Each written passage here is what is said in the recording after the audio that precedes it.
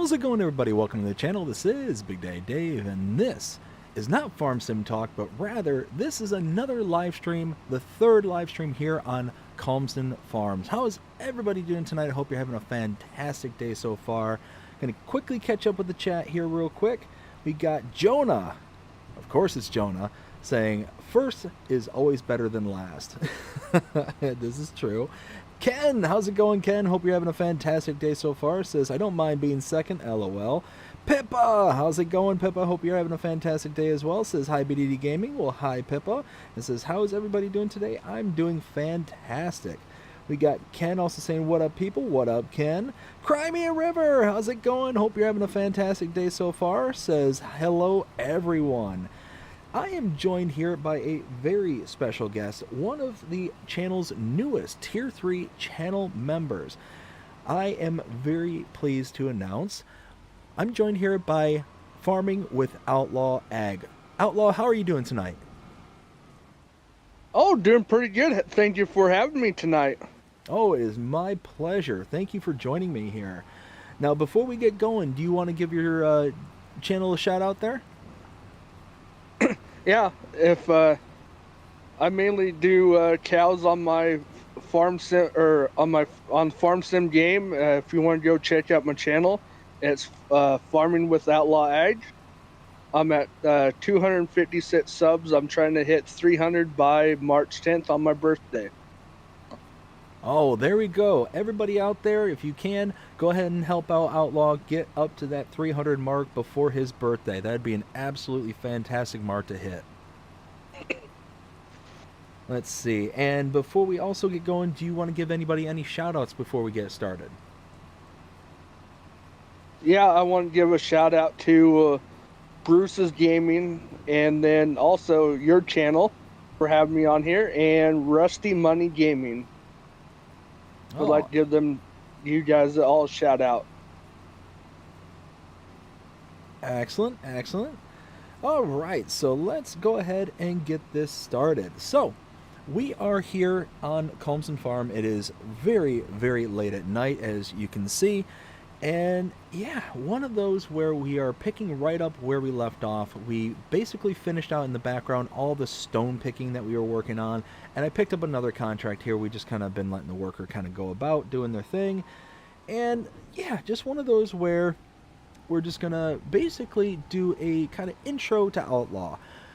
Just like we do on every single one of our live streams. Whenever we have somebody new joining us here from the channel, we just kind of sit back, relax, and just kind of get to know you, who you are, what you do on your channel, and things like that. So, first and foremost, why don't you kind of give us a quick rundown of what you do for your channel there? Well, I like to do, cattle and silage, and because I haul silage in real life, and everybody's like, well, don't you get tired of doing silage? Like, well, no, not really. Well, that's good. That's good. Now, do you is your gaming style more of a kind of realistic kind of playing style, or do you kind of take some liberties here and there? I try make it do realistic as I can, but single player, and I like to tend to play on bigger maps, so I had to kind of do little things once in a while unrealistic. I can understand that. It's one of those where you gotta do what you gotta do. But so yeah, it's one of those where being a silage hauler in IRL, it's one of those that I would kind of figure that it would kind of be tiring to do something like that in game. But it's obviously something that it's got to be something that you're obviously passionate about if you're able to not only do it in game but do it in real life as well. Of course, I've grown up around we call it chopping silage all my life, because my grandpa he chopped custom chopped silage for like feedlots and dairies all over, well, mainly like Nebraska and Oklahoma and Texas. And after I graduated, I started working for my grandpa when I graduated when I was 18. Oh, wow. So it sounds like you've been in the business for quite some time. Yeah. And when I was in younger in school in the summertime, he would always come home from Texas to pick me up, and I would go spend the summer down there in Texas with him. Gotcha, I gotcha. And then I would presume that that's kind of where your passion for Farming Simulator kind of evolved from. Is that kind of a safe bet to make right there? Well, yeah, but the funny thing is, I used to play like a lot of. I had Xbox 360, and I used to just play like college football games. And I think it was the FS13. I just bought that game to something new to play, and got hooked on Farm Sim ever since then. It's incredible in just how addicting this game can be. Yeah, And it's one like of I those. said, yeah, I just bought it, just something to try, something new to play. Well, it's incredible in just how much time you can spend doing this, just playing in this game. I mean, Yeah, you figure just the 2 episodes for the live series we've done up until this point has probably been upwards of what, 10 hours. Actually, you know what? I can actually look this. Oh no, I can't because I'm here online. Um, or can I? Is there statistics? No, it's not. It's blanked out. I forgot when you're online or when you're on a online hosted game, it gets rid of the statistics screen for some reason. I don't know why yeah. that does that, I but never, I never thought that. it's weird. It just seems like something that would be kind of just there, and not just for a single player mode. Hmm. Yeah, Let's see. Let's continue on with the chat here real quick. We got, let's see, Pippa saying hi to Crimea River. We got Ken saying what up, Crimea River. Crimea River says hello to Pippa, and also says hurting a little, Ken. Oh no, Pippa. Crimea River, I'm sorry to hear that. Ken says, oh no, that doesn't sound good. And she said, I fell a few days back. Oh, well, I hope you start feeling better there, Crimea River. That really stinks. Let's see. Ken says, I'm enjoying a cup of tea right now. Ooh, very nice. I'm not a really big tea person personally. Unfortunately, I go for these monstrosities and probably need to be cutting back on them. Not even cutting back, just cutting them off in general. And for those who's not seeing the actual video right now, I just held out a big old can of energy drink, Monster in particular, and yeah, I need to cool it on them. They're not cheap. You can spend a small fortune in them. But so you ended up kind of falling into this game, and you kind of been hooked ever since. What platform do you play on? Do you play on console or PC, Mac? uh, well, it's a PC, but it's a gaming laptop. Okay, so it's so you tend to play more the more kind of semi-realistic style, but you'll take the liberties as needed. Um, Yeah, and you're playing for the PC version. Now, do you have yeah, any of those mods that really kind of help out a lot, especially when you're in the background, like the I forget what the mod is called off the top of my head, but it's like the finance mod. It's the one that Easy Dev. There we go. yeah. Well, Easy Dev isn't really out right now, or they haven't brought it over, but they got one called Power Tools. It's basically the same thing as Easy Dev. Okay. But I really don't, I try not to add, more money into the game. Only thing I usually use out off that mod is super strength. Gotcha. Okay. Yeah, Because I have a tendency of getting stuck on fences a lot, so I had to use super strength becomes my friend. Oh man, I ought to introduce you to Jonah because he has a habit of getting equipment stuck through people's living rooms.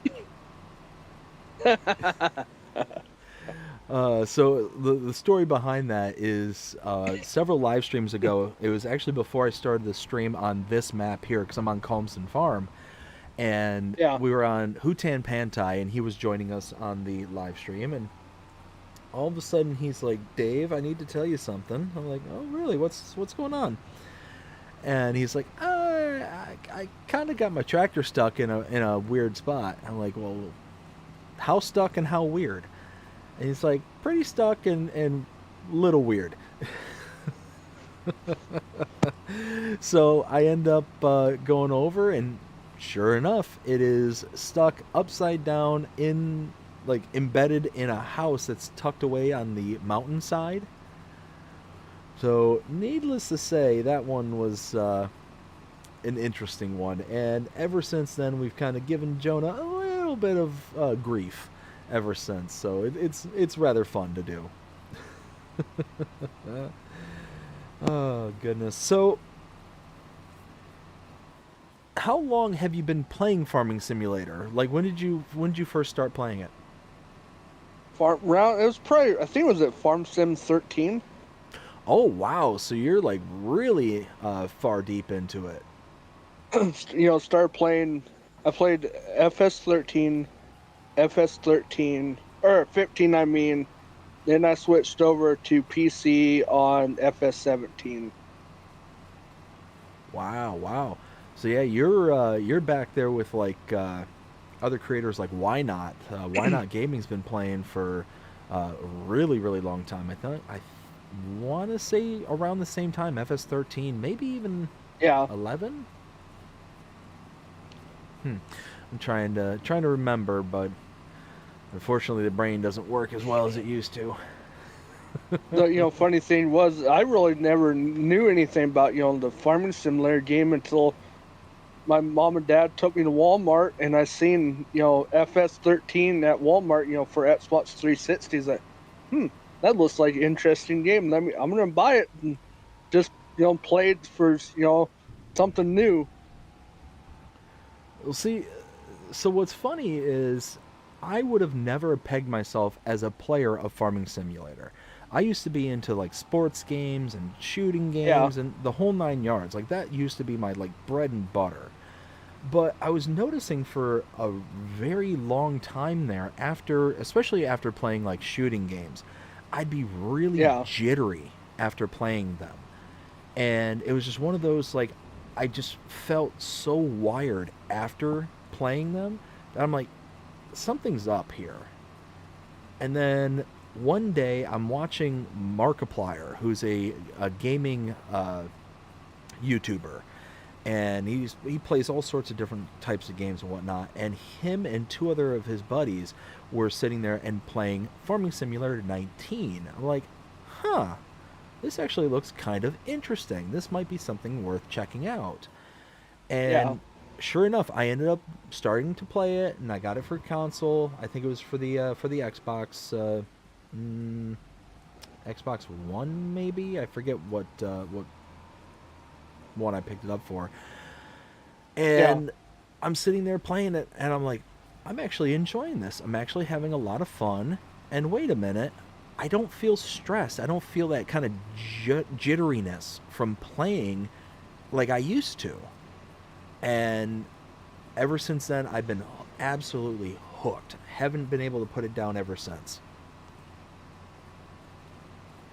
Let's see. So in the chat there, we've got, let's see. Crimey River says, T sounds nice right now. Will T Gaming, the FS Encyclopedia. Will, how you doing? Hope you're having a fantastic day so far. Says, yo, what up? What up, Will? Crimea River says, I started on FS15, hooked ever since. Oh, man. That's awesome, though, because, I mean, it just shows just how much legs this game really has. The longevity is very, very impressive. Because it's been around since, what, like, '08 or something like that? Like, it's been around for Something like that. yeah, it's been around for an incredibly long time.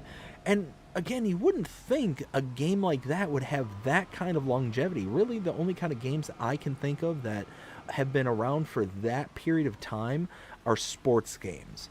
You know, like I used to be a big hockey playing guy. I used to play EA's NHLs, since what, 92, 93? And it's always like the same game year in and year out kind of thing. So I'm used to like that kind of a cycle, kind of the year in kind of roster update, quote unquote. And it just kind of shocks me that this game would have had that kind of leg to it. But now that I'm into it, now that I'm really deep into the farming sim, I understand how it got there, how it got us to that point. Let's see. We also got Will saying, "Who is in with BDD? This is Farming with Outlaw Ag."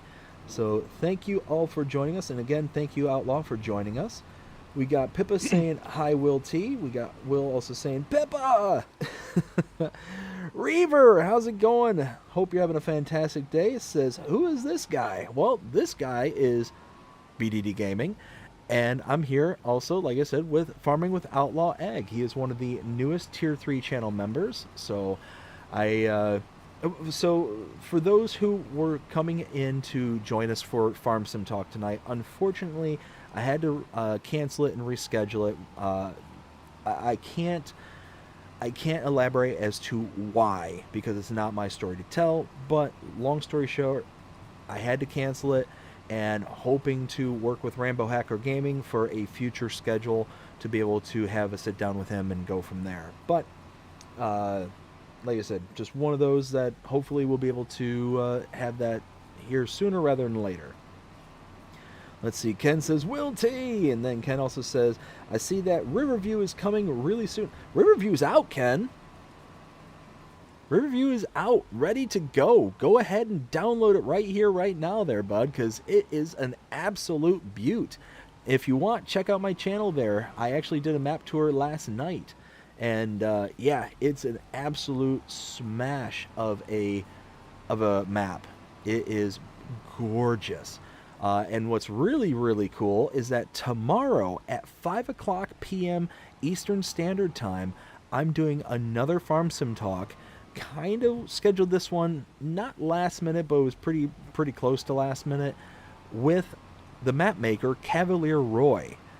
So that one's going to be a really, really good one. It's going to be at a really weird time for me, and just to kind of give everybody a heads up, what I anticipate happening is that because it's at such a weird hour for me, normally what I try and do is I try to either do it for late at night, or I try and do it early afternoon when my kids are sleeping.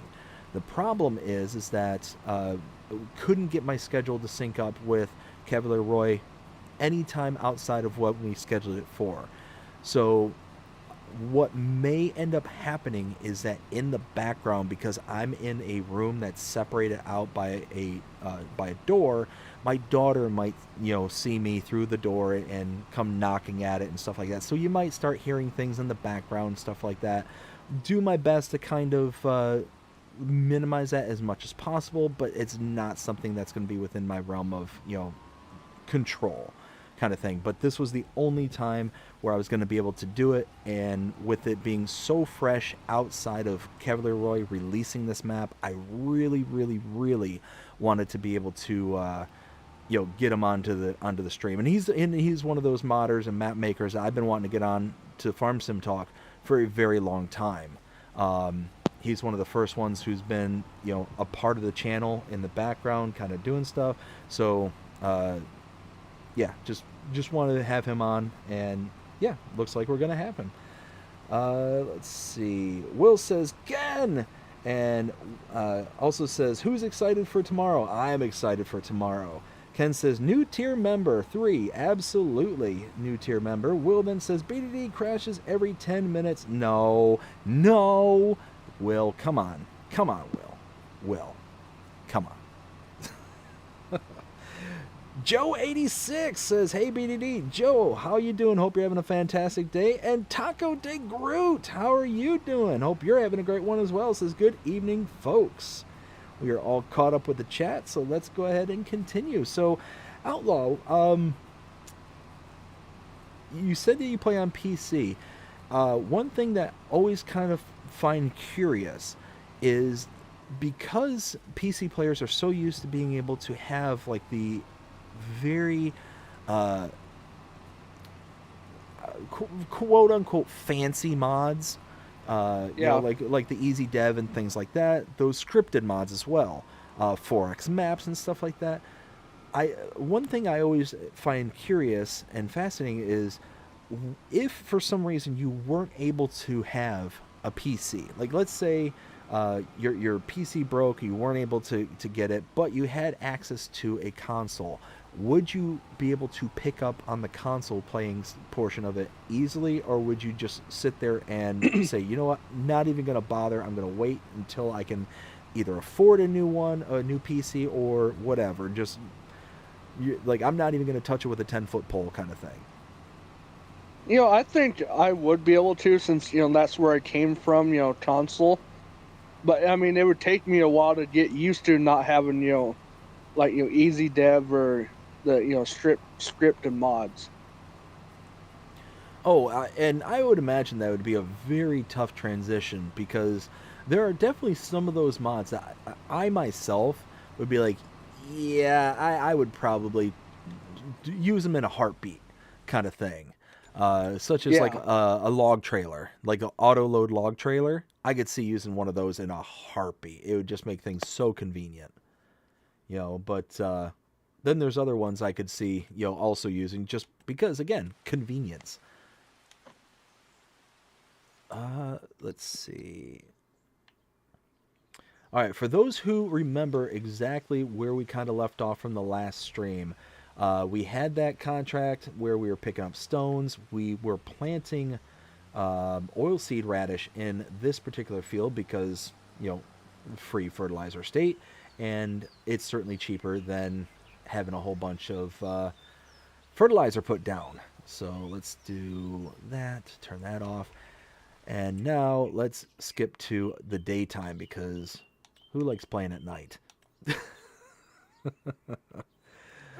What about you, Outlaw? Do you do a lot of playing at night, or? Once in a while. I mean, if it's gonna be like, if I see it's gonna be raining, like in a few hours in game, or the next day, if I'm trying to get a like let's say on a 4X map, and some of the 4X maps, like the fields are like 100 to 200 acres, big.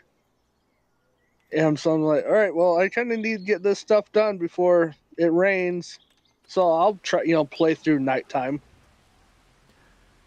Oh yeah, and that makes total sense. If you're under a timer or whatnot, it's like, oh, I've got to get this done before X time. Then yeah, I do the same thing. I will sit there and use the night in order to beat the clock. But other than that, especially because I'm sure you're kind of similar, at least I would assume, because we're both YouTubers, and we create content.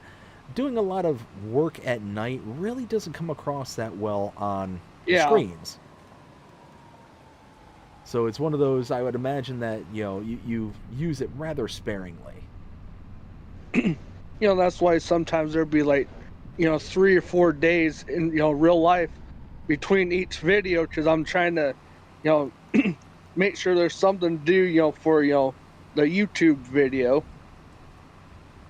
And that's one of the hardest things about making content and stuff like that, is sometimes you have to do so much before you can actually do it for the video kind of thing.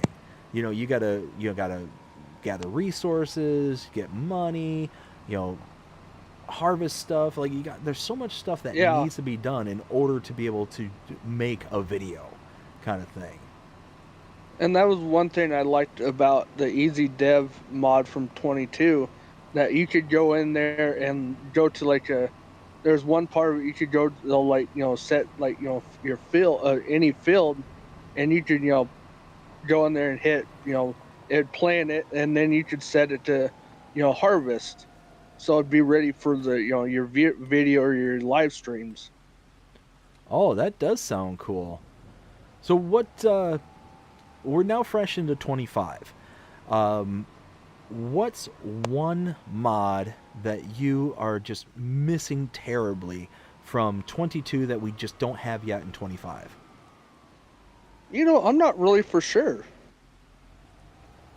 Because the one trailer I use a lot for silage, the modder, he converted it right away. Well, not right away, probably about 2 or 3 weeks into farm sim. I was trying to miss in the trailer because it held up to 125,000 liters. And so Okay. I was like, can't wait till he gets it done. And then he's, oh, here it is. He sent it to me. He's like, well, here you go. Here's your trailer. You're all set now. I was like, thank you. Oh man. So let's see. I am now in a month where I can plant, so I need to get the plow. I need to plow this out. I'm gonna have to what's the word? What's re-stone pick. And as you can see, over here we are not hurting for stones at all. We got a pile that's almost as tall as I am. So there's probably about 30-ish, 40-ish, 40-ish thousand liters there of stones. And we need to continue picking up all these swaths of grass. So that's all this stuff that we've got to work on here and now. Let's zoom in a bit. So let's get back to the shop. So what about maps? Is there a map that you really are missing from FS22? The one map I'm kind of missing, but the modder, he's working on it right. Well, not right at the moment because he has like 2 or 3 other maps he's working on. But there was a map called Medicine Creek, and it was a 4S, but the fields were really huge on it. Okay. Now, when you're making content, do you tend to try and have a map that is a 4X map, or do you just go to whatever map kind of speaks to you? Well, if it really doesn't matter, the map size. I just go in there and try and get the feel of the map. And sometimes some maps I get in like this map, really doesn't feel like I can play on it. Okay, so I don't know. I really don't know how to explain it.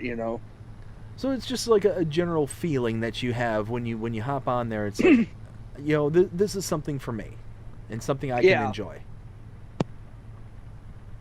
Okay, so what about like field sizes? Do you tend to try and limit the size of fields to make recording easier, or because I know me personally, my Let's Play series, I made a huge mistake by making a series on Alma, Missouri. And it wasn't that the map itself was a mistake. It's a gorgeous map and absolutely loved it. But what was the mistake is trying to create content while at the same time, like doing the Let's Play where it's the edited style of content. So the reason that that's so bad is that some of the fields take hours upon hours. Like if I was doing a Let's Play on this map, I would want to just scrub the whole series because it would just take hours to get anything accomplished. You wouldn't be able to do much. So do you tend to, well, I guess a better question is number one, establish, do you do like a Let's Play style, or what kind of like content style do you do on your channel? I guess in a way, kind of like Let's Play style, or I'm terrible at it, but I've seen people do like role playing series, and so I'm terrible at trying to make a role playing series. Okay, so when you're saying role playing, are you saying like there's like you exist within a universe and then you're creating like all sorts of like alternate characters and things like that? Or like if a map has like a cattle farm, I'll like try to role play it as if I'm, they hired me to, feed their cattle or cows, I mean, or, they need chaff for silage, to feed their, cows. So I try to role play as I'm a hired, worker for that cattle farm. I gotcha. Okay. So it's one of those where, because of the content that I tend to follow before actually oh dear, that's something I forgot was on the back of my tractor was a giant plow. But the kind of series that I used to follow was creators like Mr. Seeley P, and one that kind of reminds me of what you're talking about is the series he did on Addingham Park, where he was a kind of a worker from within the biogas plant. That seemed kind of like on par with what you're talking about. Yeah. Let's see. Let's go ahead. And do you do any other kind of content, like map tours or anything along those lines? I tried if I start on a map, I try to go around it, on the map, and do a map tour of what the mapper put on added to the map. Okay. But I try my best to do a map tour, but I don't maybe people that watch it, they think I did a good job, but sometimes I feel like I don't do a very good job of giving a map tour. Okay. Okay. Let's see. Catch up with the chat here real quick. Let's see. Ken says, Reaver, did you receive the membership I gifted? Then we got Taco says, I'm good, just got home. Oh, that's awesome. And also says, my last console I owned was the PS1. Oh, wow. So yeah, that's quite a ways back. Will says, Star Spangled Mod said in a few Sundays he would love to join us for Agribusiness Tonight. Oh, that's awesome. That's awesome. Yeah, I was actually just chatting with Star Spangled Mods earlier today, so that's awesome. Taco says, my last PC I bought was for FS in particular. That's awesome. I love hearing that. We got Will also says, Outlaw, are you excited for Silver Run Forest coming back? In a way I am, but I really didn't play on that map, very much. Okay. And then so what style of map do you tend to kind of lean towards? Do you mentioned how you tend to do a lot of cattle farming or style of play. Does that mean that you tend to try and go for a more grass heavy style of map or a more kind of arable style? Arable style of a map. Okay. So it kind of gives you a good selection of what you can and can't get for your cows, essentially. Yeah. Okay. Let's see. Will also says, what is Outlaw's speculation on the first DLC, Innovative Machinery? I'm not really for sure. I've been trying to, try to figure out what it could be, but I'm not really for sure what it could be. It's hopefully it'll be something. Hopefully it's something good. Oh, but how I'm not against giants or anything, but sometimes when they try to add something or fit something, they usually end up breaking something in the process of it. Yeah, hopefully everything kind of works out, to our advantage and whatnot. And yeah, I mean, it's also one of those things that if it breaks, I hate when it breaks, but at the end of the day, it's something that is almost to be expected because you're getting such a huge kind of content shift to the game that I don't know. It may sound bad to say it like that, but that's how I kind of rationalize it in my own brain. It's one of those that I can't be too upset because, it's going to add a better dynamic to the game at the end of the day. Yeah. But I don't. Giants. They're someone said they're really understaffed right now lately. Oh, really? So that's why. That's what I mean. That's what I've heard. That's why mods are slow getting tested and put out.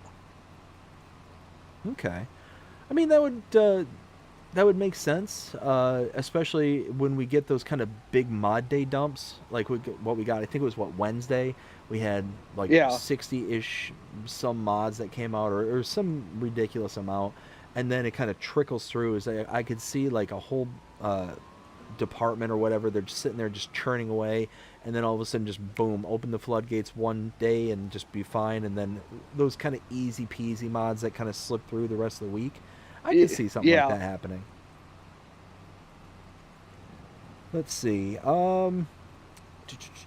Pippa says hi to Outlaw. Hi. Hope everybody had hopefully everybody had a good day, and I hope everybody had a good week this week. Oh, absolutely. I second that.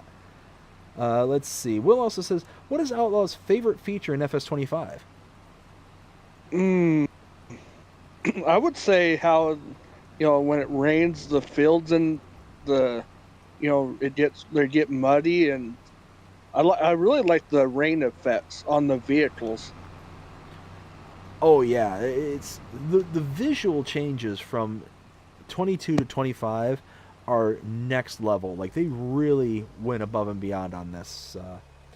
So we're reaping the benefits. That's why when I was saying earlier, like I can't be too mad at when things kind of break. Is number one, you can't predict every little thing that's going to have an effect downstream. But at the same time, it's one of those. It's frustrating. I understand where people come from. It's frustrating when those kind of things happen, but it happens, but that's why we get hot fixes and patches and stuff like that.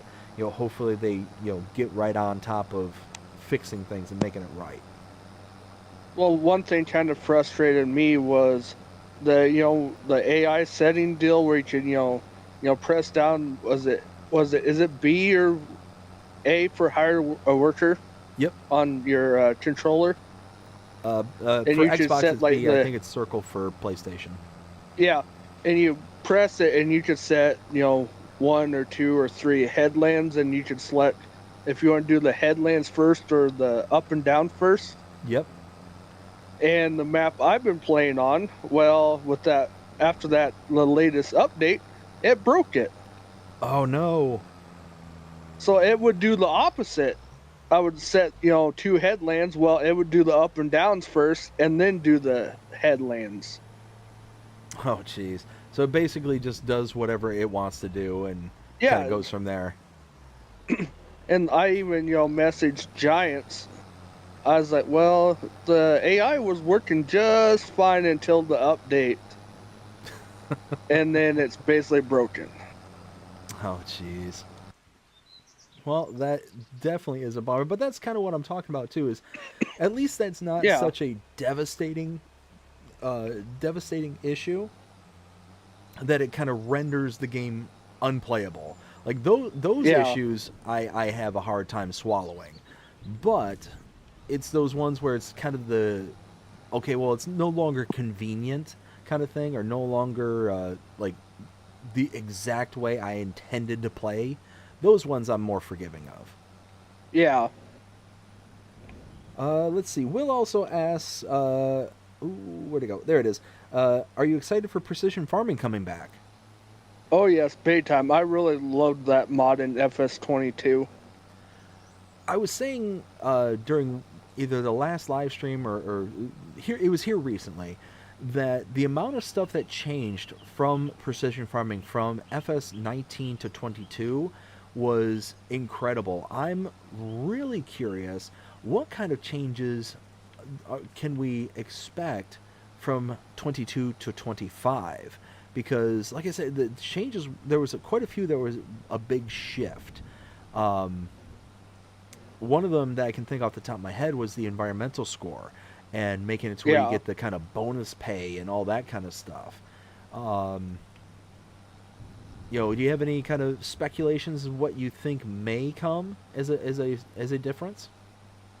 I'm not really for sure, but hopefully they, hopefully it is as good. It might, take them a while, to update it and everything, but hopefully it's good as it was in FS22.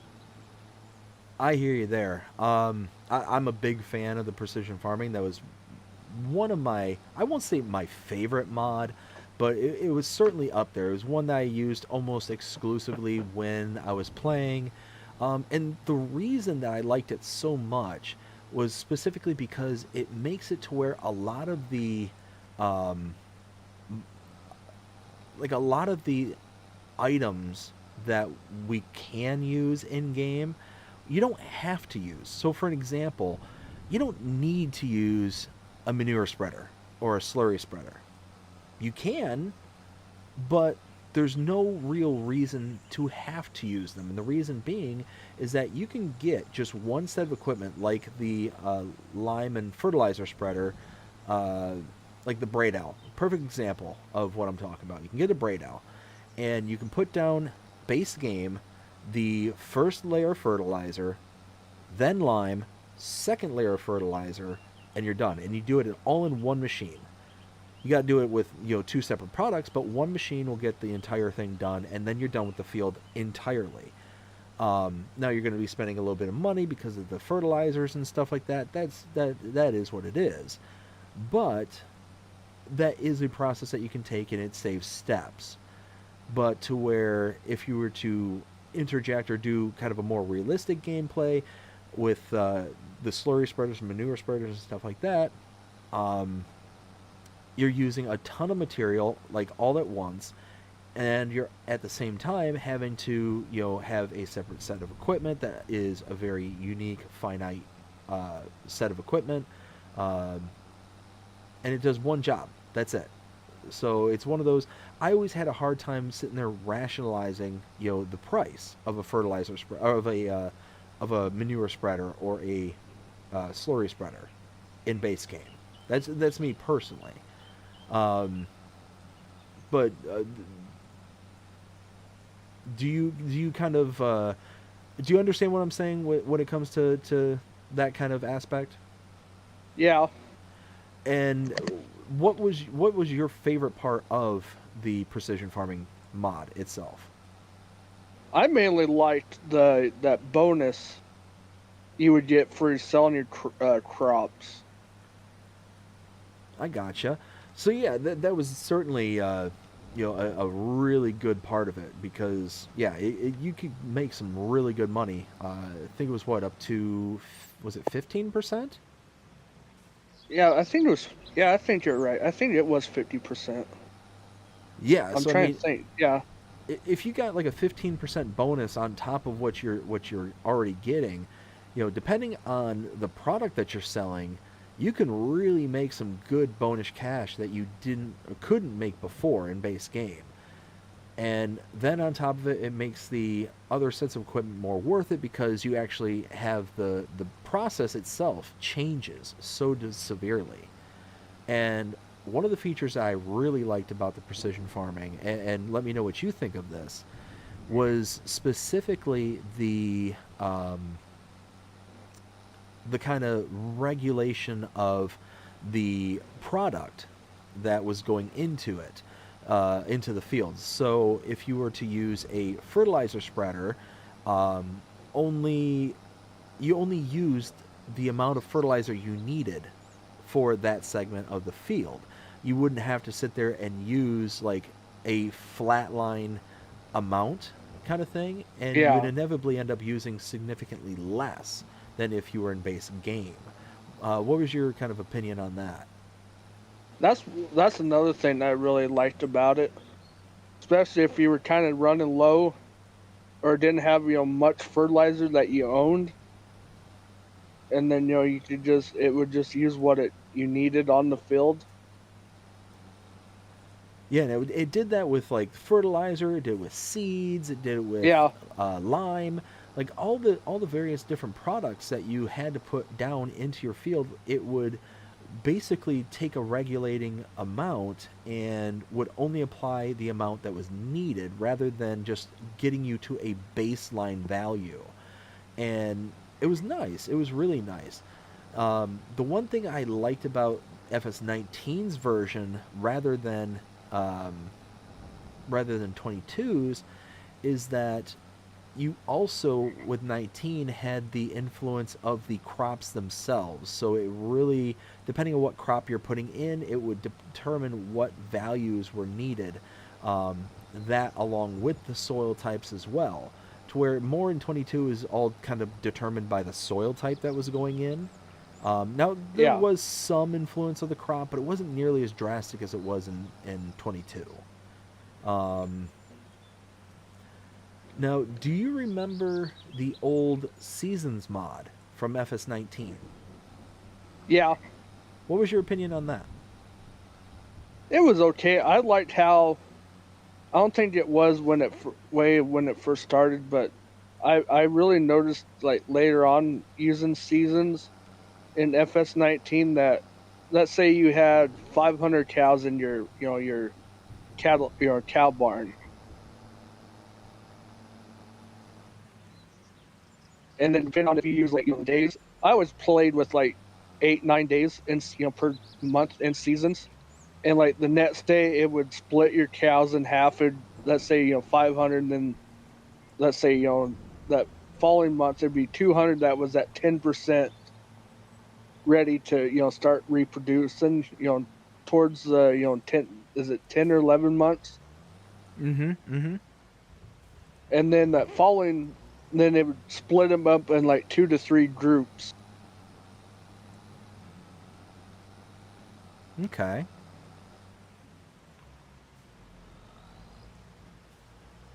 See, I don't think I recall that. Was that kind of like a PC thing, or was that like the actual Seasons mod? That was that, or oh, seasons. I sorry about that. I was thinking about the oh, what was that mod called for your animal extension mod? Oh, oh, Sorry. oh, oh. So I'm sorry about that. No, no worries, no worries. No, so Seasons mod for FS19 gave us Yeah. things like the Wobster, grain tester, to where you Yeah. had to regulate the amount of moisture that was in your crops. You could only harvest if it was below, I think, Oh like yeah. Yeah. 15%. One seasons I really liked also was in FS17 also. Oh, really? Yeah. Well, see, that was a That's when version I didn't play. So what was set up on that one? I think it was also in 19 where you had, was it basically it was about the same where you could, or was it 17 that if you left like hay bales out or like straw bales, and they would, after a while they would disappear. Oh, like the swaths. No, if you like took a baler and went out and baled like grass or hay or straw with round bales or square bales, they would disappear after a while. Really? See, I was aware of like the swaths Yeah. disappearing, but I wasn't aware of the bales themselves disappearing. Yeah, the bales would disappear in FS17 with seasons. Oh, now see, that would be slightly annoying to me. Like not being able to preserve your bales. Um, that would get annoying after a while. But I do remember the swaths. Like if you left, like so right Yeah. now in game, I'm picking up a whole bunch of windrows of grass, and that would make sense. Like it just kind of would either blow Yeah. away or would just decompose, wouldn't be useful, whatever the case may be. But I guess I also understand the bales too. That makes sense too logically. Because one group I was, when I was telling you before the stream, that group I was a part of, Okay. there was a guy that he took Goldcrest Valley and made it, for to be able to play, seasons on it, and was like a seasons challenge deal to see, I can't remember how many in-game years you had, and then see who made the most money. Oh, okay.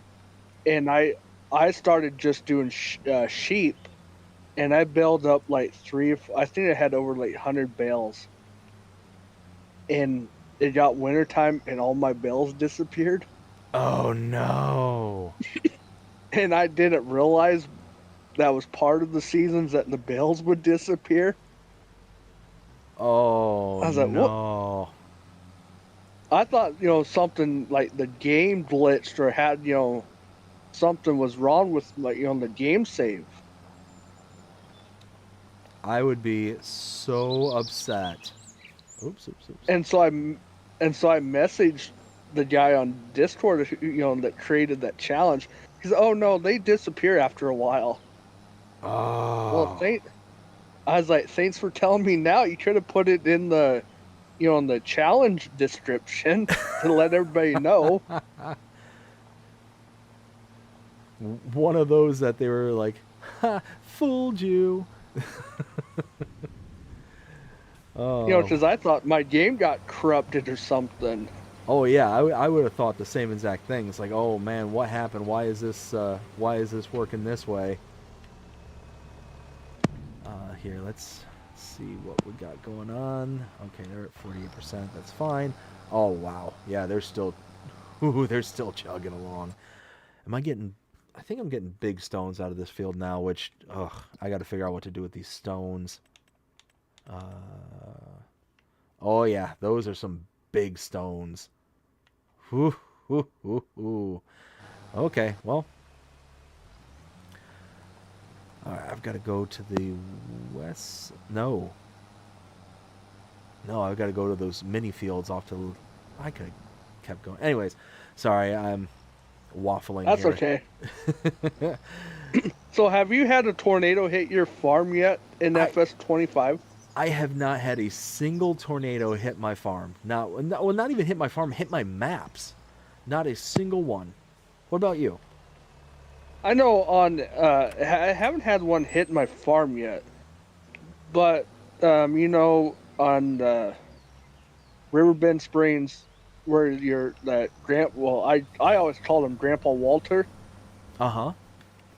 and you went to by the gas station, Okay. kind of over by where you could buy the bakery at.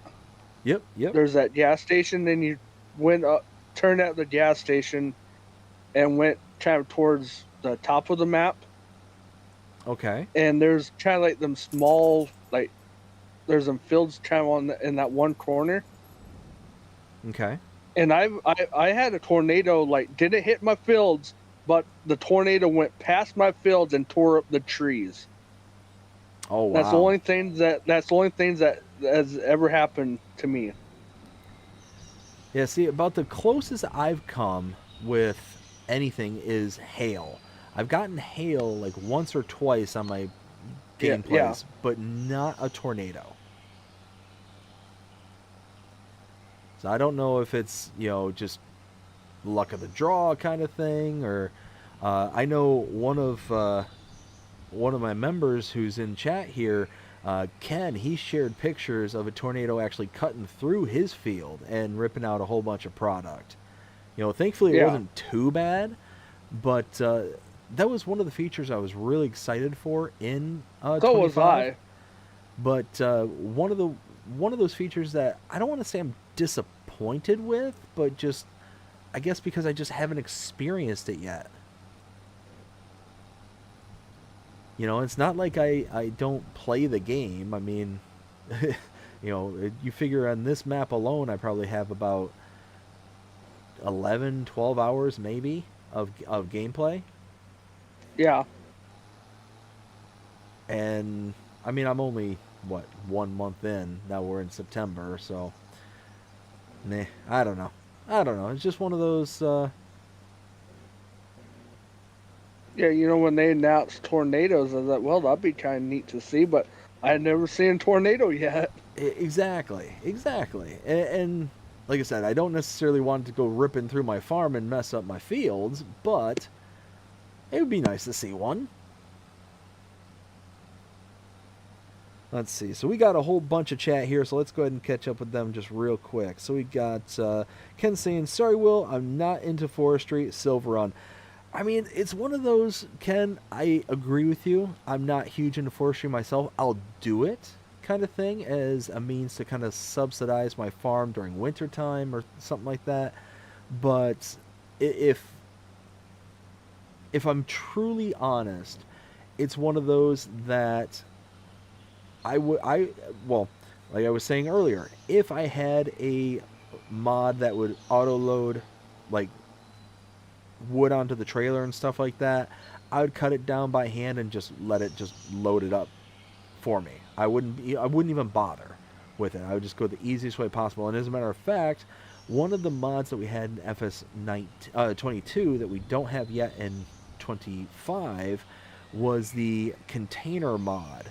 It was part of the mobile pack or mobile something pack. I can't remember, but it had a saw. It was like a mobile cell point that you could, like a table saw, like a bench saw, that you could set up somewhere and sell directly. There was like a bale that you could pick up, and you can sell all your grass products at that particular sell point. You can move it around wherever you wanted. It was just, like I said, it was mobile points of interest kind of thing. And one of the things that was included in that was a container where you could load the trees in, and it'd be like a production point. So you could basically use it as a distribution tool to wherever you wanted to on the map. So if you had the sawmill, as an example, you could load into that container. What I would do very, very, very often, especially in the background of my Let's Play series and stuff like that, is I would load, or I'd cut down a tree, and then before it even had time to land in the ground, I would sit there and start clicking the button on that little container to, load the tree into the container, into the production, and then it would just handle the tree for me. I didn't have to cut it, didn't have to delimb it, didn't have to do anything like that. So I could get a whole forest completely cut and taken out in minutes, really. It would exponentially increase my ability to get things done. And I went from taking like whole days worth of work to get a job done to cutting it in like in an eighth. It was just that significant of a helper kind of thing. So that one I'm looking forward to getting back here. Hopefully the modder includes that. Will also says he said of saw he should have saw my build. Oh, gotcha.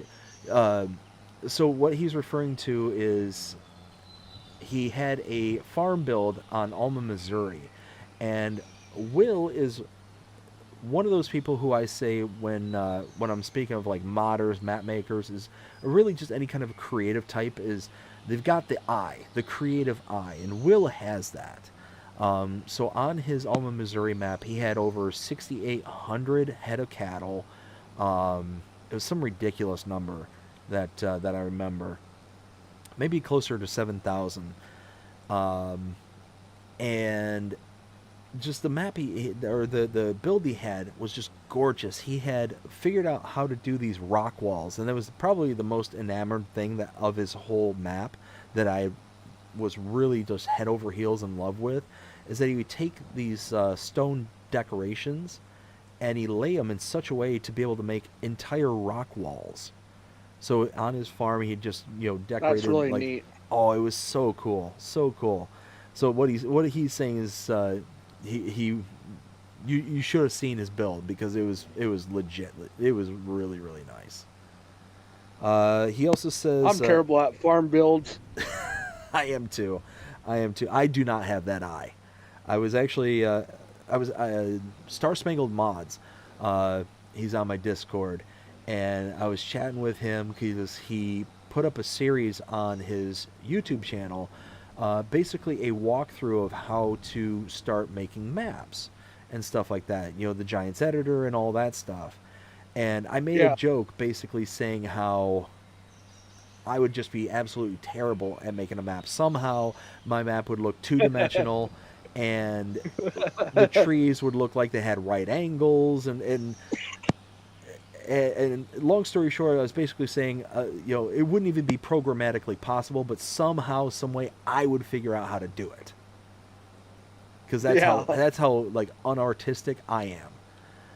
So I was making that joke, and he's like, "Oh no, you'd be fine. You'd be able to do X, Y, and Z." And it's like, "Nope, trust me, I will figure out a way to break it. Not only will I figure out a way to break it, I'll figure out how to make it look like a Picasso." Like one of those really like god awful looking looking things. And whoa, sorry, That's like For some reason, That's like just I'll go on engage a like map and hyperspeed. like, yeah, I'll go on a map. It's like, I don't really like the starting farm they give you, so I'll like, take a field. Like, all right, I'll place a house there. Over here, I'll put like 2 or 3 buildings. Drain.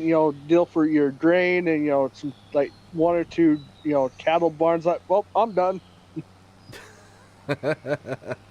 Yeah, and that's basically the way I do it too. Is I'm very, very simple when it comes to my farm builds, and I need to start trying to do a little bit better, so that way I can actually have like my own unique style for one of my Let's Play series. Yeah, It's one of these days I'm gonna do a Let's Play series where there's going to be like the entire building of the farm itself.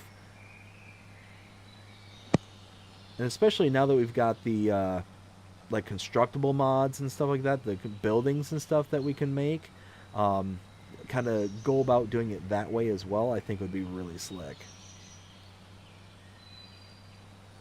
Not only would you create your farm, but you'd also create your farm. Uh, yeah. Once Gaming Joy Josh. I do, yep. Like I was telling him on one of his streams, I was like, it'd be neat if they would have made it so you could be able to build like your own, like, let's say your cow barn or a paid pen, barn or a sheep pen. Mm-hmm. That would be really slick, and I'm hopeful that a modder will be able to figure out a way to do something like that.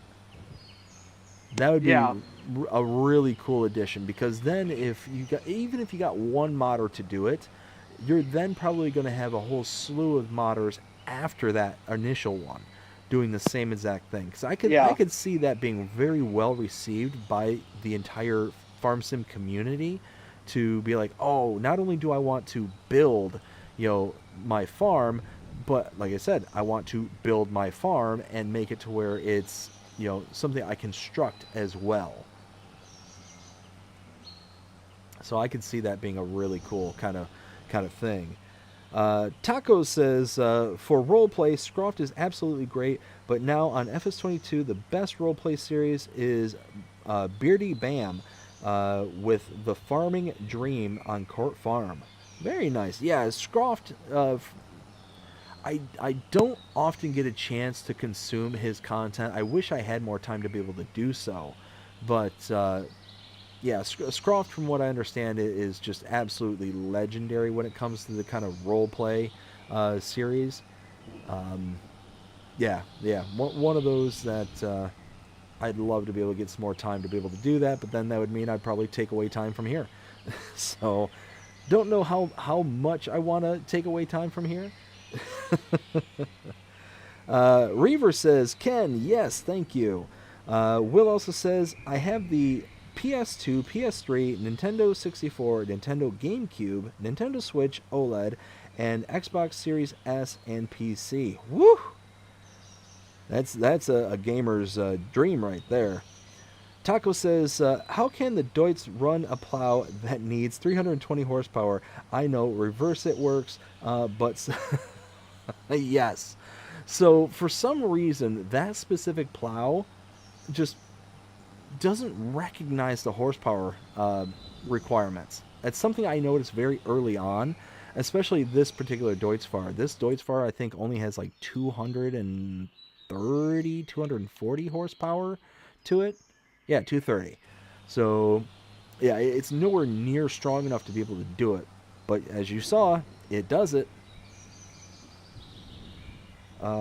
Let's see. Will also says, I think the first DLC is the next brand. We got the lizard version by Dogface in FS22. I'm not sure. I don't remember what that one was there, Will. Yeah, I don't remember. Will also says, if Outlaw wants to know anything, just come to me.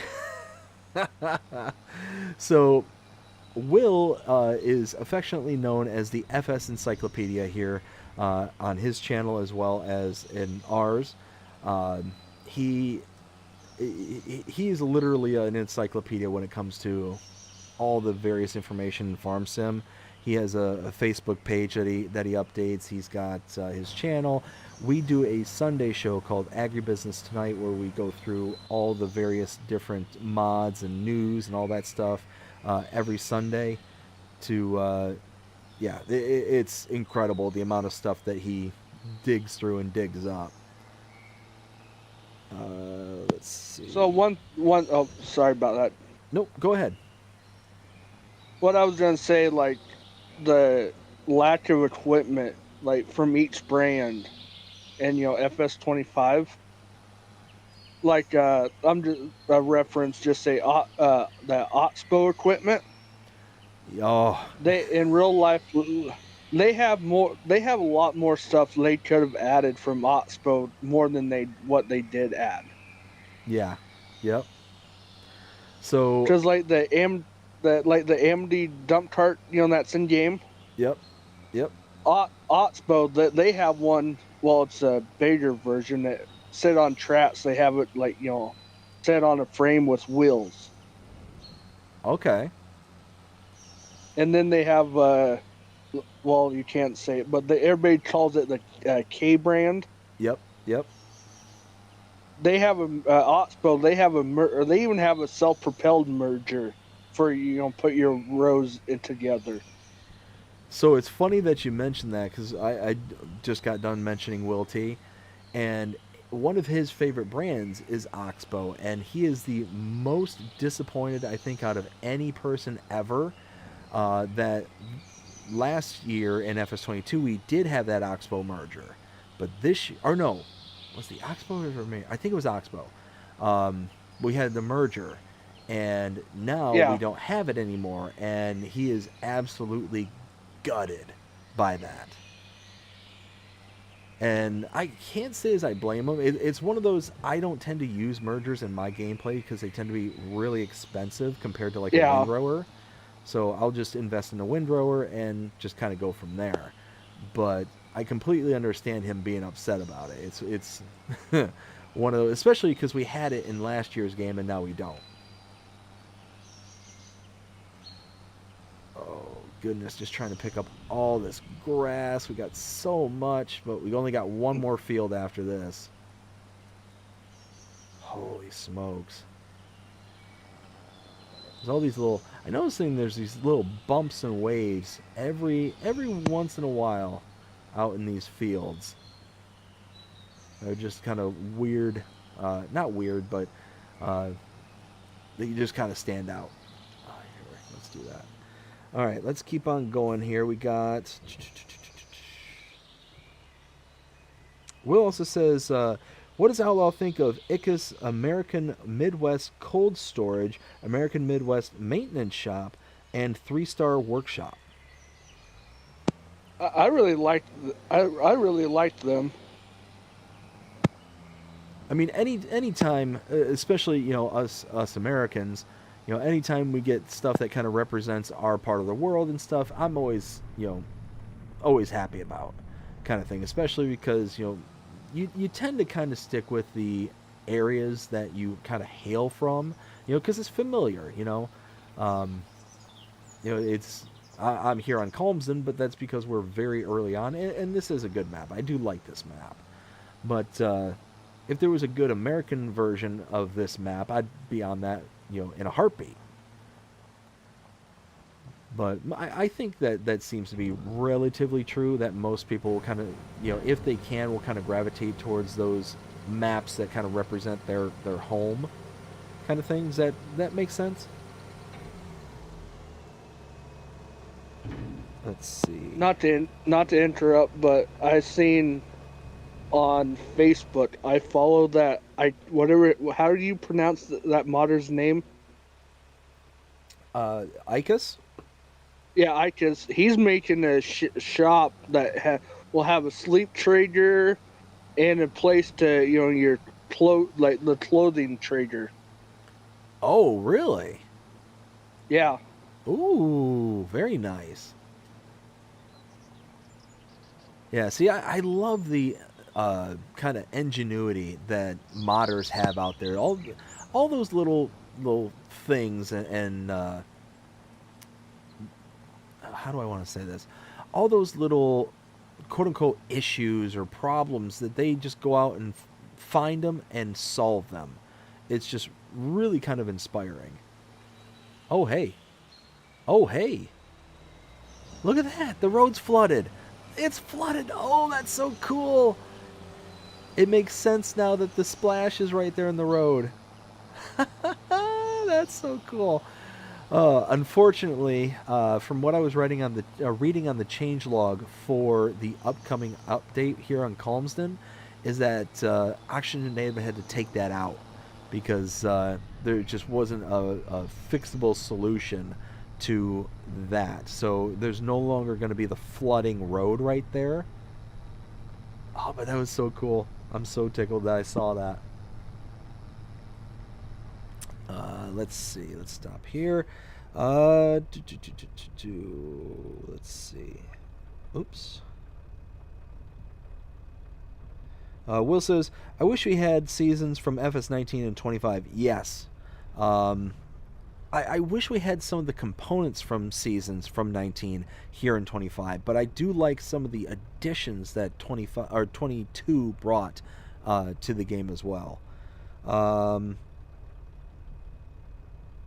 Let's see. Will also asks, Outlaw BDD thinks I work for Giants in the background. So, running joke between Will and myself is he knows so much and he's so like knowledgeable of kind of the stuff that's happening in the background that I think that like he's a secret operative for Giants. That he's just kind of out there, just kind of checking in on other YouTubers like myself and whatnot to make sure that we're being, good boys and girls, and that's how he knows all the things that he knows.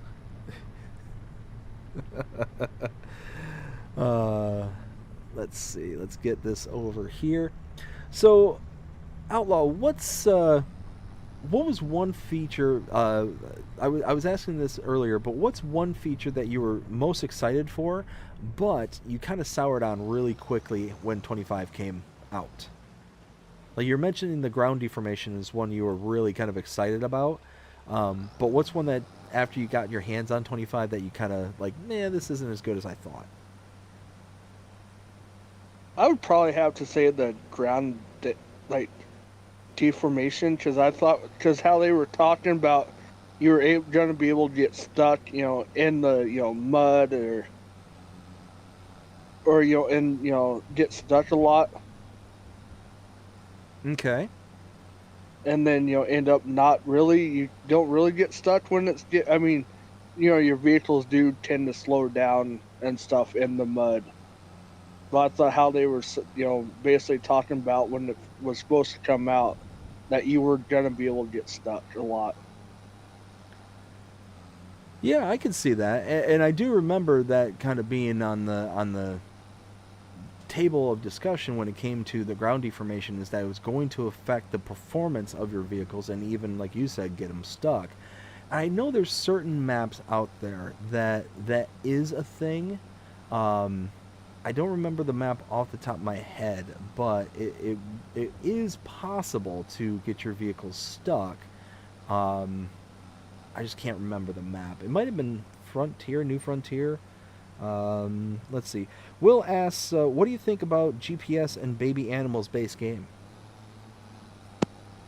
That's another thing that really was liked about FS25 was the baby animals that was for all platforms. Now, I was really excited for it, and I'll be honest, the baby animals is one that I kind of soured on. Now, the only reason I say that is it's not that they're bad or anything like that, but what I soured on was we have baby cows, we have baby sheep, goats, chickens. Actually, no. Yes, baby chickens. We don't have baby horses. We don't have foals. And I guess I really don't do horses like I did in FS20 2. And I don't do horses that often, but we went through and we got all the various animal types to have babies, and the horses for some reason don't. Like that just really kind of confused me, more than anything.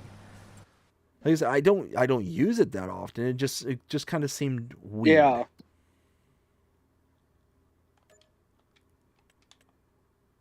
All right, we're starting to get more product or more stuff showing up.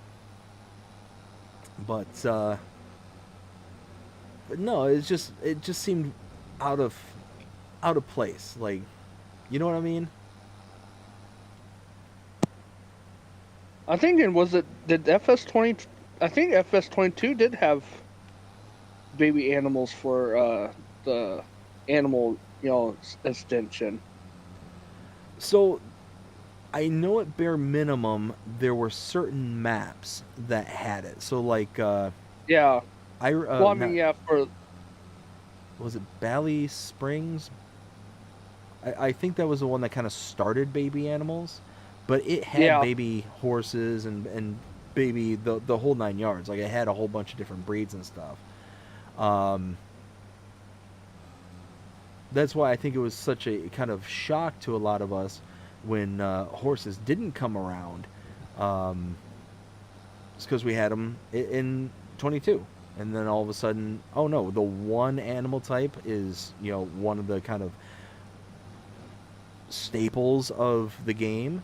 Like we got more types of animals, but not a continuity amongst the uh, breeding of them, I guess is what I'm getting at.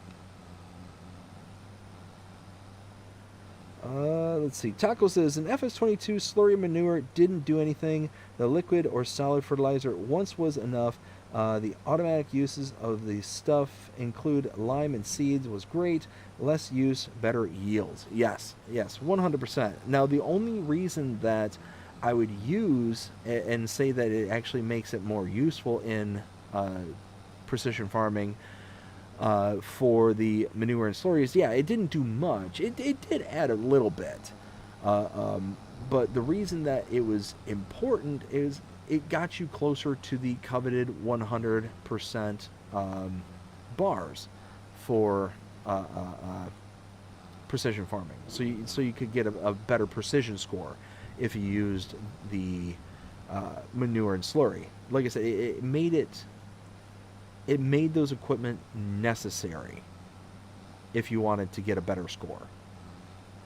That's what I liked about it. Will also says, I like in FS22 for precision farming where you can purchase the soil type instead of having to take soil samples. That was a huge addition. That was huge. I absolutely adored that because there was nothing worse than having to go around and take, a little bloop here and a bloop here, and especially if you had a map that was absolutely massive. Like Calmsden Farm here, I couldn't imagine doing soil sampling on, I don't know, here, 31, 30, 29. Like, these are massive. All of these fields down here in the south are just absolutely massive. I mean, could you imagine doing anything like that? That would be terrible. Why is there equipment here? Oh, I forgot I had that leased. Oh, that's awesome, though, because now I don't have to go and lease it again. That's cool. Let's see. Where was I? Taco says, but there was a mod where slurry and manure would work. Oh, I wasn't aware of that. Will says, I like the crop rotation feature from FS19 season. Yes, that was nice. Reaver says, I had one hit. Oh, you had one hit day one, so referring to tornadoes. Well, I guess you got the short end of the straw there. Will then says, Outlaw, what do you think about the new crops, green beans, peas, green beans and peas? What do you think about the new crops? I guess I'm not really. I have nothing, against the new crops, but it would have been nice to see like alfalfa, like some maps had the alfalfa, for you could bale it or feed it to your cattle or horses. Yep. I guess I would have liked to seen them add like alfalfa to base game instead of making basically the mappers add it to their maps, because it would be nice to have it for all platforms, all maps, so like console players could use alfalfa too. So based on what we've learned about you here so far, that makes a lot of sense because that would be a crop that you would probably use very often on your not only your builds, but I could see you also interacting with it in real life as well. Am I kind of on the mark on that, or am I off? Yeah, you're correct on that, but like I was saying, because I also basically came from console. I still tend to like to see console players basically have the same thing as us PC players. I gotcha. I gotcha. No, and alfalfa, like all in Missouri, I used to do alfalfa on that map constantly. Yeah, I mean, in game, it's basically just a different style of grass. I mean, that's what yeah. it basically boiled down to. But it was still nice being able to have access to that and be able to kind of you just have fun with it, kind of thing. So I don't know.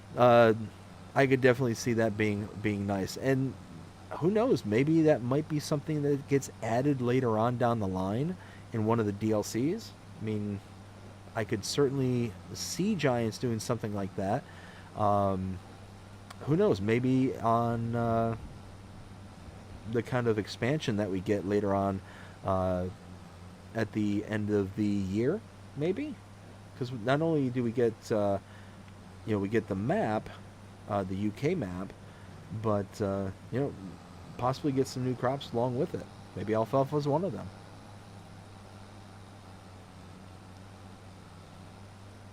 Let's see. To go back a little bit, if you don't mind, how you were talking about how they added the flooding to that road Yes.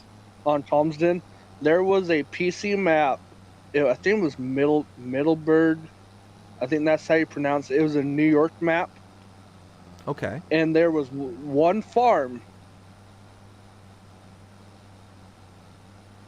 that when it rained, the whole farm would flood. Oh, really? Yeah, and then after it stopped raining, the water would disappear. Oh, that's kind of cool. That's actually really cool. So there was a map for FS22, and I can't remember what it was off the top of my head. But what kind of made this map special is that it actually involved tidal effects. So it was basically like a coastal or even an island. And what would happen is during certain times of the year, you would watch the tides roll in and roll out. And there was a little sea bridge that you could go across. And during certain times, it would be completely flooded. So the other portions of the map would be completely inaccessible without the sea being out, go out to sea and all that stuff. So, and I think it was in November, the month of November, where it would actually be so flooded that it would basically flood the entire map, with the exception of a couple of high points, which are essentially the farms that were around there. They're built up above the floodplain, but your entire crops, all your crops would be flooded. All of your, like, the whole, almost the entire map. I want to say it was Hartigard or Hartage, or I can't remember, but I thought it started with an H. I could be wrong. But yeah, it was a really, really cool concept for a map. Kind of throwing in like tidal movements and stuff, and that you actually had to worry about, certain times of the month or certain times of the year, because of the potential of losing your equipment. You'd go out into that water, and if you're in too small equipment, it's gone. You're just underwater. You're not recovering it. Let's see. We got Oh, and you know what? To expand on what Will was saying, what do you have you tried any of the rice and stuff in game? A couple of times. And what's your opinion on that so far? I really liked the rice edition. I think that it's a good addition to the game. One thing that I quote unquote complain about, with air quotes, is I was really worried when they were making the announcements of, oh, hey, we're going to be getting all these new crops and all this stuff, that it was going to be like cotton. And what I mean by that is the kind of equipment that is used for the harvesting was going to be so severely expensive that it wasn't going to be really accessible at the beginning. You're going to have to lease it out and really save, scrimp, and build up. And it was just one of those. I was really worried about that, and I was right. I was unfortunately right that all that money, all that, all the equipment that we have base game, it's going to take a ton of money, like hundreds of thousands of dollars, in order to be able to start using those harvesters, those sets of equipment, getting into those new products, kind of thing. So I was a bit disappointed about that. All right, so I think this is the last bit of grass that we need to pick up. So what do we get? What do we got here? Everything all said and done. Oh, we got over 1 million liters of grass. 1,068,000 liters. Whew. Well, if that's the case, let's go ahead and... Oh, no, wait. So I need to get a water tanker as well. I want to get a water tanker so I can make digestate out of that as well. I don't want to start it. Let's see. Ken says, I've had 2 tornadoes hit on Riverbend Springs. Oof. Will says, BDD Mobile Utilities by Yoast. Thank you, Will. That's exactly it. Yes, it's a Mobile Utilities by Yoast. Is the one with the container that I used to use to cut down trees and just go ham on things. Will also says, does Outlaw have a Facebook page or something that I can send screenshots to? You have a Discord channel, don't you? Yeah, I do have a Discord.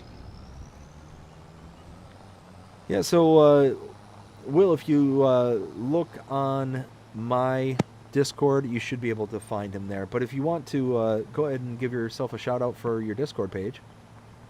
Well, if they would want to join my Discord, just send me a message because I'm on BDD's Gaming's Discord, and I can send you a link to my Discord if anybody would want to join it.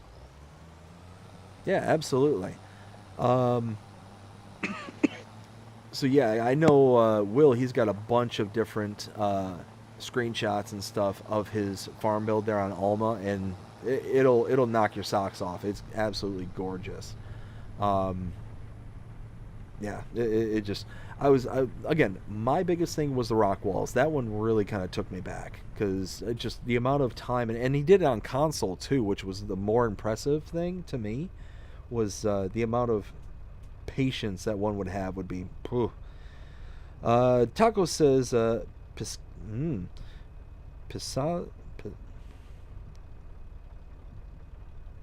have no idea what that word is.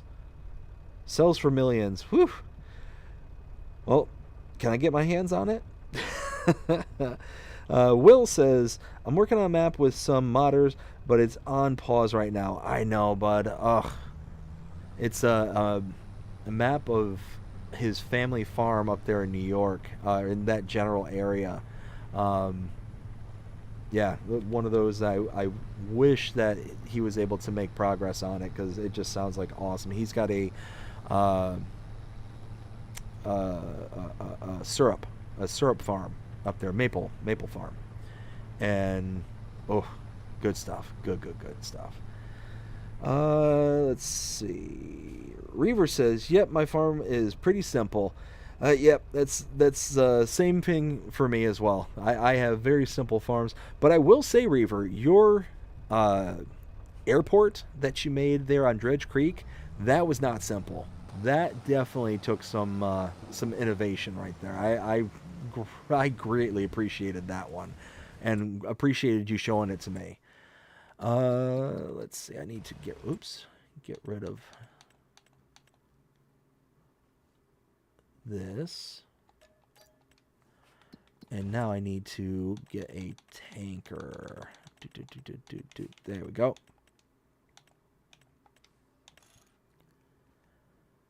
I have a bad feeling that if I load this up with a whole bunch of water, I'm not going to be able to move it around, but we're going to try. So, Outlaw, have you ever come across those mods where... Like, I just got the Lizard TARDIS tanker, and one of the things that I've noticed, not necessarily with this one, but with certain mods, that they'll adjust the volume at which you can hold certain things, so you can get like 2 million liters into one container kind of thing.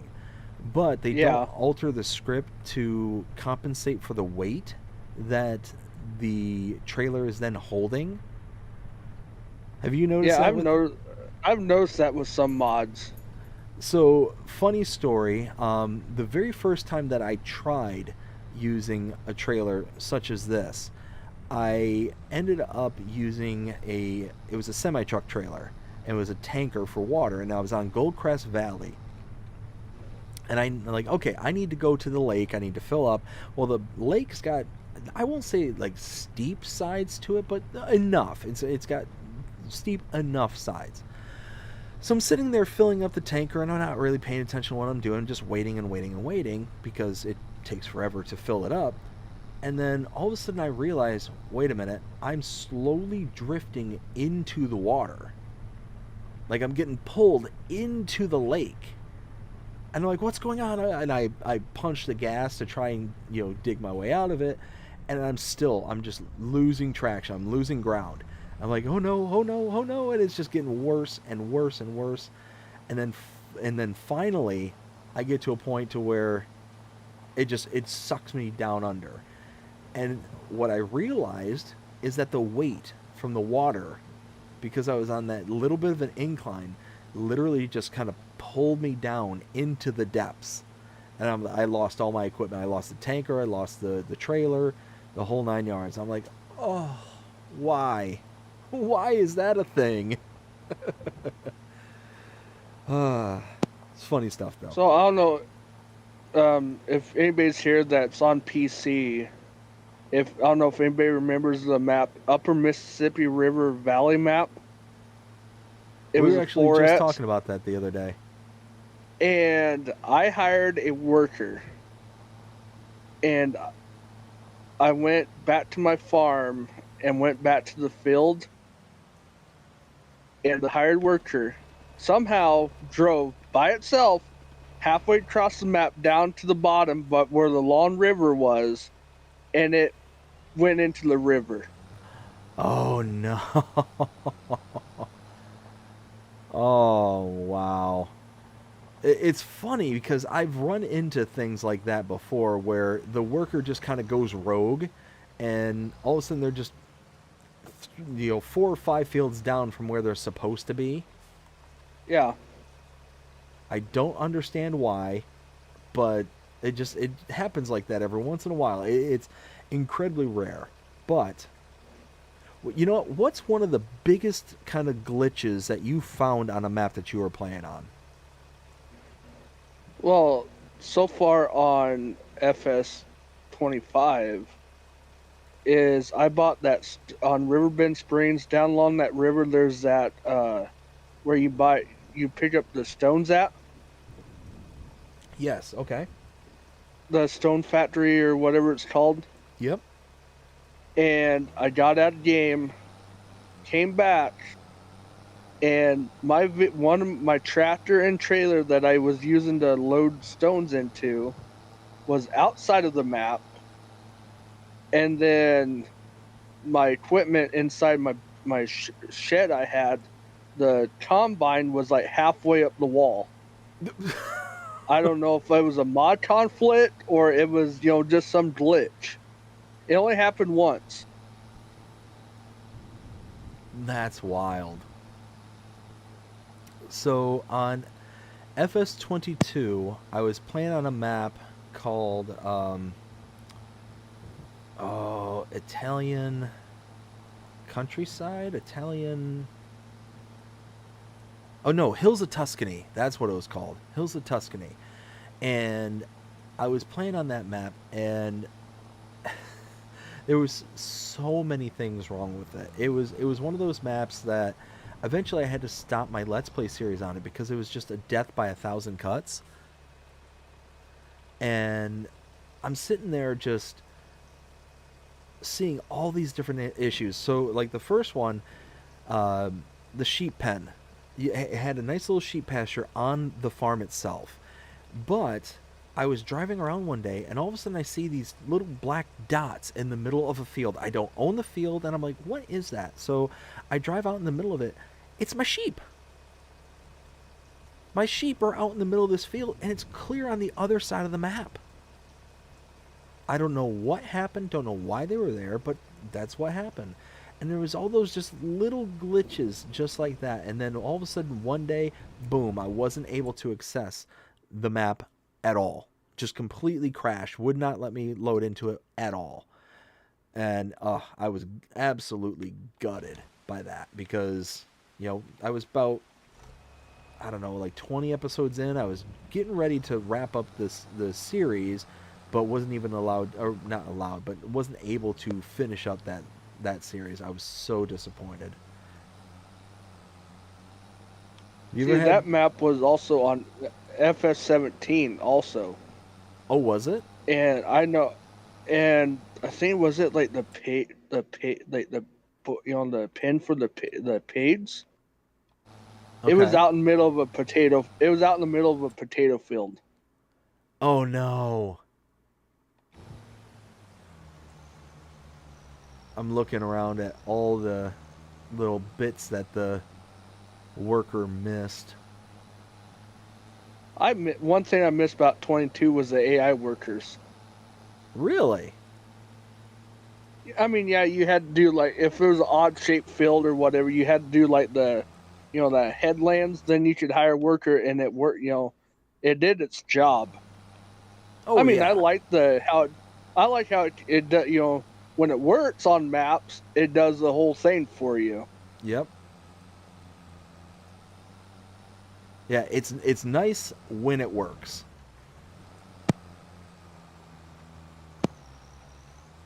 But like you said, it's when and if. Yeah. Yeah. Oops.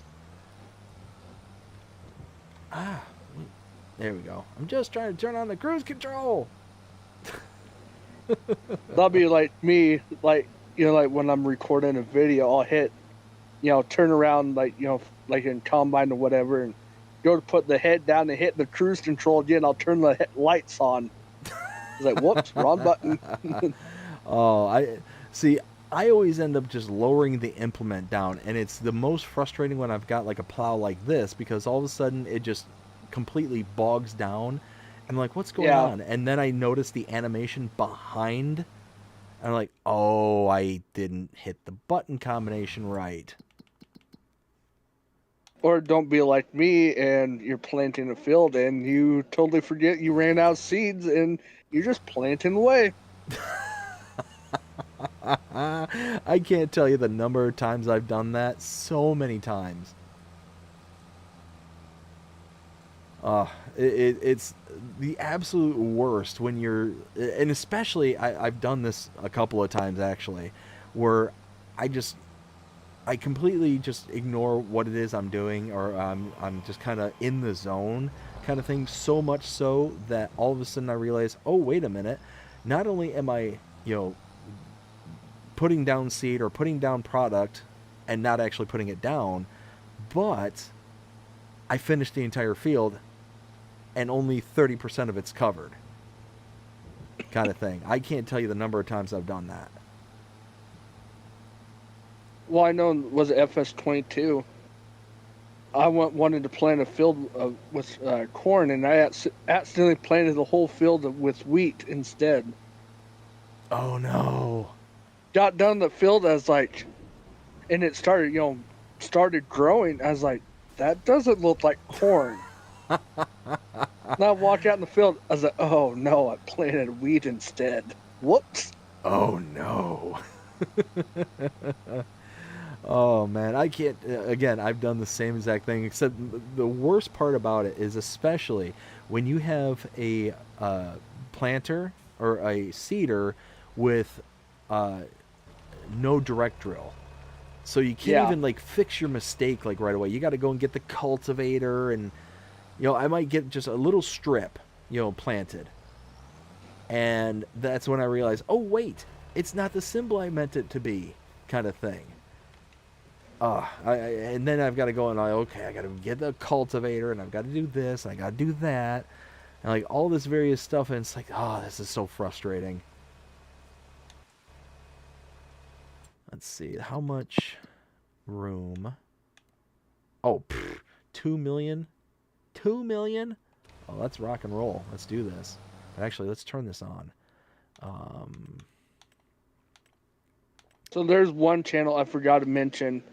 If you just type in Arthur Chapman on YouTube, it'll take you to his new channel name. And so after I left that first group I was, told you about, and before you went live, Okay. I joined his community. I'm still part of his Arthur Chapman's community, but it was the first time me playing multiplayer, and he wanted me to go help weed a field, and I picked up a cultivator instead. Oh no. And so I went out to the field and started supposedly weeding the field. Well, I actually started cultivating the field instead. Oh, I felt so bad. Oh no. He's like, oh, don't worry about it. I was like, and this was like right after I basically started playing, FS, 17. And I really don't. I usually, turn the weeds off, Yep. And I didn't know, like, I thought it was a, weeder I, picked up. I felt so horrible. Said, oh, don't worry about it. We all make mistakes. Well, at least he was understanding about it. It would have been really bad if, like, you make the mistake and then they're like really upset about it, and it's like, all right, I already feel bad enough. Come on, cut me some slack. I know one time I joined I can't remember whose multiplayer game I got invited to. In this, I can't remember what the guy's name was, but he was like really strict. Like, you had to wash like the equipment like right after you got done. You had to put everything away when you got done. Oh wow. And one time, I can't remember, I had to do something, and I told him, I was like, well, I'm getting off because I have to leave, and I forgot to put the tractor away I was using. And he kicked me from his Discord and like everything else. Really? Yeah, all because I forgot to wash and put the tractor away. Oh my goodness. I mean, I can understand being like upset over something like that, but to like completely like disconnect from somebody because oops, I forgot, or like at least give somebody the opportunity to explain themselves, kind of thing. I don't know. It's one of those. I really feel like it seems like almost a modern phenomenon that there's no room for grace anymore. Like no room for forgiveness. And it's really a weird climate to exist in. Like if you get like a one and done kind of mentality going on, I don't know. It seems very odd. I mean, I do, I do put my stuff away, but sometimes I just, if I'm gonna use it right away, nets, I usually, wash it off and put it somewhere where I know where it is. Yep. But eventually I do end up putting away. It might be 2 or 3 years in game before I put it in the shed. Yeah, see, I'm terrible about that. I always forget to wash. I always forget to just put things away. And it's not like that I don't want to do it. It's Yeah, I'm so busy working on things. I'm always trying to think of, okay, what's the next thing I can do? So there's no reason to put it away because I'm going to need it again in a few seconds. Like if it's like my harvester or something like that, you know, and you only need it like once, maybe twice a year kind of thing, then yeah, I'll have a storage spot for it and I'll put it away. That's fine.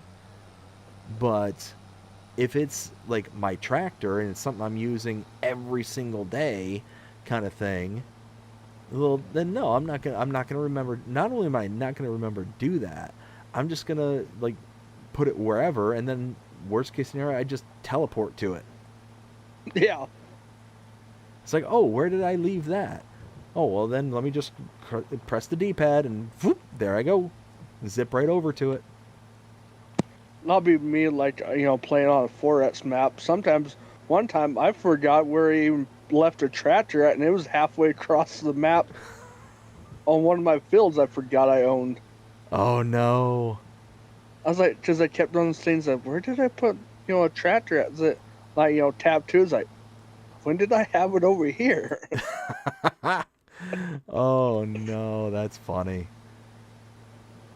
So I was telling you a bit ago about Hills of Tuscany, and I had a very funny. I actually made a short of this. Um, so I ended up hiring a worker to take a vehicle from one location on the map to the other, and it was clear on the other side of the map. And at that time, I had to go use the restroom, so I just set the worker off, let them do their thing, and then went run off to the bathroom. Well, then I came back, and not only is the tractor not where I expect it to be, but it's actually right there next to the farm, upside down, like completely not even in a region that I'm expecting it to be, but it's right there next to the farm where I first started, upside down and just kind of sitting there. I'm like, what happened here? So it wasn't until, because I was recording my Let's Play series. Oh my goodness, I got the hiccups. Because I was recording my Let's Play series, I had it on film. So I'm like, okay, what happened here? And sure enough, what happened was the worker was taking it to the spot where I anticipated them going, and all of a sudden they came to an intersection where there was another vehicle with the traffic spline. And what happened was is that the vehicle and the tractor bumped, just a little bump. But Oh then no. all of a sudden the tractor, because it was more than halfway to the location I sent it to, but because Yeah. that little bump, I don't know what happened, but the tractor went flying, flying halfway back across the map and landed right next to my farm. Mm. Like I said, I made a short of it, and it's absolutely hysterical just seeing it, because it's a tractor, a several ton Yeah. tractor versus a itty bitty little car, and they hit each other maybe at 2 miles an hour, 3 miles an hour, but it was like all of a Oh. sudden just the rubber banding on it was just next level stuff. I was just hysterically laughing when I came across that, because when you're making your series and you're recording and stuff like that, Yeah. um, you're sitting there just you're having to review your stuff in order to chop it up. So as I'm reviewing it to edit and do everything, that's when I'm like, I remember what happened here as I'm editing it. So like, okay, let me watch this Oh. portion of it, because normally that would have been the portion that I just cut out and skipped Yeah. over. So that one I explicitly watched so I could figure out what's happening, and I was just dying with laughter. That's like on Riverbend Springs. It was like shortly after FS25 got released, and at the moment my vehicles broke down. Luckily, my dad and stepmom, they only live like 5 or 6 blocks from me, Okay. and so if I need a ride like to the grocery store, my dad will come pick me up and give me a ride if it's like cold outside. And so my one field was like right on the bottom of the map where you should make rope at. Gotcha. And set up AI worker to drive my tractor and grain cart back to my farm.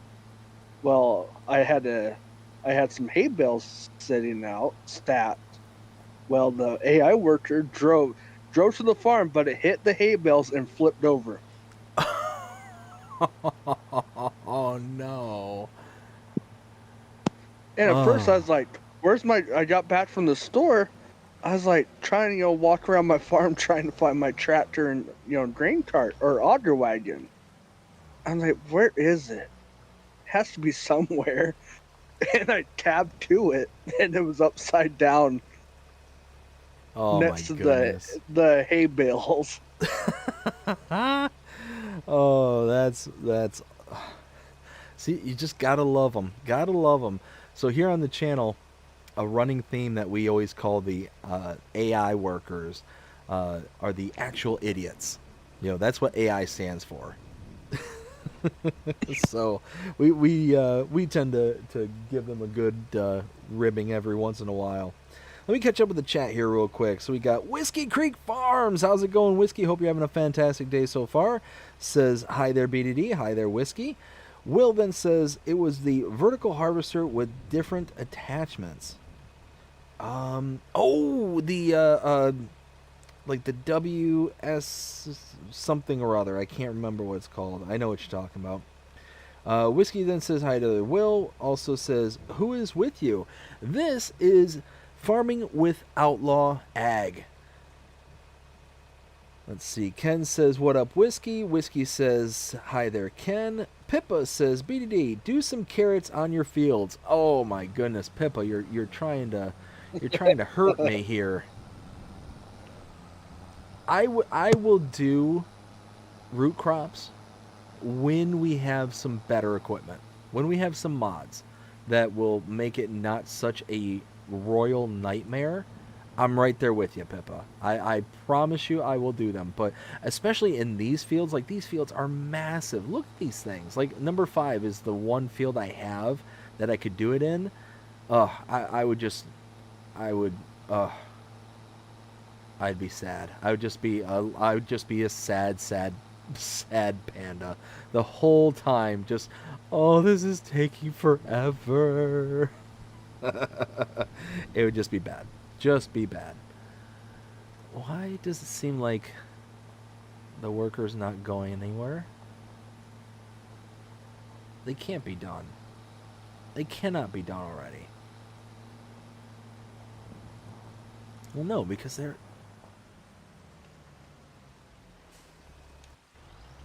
Oh.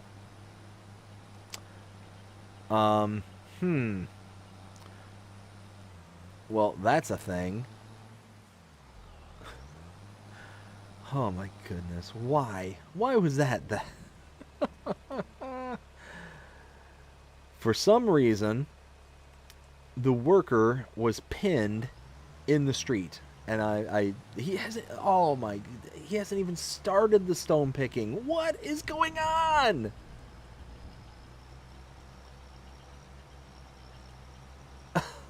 Oh my goodness. AI strikes again. Okay. Lower it. There we go. Now he's going to work. All right. Whiskey says, hey there, Pippa. We got Will says, that building Outlaw was talking about with the sleep trigger, we are going to talk about tomorrow. Very nice. Yeah, that'll be a part of our agribusiness tonight. Very nice. Let's see. Pippa says, Ken has worked out that I harvested 3.8 million liters of carrots off 2 fields. Still got my 3rd field to go. Holy smokes, Pippa. That is a lot of carrots. Wow. And you still have a 3rd field? That's a good haul right there, Pippa. Good on you. Will says, you can get stuck in the mud on New Frontier. Yes. So Will confirmed it. Thank you, Will. Will also says, Whiskey! And also, I feel like Outlaw and myself would have fun running a massive dairy farm. Yeah, I bet you two would. What do you think there, Outlaw? That would be fun.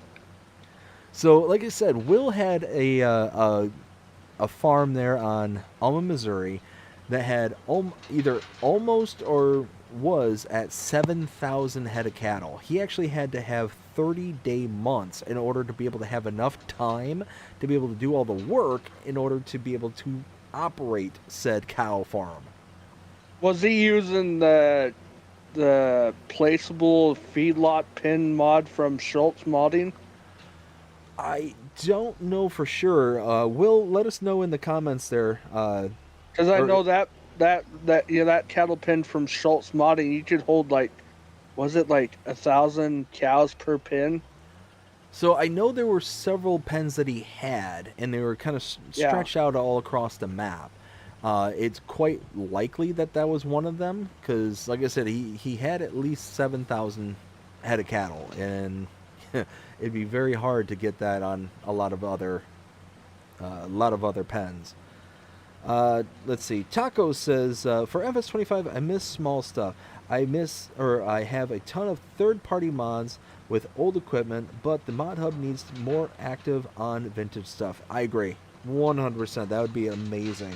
One of the things I really like about, especially vintage equipment, is the cheaper price. So it makes it to where you can start out kind of baby stepping, but without having those kind of mods, it's really difficult to kind of get going unless you're going to have either a ridiculous amount of starting money or a ridiculous amount of equipment to start out with. So there's really no good way to kind of go about it if you don't want to spend an absurd amount of time kind of going back and forth and doing a whole bunch of stuff. Let's see. Taco also says, have you seen the mod Realistic Weather? You get floods, droughts, blizzards, and dense fog.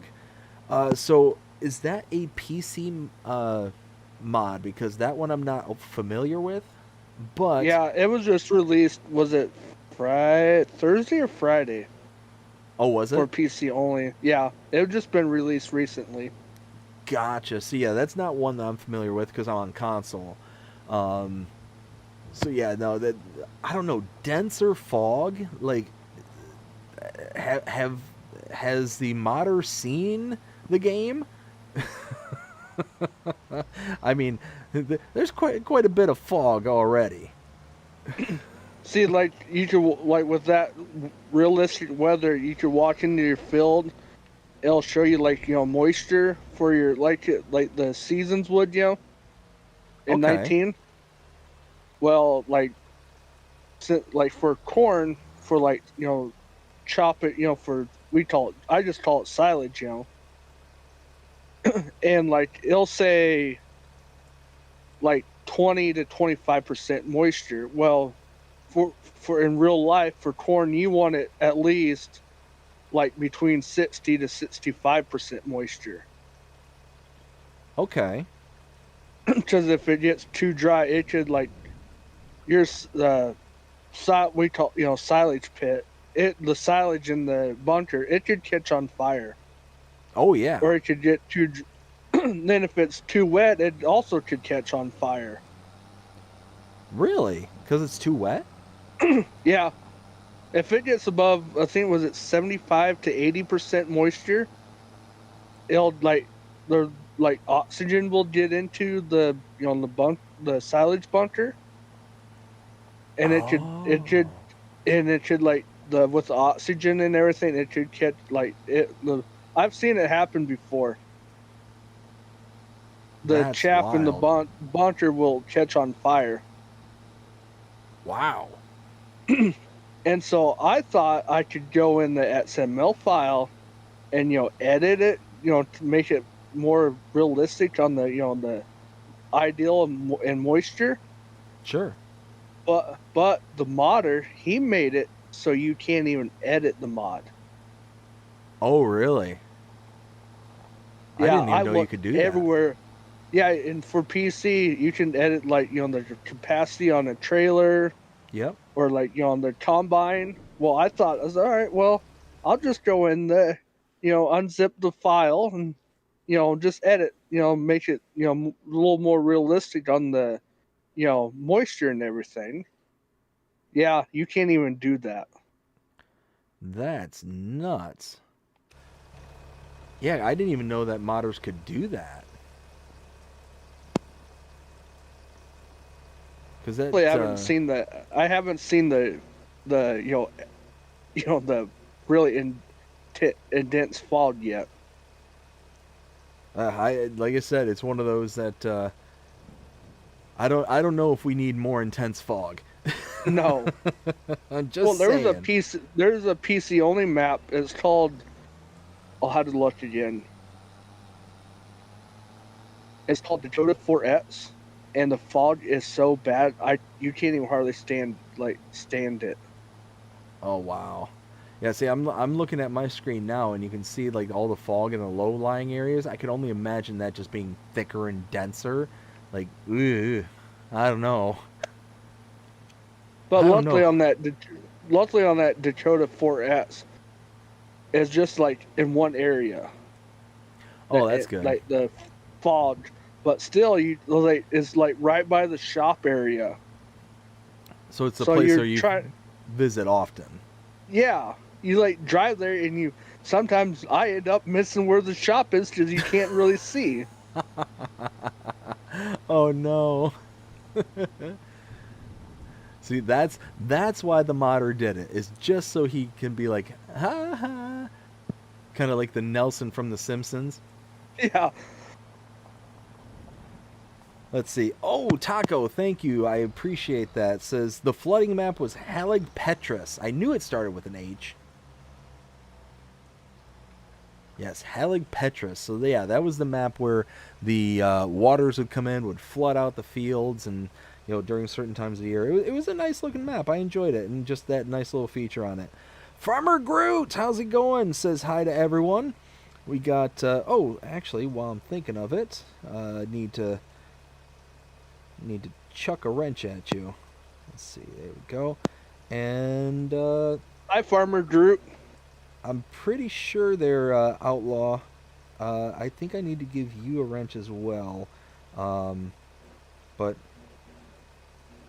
So I'll have to wait next time you're in chat. Yeah, I downloaded a new map Oh yeah, since which my one? series. It's called Monteith, Iowa.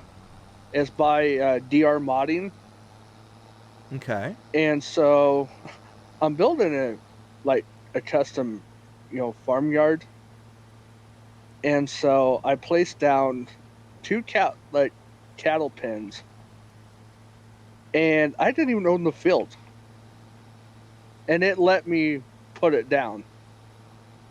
Really? Yeah, and I went to place down a building. I was like, it said you do not own the land. I was like, then how did I place down the cow barns then? uh, it's that It even logic. let me. It even let me paint put paint dirt down and everything also Huh. without owning the field. That's funny. That's actually really funny. I was like, why did it let me place down the cow barns without owning it? Ooh, that's gonna be. Yes, we want that. Oops. Ooh, $44,000 to mow? Yes, please. Wait, what? All right. What? What just happened? All right.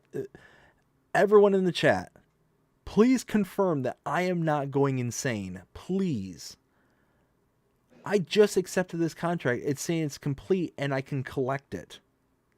It was a cultivating contract. I didn't do anything. The equipment's still at the... Look. It's still here at the shop.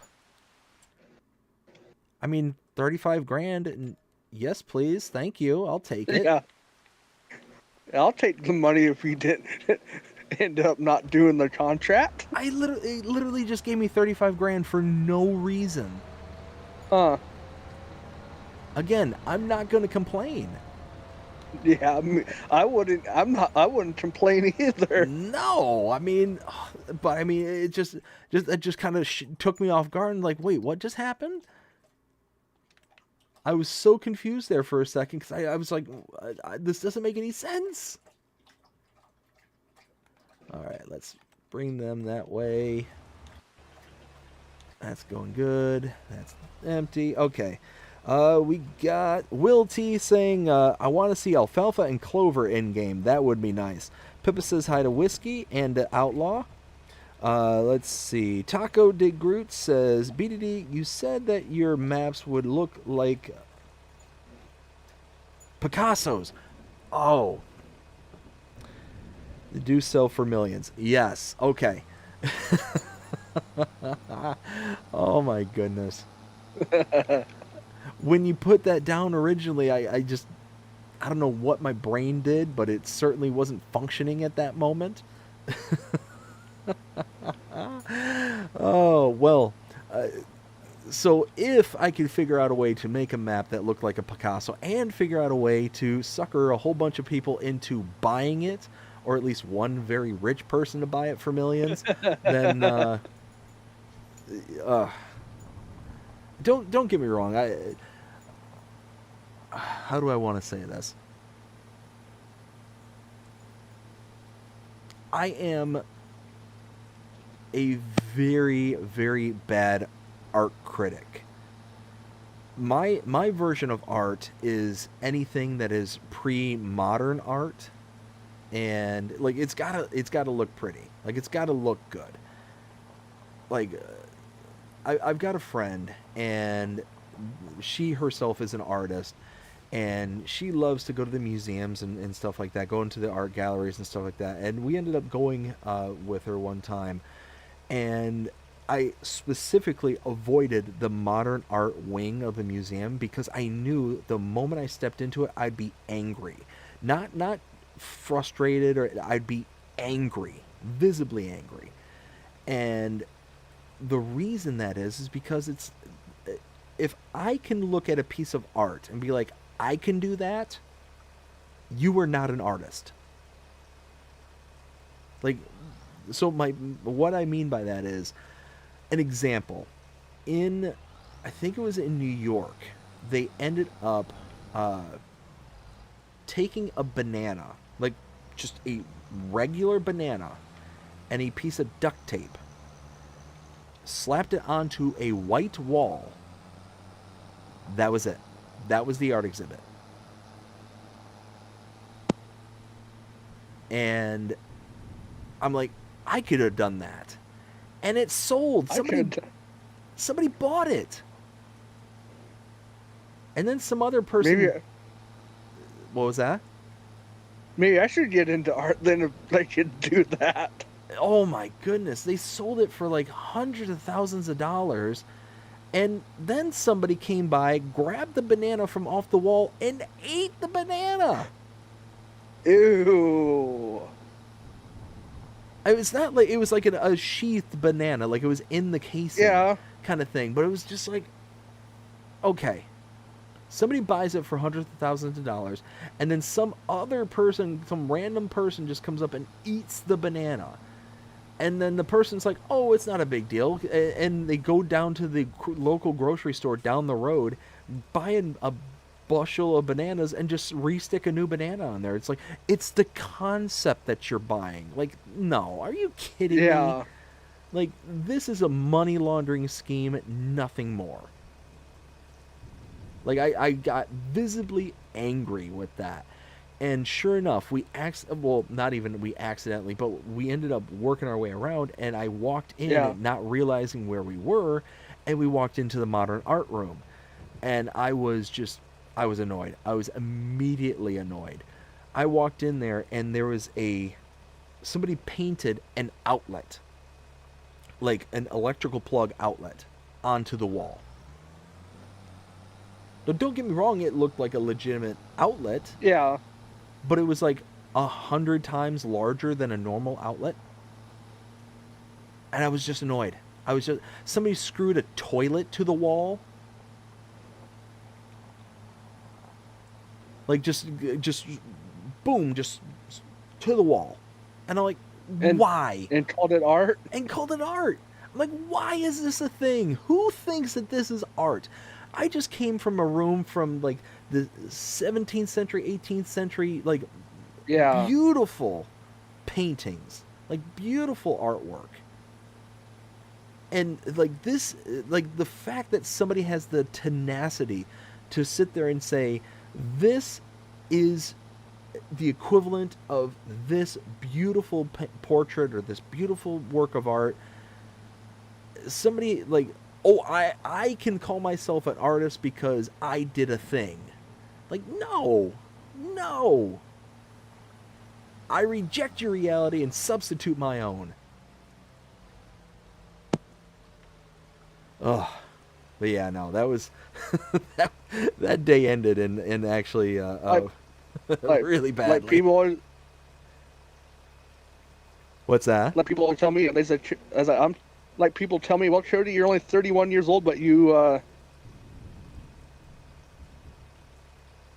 were born in the wrong era.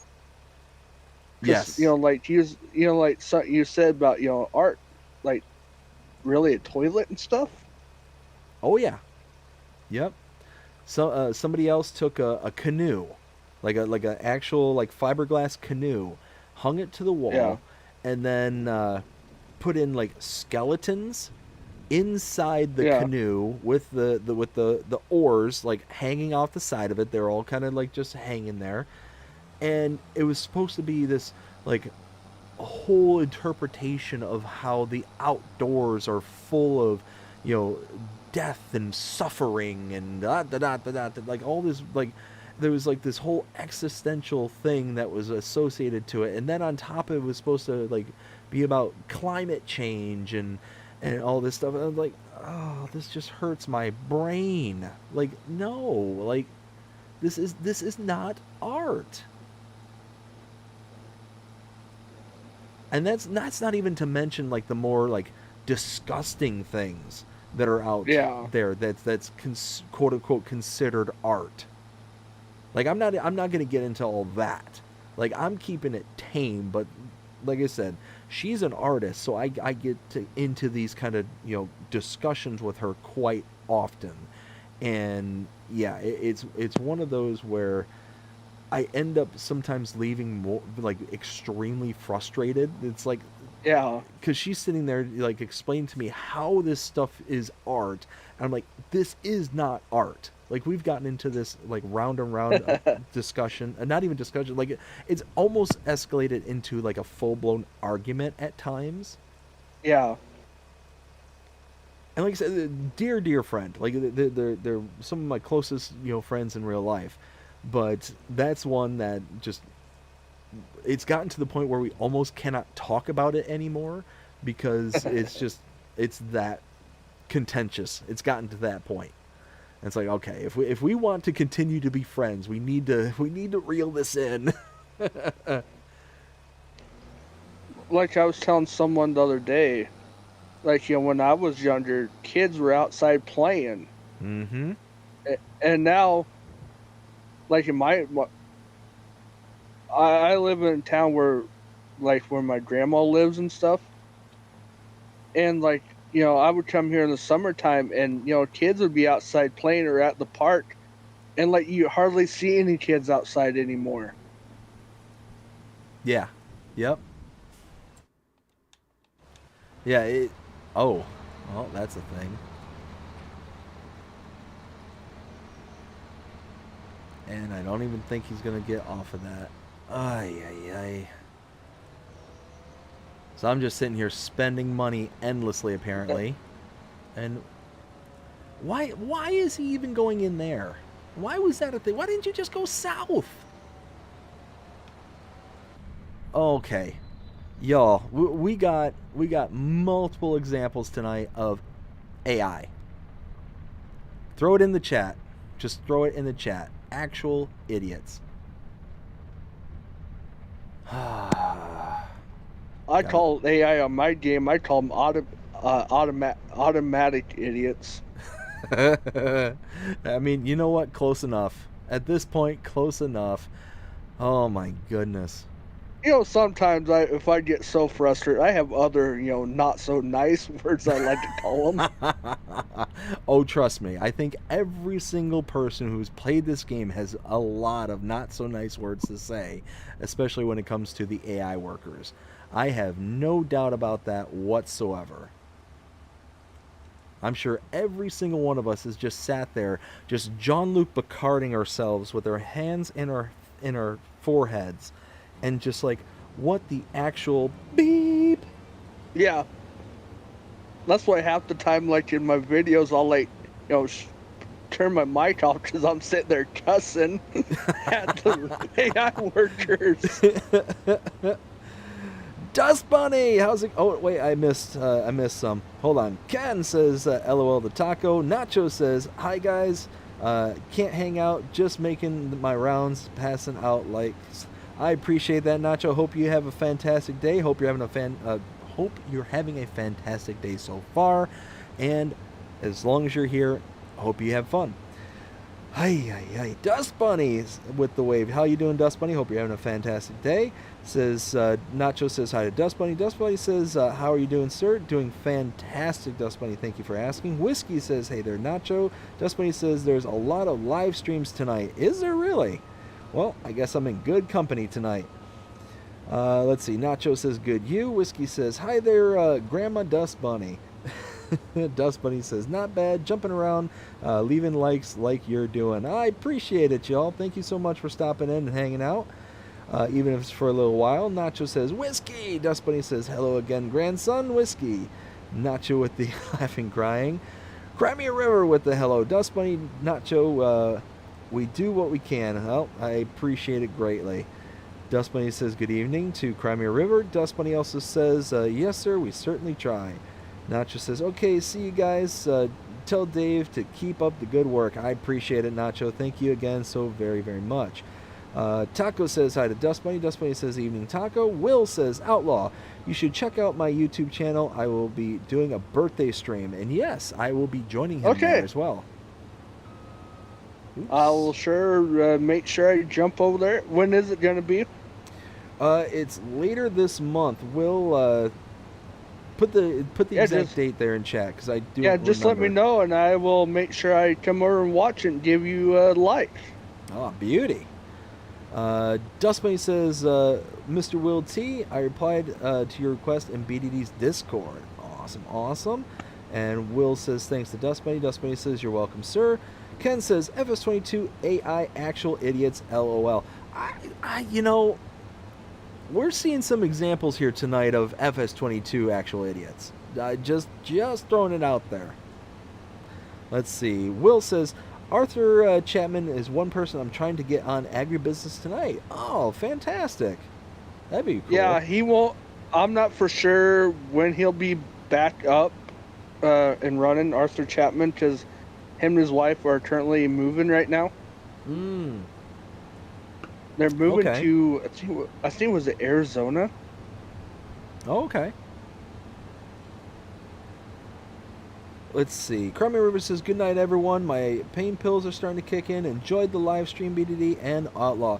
All right, Crummy River, you have yourself a fantastic night. You take care. You rest up. Hopefully you feel better here very, very soon.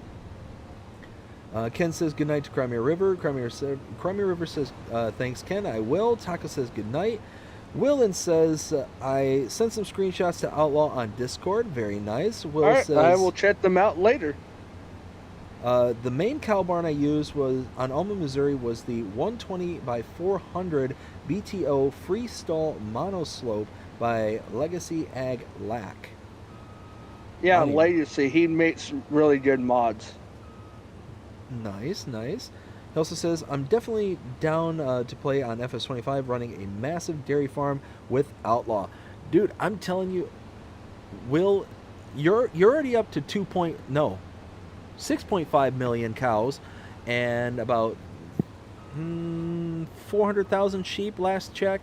I think there's somewhere in the somewhere in the ballpark of, last memory served me, probably about 300,000 chickens.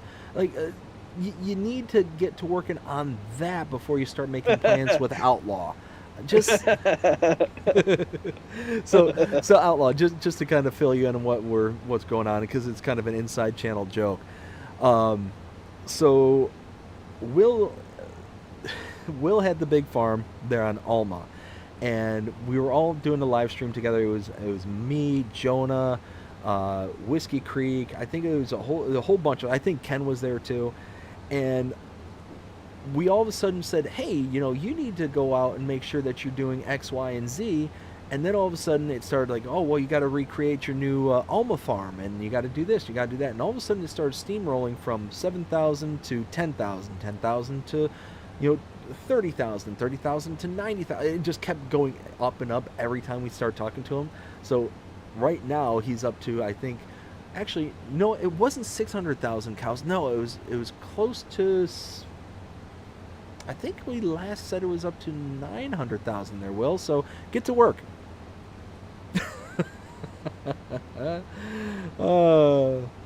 Will also says, I'll teach you, BDD, how to make great farm build. You know what? I need all the help I can get. I need all the help I can get. Star Spangled Mods, what up? How's everyone? Star Spangled, how you doing? Hope you're having a fantastic night so far. Taco says, that banana with duct tape was sold for $6.2 million. We live in crazy times. Yes. That's exactly what I'm talking about.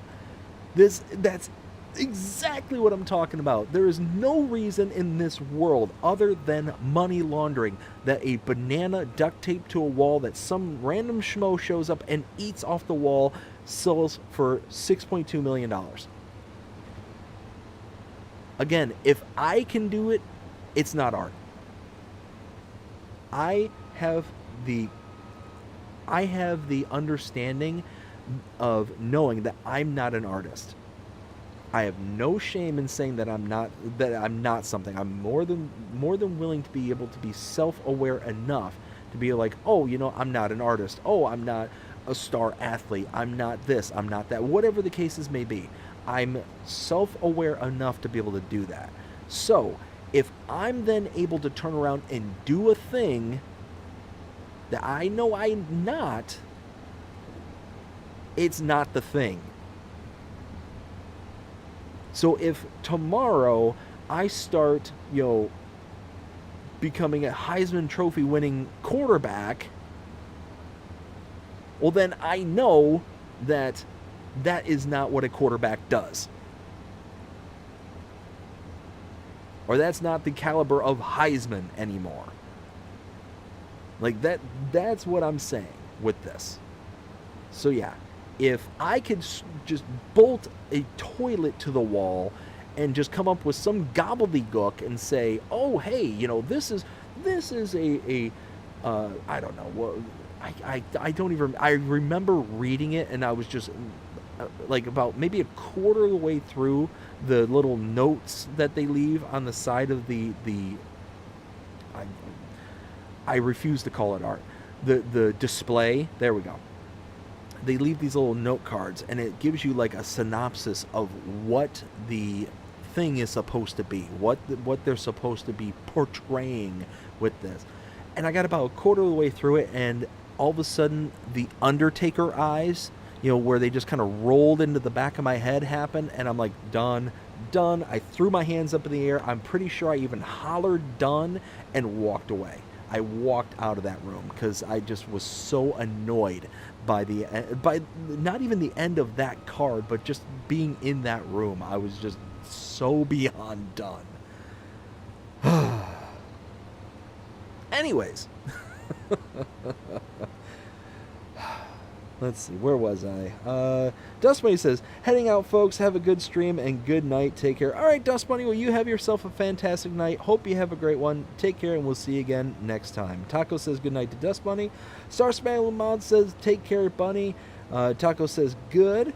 Let's see. Will then says, I really wanted to play Ashton's Corner by MRG. I've not heard of that one.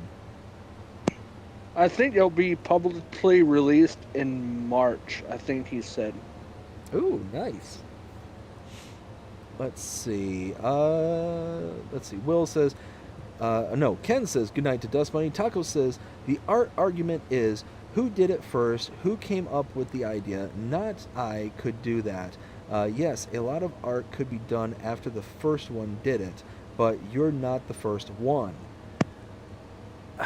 Yeah, yeah, I mean,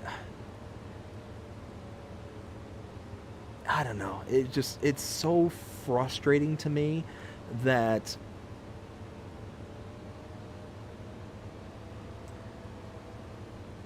it frustrates. Okay, so to kind of hash out why I get so visceral, like have such a visceral reaction to this, is I can't stand when mediocrity is rewarded to especially to such an nth degree.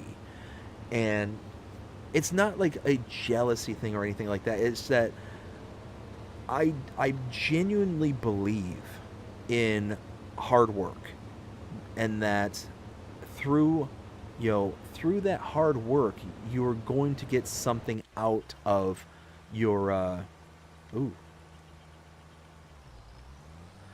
through your hard work, you're gonna get something out of it. Might not be exactly what you're seeking, might not be, everything that you wanted out of it, but you're going to get something. And you just need to be able to put your mind to it and just work, just get it done, kind of thing. And I don't feel like that's accomplished. Like I said, I just feel like it's a giant money laundering scheme at that point, because again, if I can do it, then it's not the thing.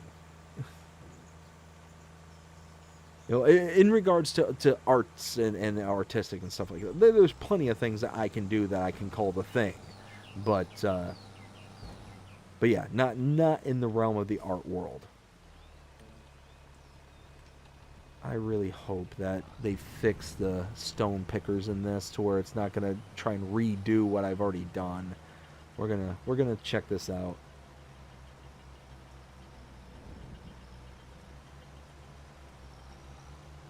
All right, come on. Is it gonna be?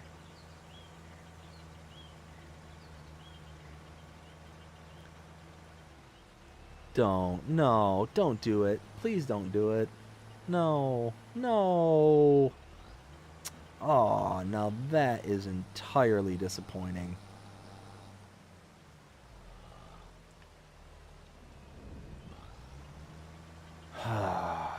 And incredibly frustrating, too. Alright, well, I'm just going to let him do his thing, I guess. I can't really do much of anything else. Oh, let's see. Will says 21st Outlaw can join us. Very nice. Will says Star Spangled Mods. Will then says my farm builds aren't that good. Lies and slander. And you know what? Just for that, Will. Just for that. Bam. There you go. Just for that. Shut up and take my money. Again, little inside running joke. Anyways, we got... Will also says, we should invite Outlaw for tomorrow, agribusiness tonight. Yeah, if you want to extend the offer. Outlaw, are you wanting to join us for our show, our Sunday night show called Agribusiness Tonight, where we review... Yeah, I can join. Yeah, I can join if you guys want me to. Yeah, absolutely. So it's a show where we review the week's worth of mods. Okay. It starts at 9:30 p.m. Eastern Standard. Okay, yeah. I should be free around that time tomorrow night. Beauty. So yeah, we'll have ourselves a guest. That's awesome. Let's see. Will then says, Outlaw, so on Agribusiness Tonight, we'll go over all the platform mods, news, and play the game. Yeah, absolutely. Taco also says, look at the banana taped to the wall is not really creative. Yeah, that's why it's so frustrating, and why I say it's mediocrity. It's celebration and the expansion of mediocrity. Let's see. Ken says, please, Will, shut up and take our money. Love it. Will then says, this week some of Custom Modding's mods should be on the Mod Hub. This is what we are hoping for. Here's hoping. Will says, let's go! And then Groot says, 1 a.m. here. I'm going to hit the stack. Have fun, guys. You as well there, Groot. You take care, and we'll see you again next time. Oh, and let's see. We are all caught up. Holy smokes. I felt like we were chasing that one for a while. So let's go ahead and get this over and dump this out. Take care, Groot. Oh, dig Groot. Blah. Read it too quickly and immediately thought of Farmer Groot. Let's see. So let's go ahead. Oh my goodness. Get this dumped in, and then we're going to go through all of our channel stuff that we have to do here. So give all of our shout outs and doing all that. So just so you know there, Outlaw, when we go into that, similar to the kind of bumper situation, I will be able, I'll be talking, but one of those I won't be able to hear you. So just an FYI. Let's get this over. We'll dump this out, and then we'll go through everything we have to go through. So stop right there. Dump that out. All right. So now it's time to do all the things for the channel. Let's go ahead and make sure we're on the correct page. Right there. All right.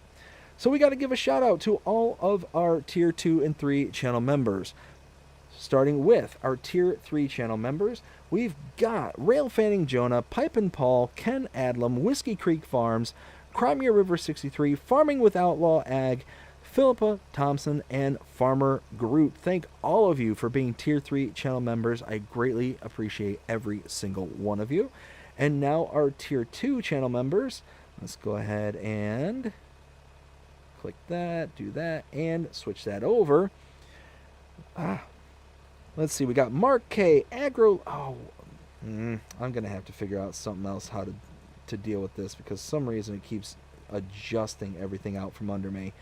So we've got Agroland Mods, Gaming Nana 1, Farmer Sim, Frederick Howard, Why Not Gaming, Nacho Casts, Nuclear Salmon, Trevor Murphy, RJ Belrose, Raymond Gutierrez, Sven Christensen, Tuck Vortex, Kiwi Sim Farmer, Welsh Sim Farmer, Chris Manuel, Slim's Farming, Star Spangled Mons, The Tennessee Farmer, Grumpy Gray Farmer, Farmer Mike, Brian Burrow Royalty. We got Farmer Willie B, Williams Farms, Reaver Time Todd, Northern Farm 87. We got Johnny H, Joel G, Will T Gaming, the FS Encyclopedia, and Random Hero. Thank all of you so much for being Tier 2 channel members. And if you're interested in helping out the channel and giving us your support with a membership, go ahead and check out the link in the description below, also the join button listed below and on the main channel page.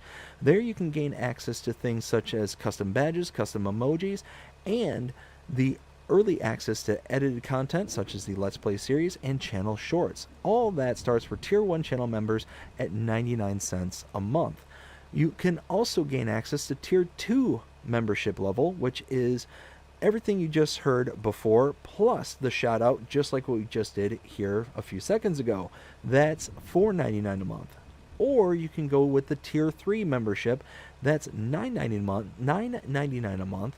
And for that, you get everything we just mentioned, plus a custom discount code to the channel merch store, as well as the ability to do exactly what Farming with Outlaw Ag is doing here tonight. Joining me here, we're doing audio only, but we can also do the actual playing in-game as well. That is, again, $9.99 a month. Again, I want to thank all my channel members so very much for helping and supporting the channel. Also want to give a shout out to the merch store. If you are interested in helping out and buying some awesome merch, go ahead and check out the merch store at bddgaming.creator-spring.com. There you can get shirts, You can get stickers, you can get cups, you can get all sorts of stuff with the channel merch, just kind of the channel logo smeared on top of it. You can also get things like the Jasper Angry t-shirt, mugs, everything there. You can also get stuff such as the Jasper's at it again with the crying emoji as well. So greatly appreciate anybody who wants to help support the channel but also wants to get something out of it as well, more than just the perks that you would get from the memberships. And also thank everybody who has purchased items from there previously, got their images rolling across the screen as we speak. So thank you to each and every one of you. Also want to give a shout out to the P.O. Box. If you're interested in sending anything to the channel, go ahead and send it to P.O. Box 6136 Hudson, Florida 34674. The only thing I ask is that if you do send something to the channel, please, please, please make sure that you include your YouTube channel or your YouTube handle name, so that way I can go ahead and give you the shout outs that you so rightly deserve. And then lastly, I think we have a few screenshots to share, and I believe these came from Will T Gaming, and of course that isn't working right. Because why would something that I set up work the way I anticipated to work? Where is it? Where is it? Okay, maybe for some reason it's not working. Let's pop that over.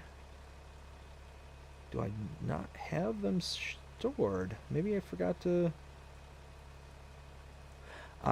put them there. Will, I apologize. I will load them in for the next one there. So yeah, that's everything. So Outlaw, can you hear me? Yeah, I can hear you. All right, beauty. So yeah, I can hear you again. So now that we're on the right scene. Oh, actually, before we get rocking and rolling for that again, picking up some more. Okay, 51% fermenting. Okay, we're almost full capacity for that, so we'll get to that. Woo! 4,000 liters, almost 4,600 liters, or over 4,600 liters of digestate, 9,000 liters of hay, 9,000 liters of silage, rocking it and rolling there. So that's going to put us in a good spot right now. All right, so let me catch up with the chat one last time. Not last time, but you know what I mean. You know what I mean. Will says, Outlaw, we have BC Bueller and Looney Farm Guy on our show. Yes, we did. So a couple weeks ago we had BC Bueller, and I think it was, what, it was closer to 3 weeks ago. I think we had Looney Farm Guy on. And that was fun. I really enjoyed having them on. Let's see. Will also says, I can't wait for the 21st. I'm going to Denny's for breakfast, then going to Starbucks, getting a pizza with wings, and going to see Captain America, and to finish the day out, live stream. Booyah! That sounds like a good birthday right there. That absolutely sounds like a good birthday. He also says, with BDD, Outlaw, and Looney Farm Guy. Heck yeah, that'll be fun. Will also says, let me get over here real quick and I'll read those last lines. All right, perfect. All right. OBDD Celebuki is going to try and join us on Agribusiness tonight in about a month. Oh, snap. That'll be awesome. Heck yeah. That'd be really awesome. Love to talk to Celebuki. Will also says, Custom Modding is going to get back to me about setting up a date to join us. Very nice. That's awesome, Will. Good job there, bud. Yeah, so like I said, Will being the FS Encyclopedia, he's got all the inroads with a lot of these modders and whatnot. So, because he's very active in a lot of their like Discords and Facebook pages, and holy smokes, and all that stuff. So hence the reason why we call him the Encyclopedia. He's got the the inside track. Let's see. So, all right. So Outlaw, what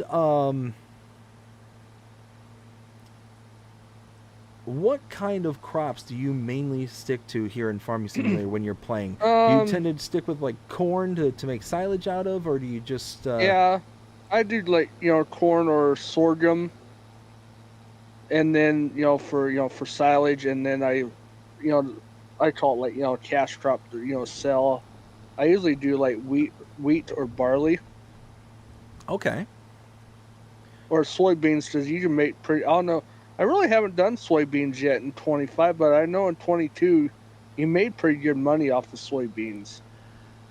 So you make a pretty good money for the amount that you harvest, Yeah, but yeah, no, it's definitely still up there. Let's see. I So, haven't watched your video yet, but I know about your TMR selling it.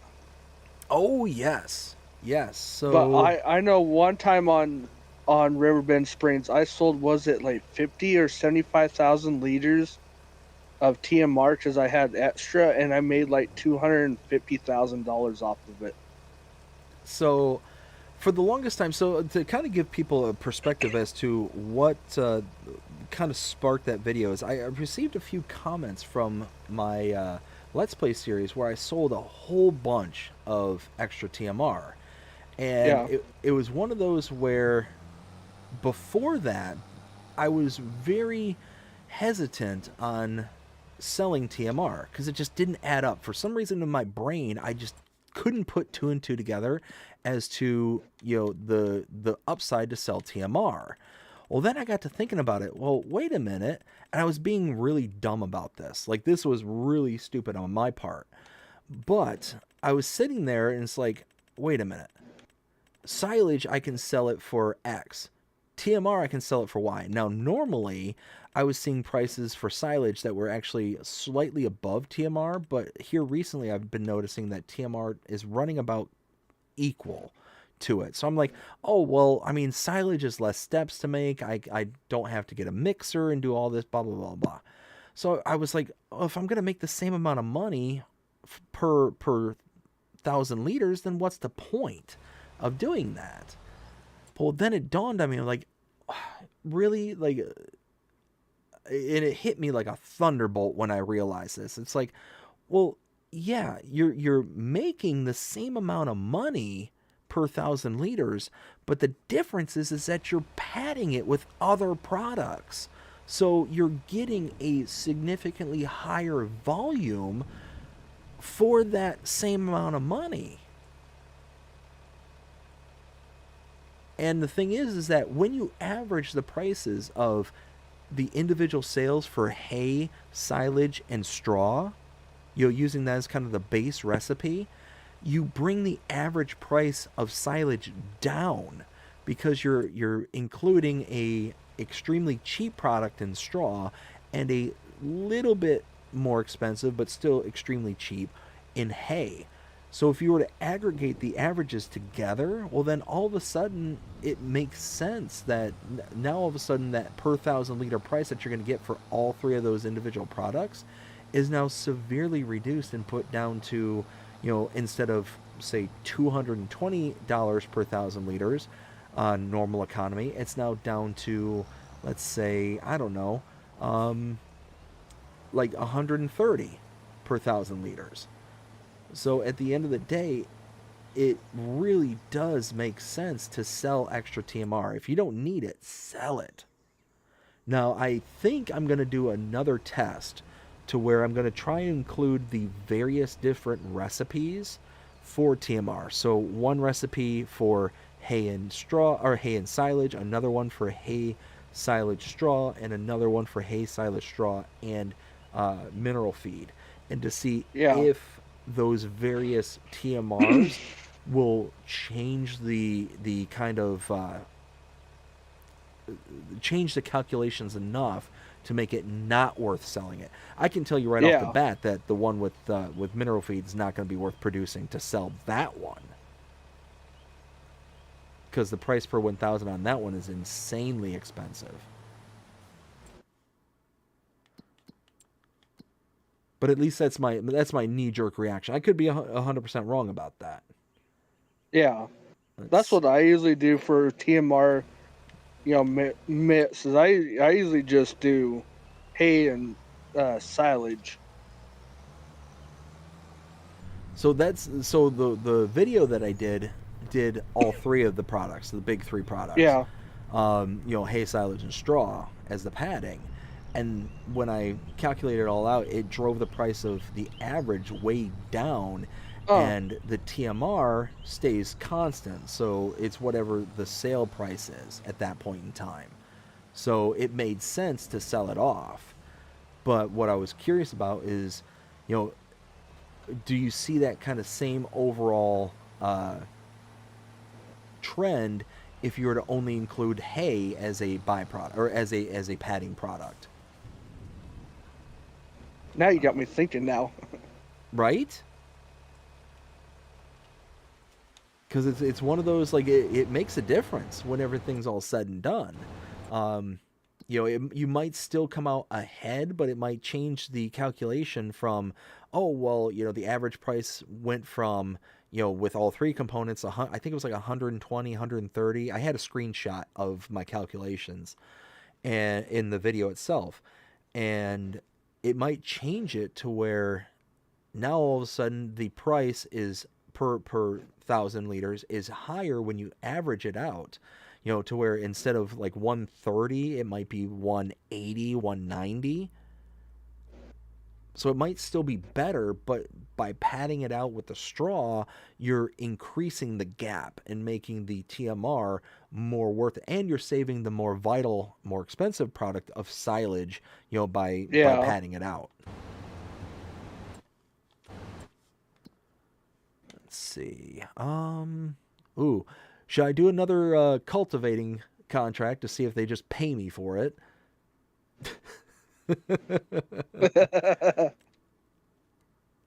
Nope, they didn't just pay me.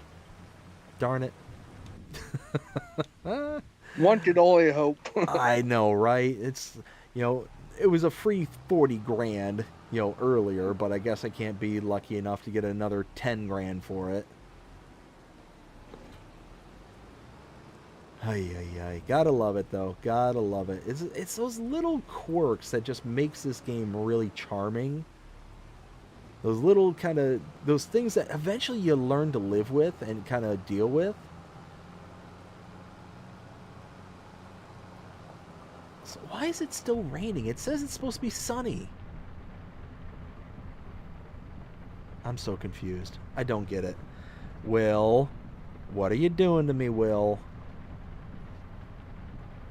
I just looked at the chat, and so again, another running joke here on the chat is if I say that I made it to the end of the chat or end of the thing, somebody, whether it's Will, Jonah, Whiskey, they'll sit there and type one letter at a time, their message.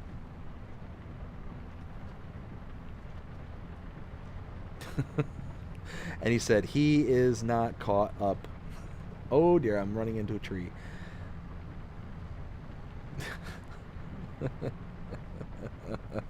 and he mistyped it. Oh, A not O, LOL. Love it, Will. Love it. Joystick Geezer, how's it going? Hope you're having a fantastic night so far. Says hello, everyone. Hello, Joystick.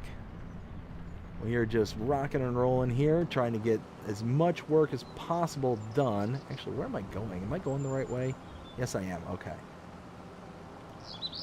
And then once we get everything kind of even keeled with the field and I can start planting again, then we need to start making some more progress on some other things. Bradford.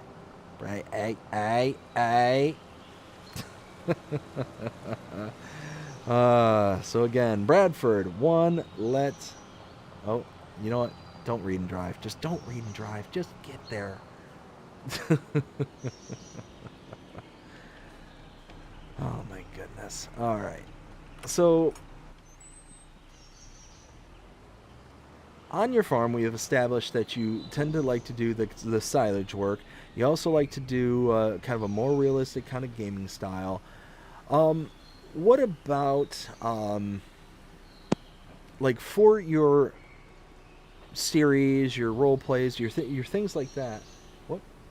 No, I didn't say hey Siri. I said for your series. I look over and all of a sudden a blinding light from my phone pops up and Oh, it's sitting there. Oh, you want me to do something? No, I don't want you to do something. Don't you love the day and age that we live in when all your technology listens in to your conversations? well, that's like one time I was looking at something on Facebook, like for a recipe. Or no, I would look on Google I can't remember what recipe I was looking up for. And the next thing you know, like there was a whole bunch of same recipe but different ways to make it was on Facebook. On Facebook, Really? yeah. That's wild.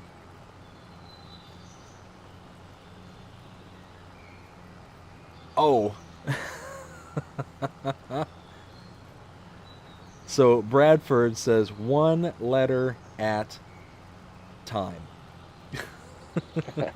And Bradford also says, "Hello, everyone." By the way, hello, Bradford. How you doing?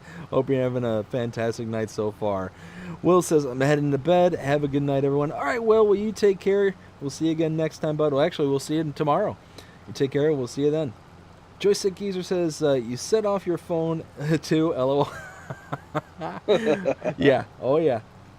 Literally just look over with this blinding light coming out of my corner of my vision, and there's my phone listening into the conversation.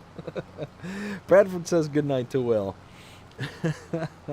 So yeah, no, it's wild sometimes because I know exactly what you're talking about there. It was actually I was reading an article, and they were saying something about how Facebook and they collect so much information about their users, about the Yeah, individuals in general, that they know exactly when you're using the restroom. Like, that's weird. yes. Like they know so much information about you. It's really kind of scary when you think about it. Like they have everything pegged so much that they know like based on location, the house, the duration that you're Yeah, there, and all that stuff. Not the location in your house because they don't have like an actual footprint of your home, but just like oh hey, they're at X location, they're there for 20 10 minutes, 5 minutes, and whatnot. Okay, we assume that they're using the restroom for this amount of time, and then they move around from that spot, and they kind of go about their day kind of thing. And that they see just a consistent pattern of time logged in that specific location. That's why I personally I hate having like my location turned on my phone and whatnot. But there's so many apps nowadays where that's just so critical that yeah. there's no getting away from it nowadays. Any apps that you use, like for anything, it has to have your location turned on. Yep. Yeah, even a lot of them like require it by default. Like you Yeah, can't even turn it off, or else the entire app shuts down. Like nothing at all works. The times we live in. Why can I heck, I not remember. I remember when I was little, bag phones. I always liked using the bag phone. bag phone? It was like it was basically like a phone you could carry around. It was in a bag, and you could plug it Oh, into. You could plug it in your like cigarette lighter in your vehicle, or you could plug it into the wall at your in your house. yes. Yep, I know exactly what you're talking about now. I know exactly what you're talking about. Yeah, Someone the said one time Canada still you can still use them and buy them in Canada. that doesn't shock me at all. I That really doesn't. I thought man, I should go to Canada just to buy one. Right? I tell you what, I remember way back in the day, I was driving around with my mom, and we're at our it was our local city, quote unquote. It's what I used to always refer to as. Yeah. But I grew up in a really, really small town. And there was a town that was about 25-ish miles away. And we would go there whenever we need, like, particular things. Like if we need to go to, like, a Myers or something like that, which is like a Yeah. Walmart equivalent for those who aren't from the Midwest.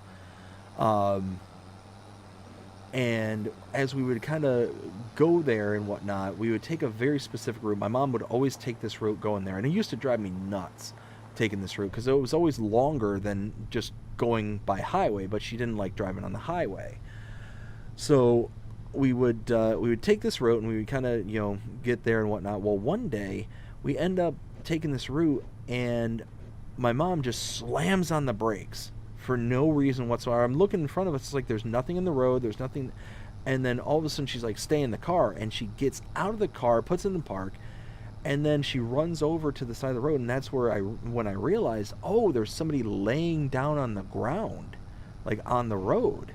My mother at the time was a nurse, and she goes over, and this person's over there having a seizure. Well, at that point I had no idea what was going on. I was very naive about that kind of stuff, so I have no idea what's going on. I don't know why my mom's over there, doing what she's doing.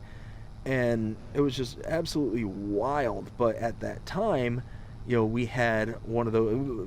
It wasn't the bag phone, but it was kind of similar to it, to where it was like the precursor to the brick phones, but it had its own, like, massive base that would attach to the car itself. Like you would actually, like, you'd either drill it into your center console, or you would what's the word I'm looking for, or you just throw it underneath your seat, like your car seat kind of thing. And she's like, dial 911. So I'm dialing 911. I'm like, okay, well, what's going on? Why am I dialing 911? Again, I'm completely oblivious to what's going on at this point.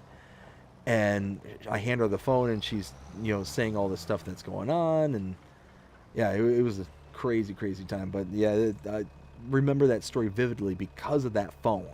Not simply because I learned later in life what was going on, like, but it was just one of those kind of, at the time I had no clue. Let's see. Joystick Geezer says, maybe I could get them to change the toilet paper roll. Nobody else in my house seems to know how. I tell you what, it's one of those where we have so many tools and so many things out there that can do so many different things. I'm shocked that we still don't have something that can replace, like, the paper towel rolls or the toilet rolls, or like the things like that. With automation, with these robots that you're starting to see nowadays, like the personal robot kind of maid or butler kind of thing. I'm shocked that's not a big thing nowadays. I don't know. Just like, why isn't it iRobot up in here without the murderous robots in there? See, Bradford says they could put the seat down also. Now, I have seen something like that. I've seen an automated seat lowering device for those with ladies in their household. And what's funny is my wife, like, jokingly one day, she's like, "We're going to invest in this." Because but it's just a little thing that you put the toilet seat up, you do your thing, and then it registers that you're no longer there, and that if you walk away, it just lowers the seat back down, kind of thing. So it's basically the mechanical, or the infrared eye for, like, a urinal where it automatically flushes a toilet, but for the toilet seat equivalent. Let's see. So, trying to think.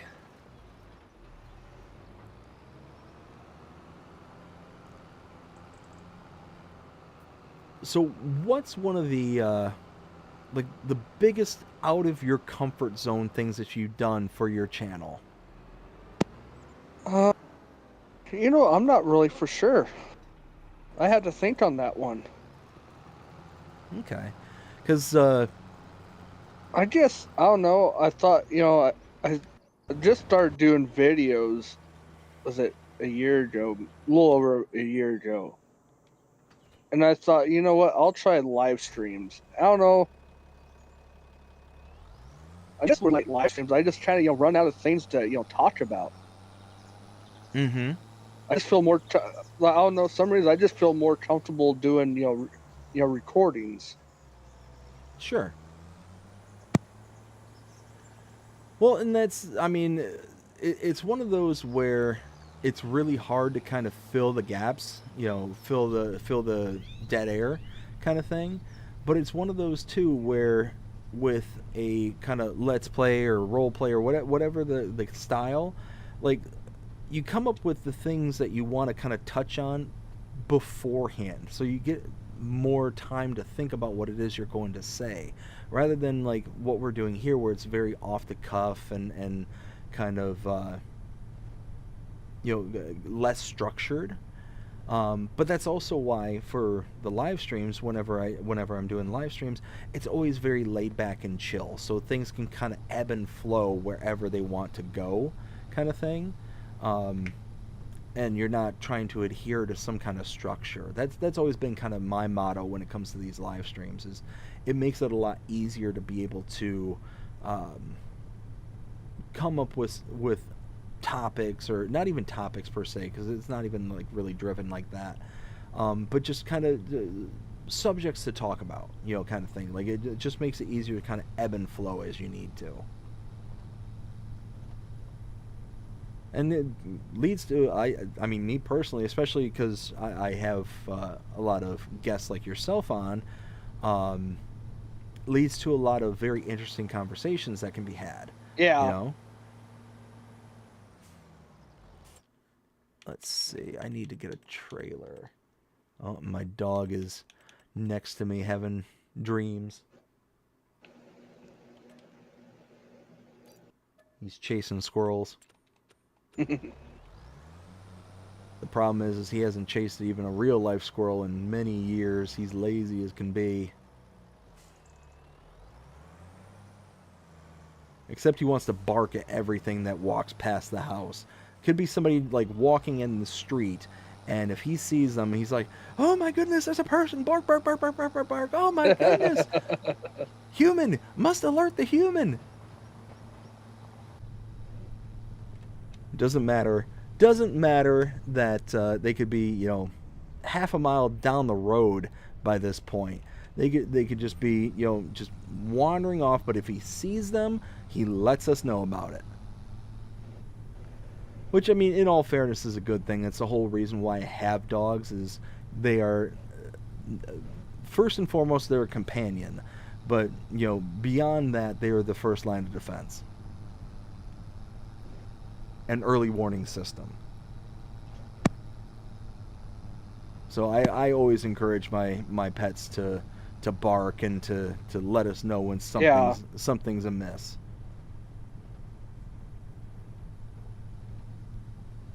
Especially, like I said, I don't live in a bad area, but I don't live in a great area. So it's one of those that you never know. Never know. As a matter of fact, I've got family live several houses down, and they had their car broken into about, well, this is probably about 5-ish years ago.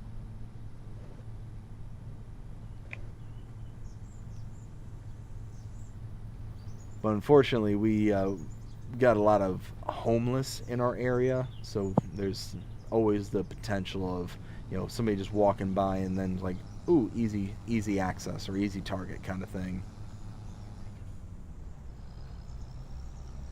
There we go.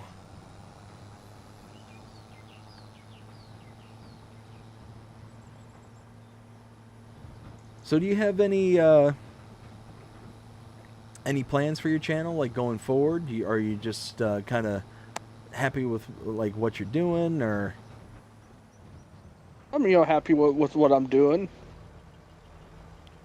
Gotcha, I gotcha. I tried to do there for a while. I tried to do like other games like American Truck Simulator, I gotcha. but it seems like it never really took off.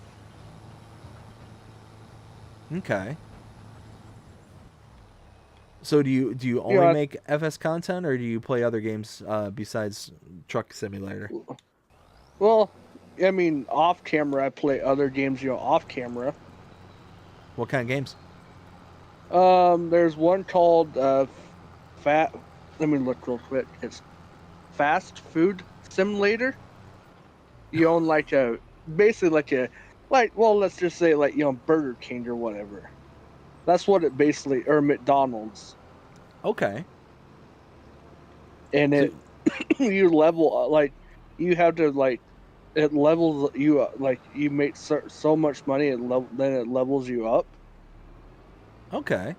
and you get more. You basically start off with when you first start it, you just basically just start making just hamburgers, and then like certain, and then after a certain while, it gives you like mustard or and mayonnaise and lettuce, and then uh, French fries. Then it works your way up to like chicken nuggets Okay. So and really, like, really kind of like an actual fast food simulator. Like, yeah, that's cool. I can see that. So I was mentioning earlier the streamer Markiplier, or not streamer, but the game player Markiplier on YouTube, yeah, and he did a series. He actually did several sim series here recent. Well, no, I shouldn't say recently, but within the past several months.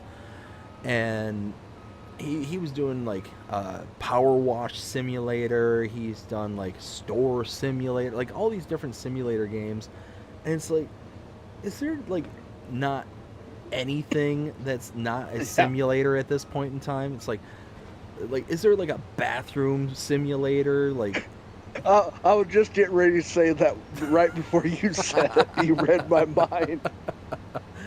like just, but seriously, like, is there not like, I don't Or know. take a shower simulator.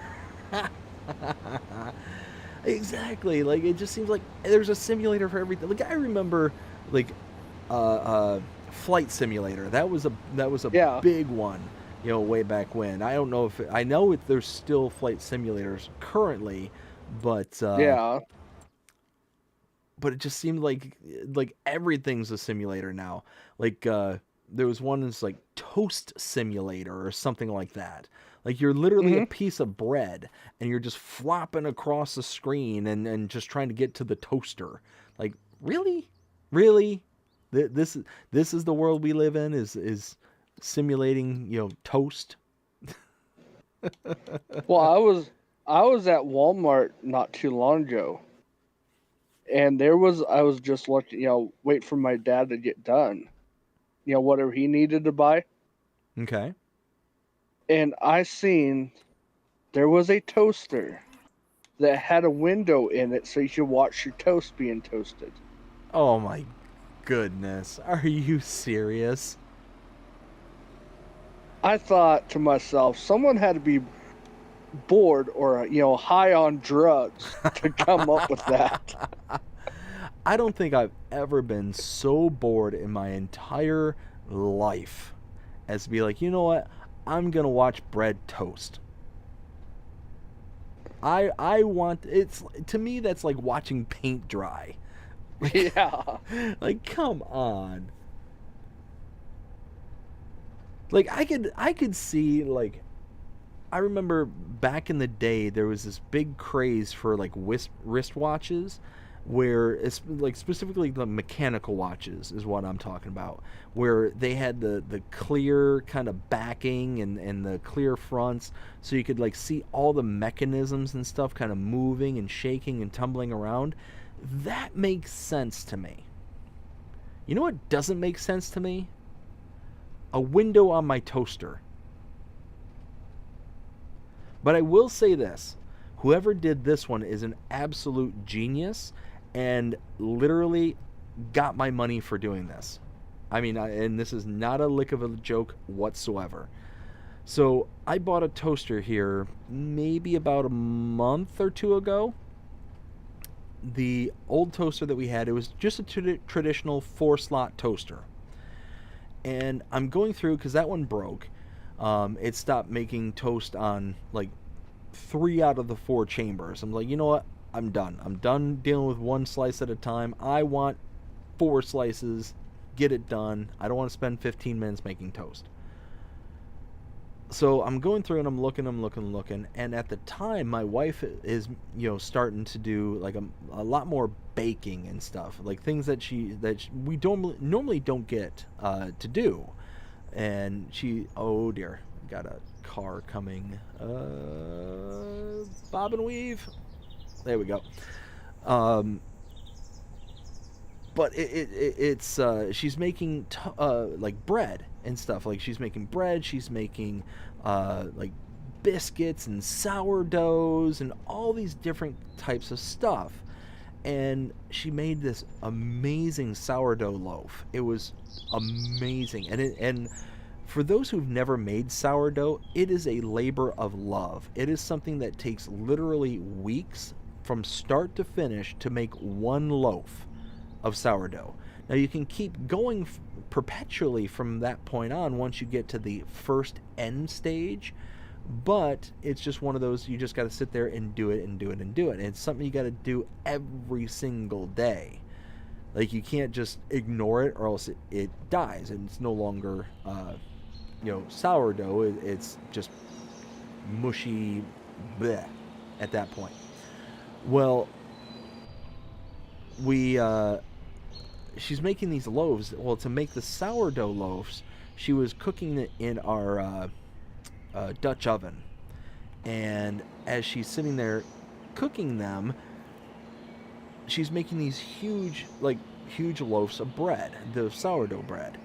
And I asked her, it's like, well, is there any way to like make it to where it's kind of more reasonably sized? Because our toaster at the time just couldn't fit even a single slice. I had to cut it in half and all that stuff.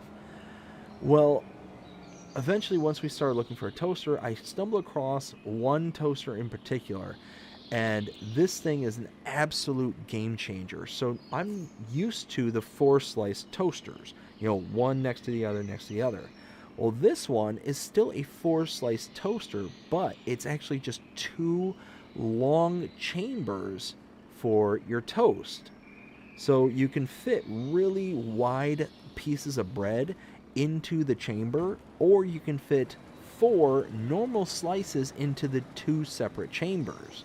So you can have 2 slices in each chamber kind of thing. So if you're a person who loves like quote-unquote artisan breads and stuff like that, this is an absolute game changer. As soon as I saw it, I'm like, shut up and take my money. Like Fry from Futurama. Shut up and take my money. Oh, I might regret doing this particular field for green beans. Anyways. So yeah, fun fact, if you're ever looking for a toaster and that's kind of your thing, look into that because it's nice. Let's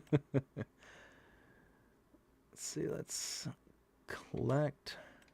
There we go. And now, do we do another harvesting? We can do another harvesting. For sorghum? Ooh, that's way out there. I'm just trying to, because on that Wisconsin map I was playing on had no traffic. Well, now on this Monteith, Iowa map, it has traffic, so I'm trying to get used to the traffic again. Oh no. See, that's the thing is you do something for so long and then all of a sudden, you realize, oh wait, now this new thing's happening and you got to like acclimate to it all over again. I just pulled out on the highway on the map and I got hit by a car. So here on the channel we do we have a bunch of bloopers and stuff. like those mistakes that I make, or I'm driving around, I run into a tree on accident, or something Yeah. like that. I make a lot of shorts for that. And here, what I'm trying to do, well, two things actually. I'm trying to switch from Streamlabs to OBS, because Okay. what I want to try and do is be able to um, start multicast streaming, to stream not Okay. only to YouTube but to other platforms such as my Rumble. Um, but in order to do that for Streamlabs, you have to pay like a ridiculous amount of money, in order to do it. I'm like, nah. Now, from what I understand, OBS, you can do this kind of base. You just got to figure out how to do it. So that's number one. But at the same time, I'm trying to learn all this stuff and get it all set up. Where was I going with this? Holy smokes. I swear, I'm really worried that I'm going to be getting like Alzheimer's or something like that, because I start talking about something, and every once in a while that happens. It just left. It just completely is gone. Where was I going with that?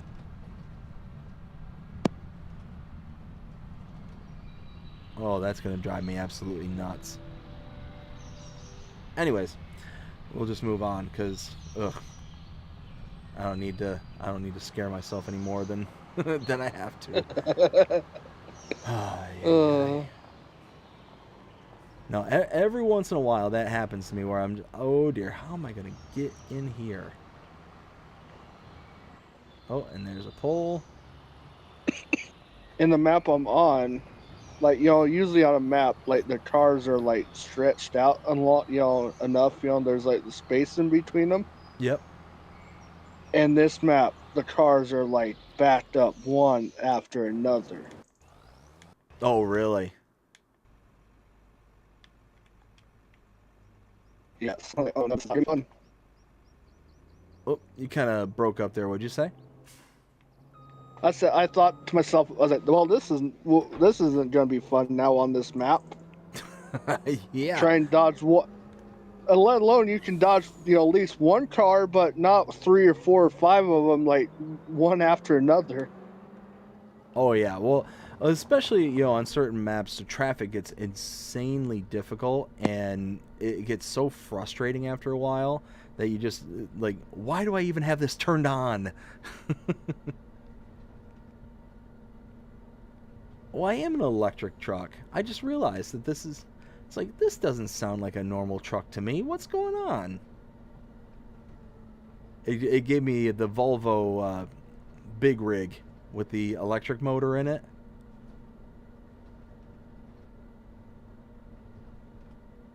I don't know. What does everyone here think? Because I'm still not sold on an electric vehicle. Me personally. I just don't think that I would be a good subject for an electric vehicle. And here's why. I drive a lot. And what I mean by that is there are times where I go on vacations where I'll drive up to, go back up to home to Michigan, or I will, drive. I drive a lot. And my argument has always been against it is that I don't want to have to sit there and wait, 20, 30, 40 an hour to just charge my vehicle at a stop. I want to gas it up and go. I don't tend to stick around for too long, outside of maybe every once in a while stopping to use the restroom or something like that. But outside of that, I just want to get up and go, kind of thing. And I would be worried that, okay, here's a recharging station. Now you have to wait here for an hour and a half, kind of thing, to get it up to 80%, kind of thing. What do you think about that? I could see it working like in a city, if you're not going very far. Yeah, and that's always been my kind of argument against it. It's like, for those who live in a city, or those who are just driving extremely short distances, like kind of here and there kind of thing, then yeah, of course it makes sense. But I don't know. Like I said, I drive too much for it to really kind of make sense. Like I've got a buddy of mine, and he's well, his mother technically has one of those Teslas, and it's a nice car. Don't get me wrong; it's got all the cool little bells and whistles on it, and every once in a while they roll out the updates to where you can get like a, I think it's like a free trial to the self driving.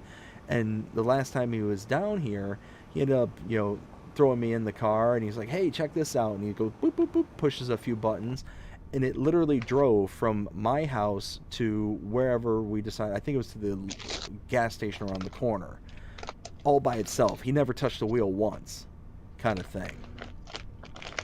And it was like a very unsettling feeling, while at the same time like okay, this is kind of cool, but just not. It's just, number one, I don't like feeling that kind of disconnection from the vehicle kind of thing. I prefer to, like, if anything, I prefer to have like a manual transmission, and like feeling like I am one with the machine kind of thing. And I drove it. I actually drove the car, his mother's Tesla, and I just felt so disconnected from everything. I felt disconnected from the road. I felt disconnected from the brakes. I felt disconnected. Like the only thing I felt connected to was the gas, like quote unquote the gas. The acceleration, because the acceleration on that thing was insane. Have you ever driven an electric vehicle? No, but I rode in one once. The amount of torque that was in Yeah. that thing was incredible. It was just insane. The amount of oomph that thing has. And then, like I said, it's not like they've got like the more extreme one. Like they got I think it's called the Plaid series for Tesla, and Yeah. it's like a reference to Spaceballs, the movie. And I think that thing gets up to from like 0 to 60 in like less than 2 seconds. Holy smokes! It's insane. It's absolutely incredible the amount of torque and power that thing has. But I don't know, it worries me. Like, number one, it worries me because that disconnected feeling that I had from the vehicle. Like there was, Yeah. like, if I was in an emergency situation where I had to evade or something along those lines, I don't feel like I could evade properly. Oh, pull, come on. Keep pulling, just keep pulling, there we go. Close enough. The little engine that could. Yeah, no, I got hung up on a fence, and I've got the big I got the big New Holland harvester with the Yeah. MacDon Flex Draper header, Okay. and the header got hung up on the fence. So it's like, okay, just keep pulling. You'll eventually work it out. And I did. Eventually, it got unstuck. I think mappers. I think they just put fences around fields just to mess with the players. You know what? I think I've said that very same thing many times before.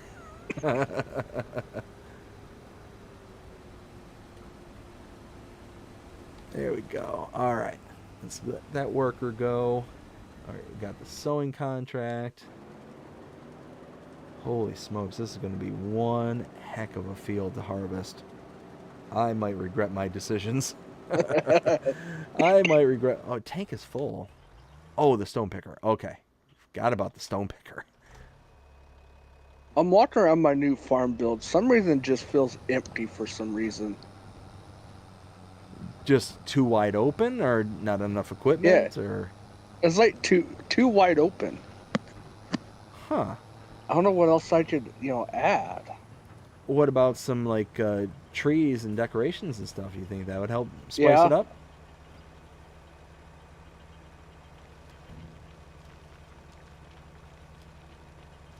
Holy smokes. So we got 12,000 liters of stones out of this one field. More than that. When it's all said and done, we're going to have over 12,000 liters of stones. Wow. Just wow. And like I said, so to kind of recap, the stone pile that I've got going has at minimum 30 to 40,000 liters of stones in it. Like there's quite a bit of stones that's tucked away over here. Quite a bit. Let's see. Let's go find the pile. It's starting to get impressive. There it is. There's the pile. It's huge. Look at that. And now the worker's done.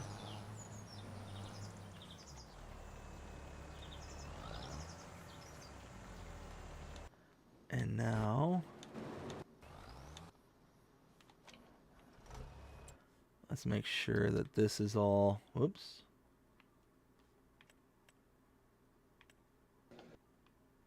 Oh, there's a little bit of stones to the north.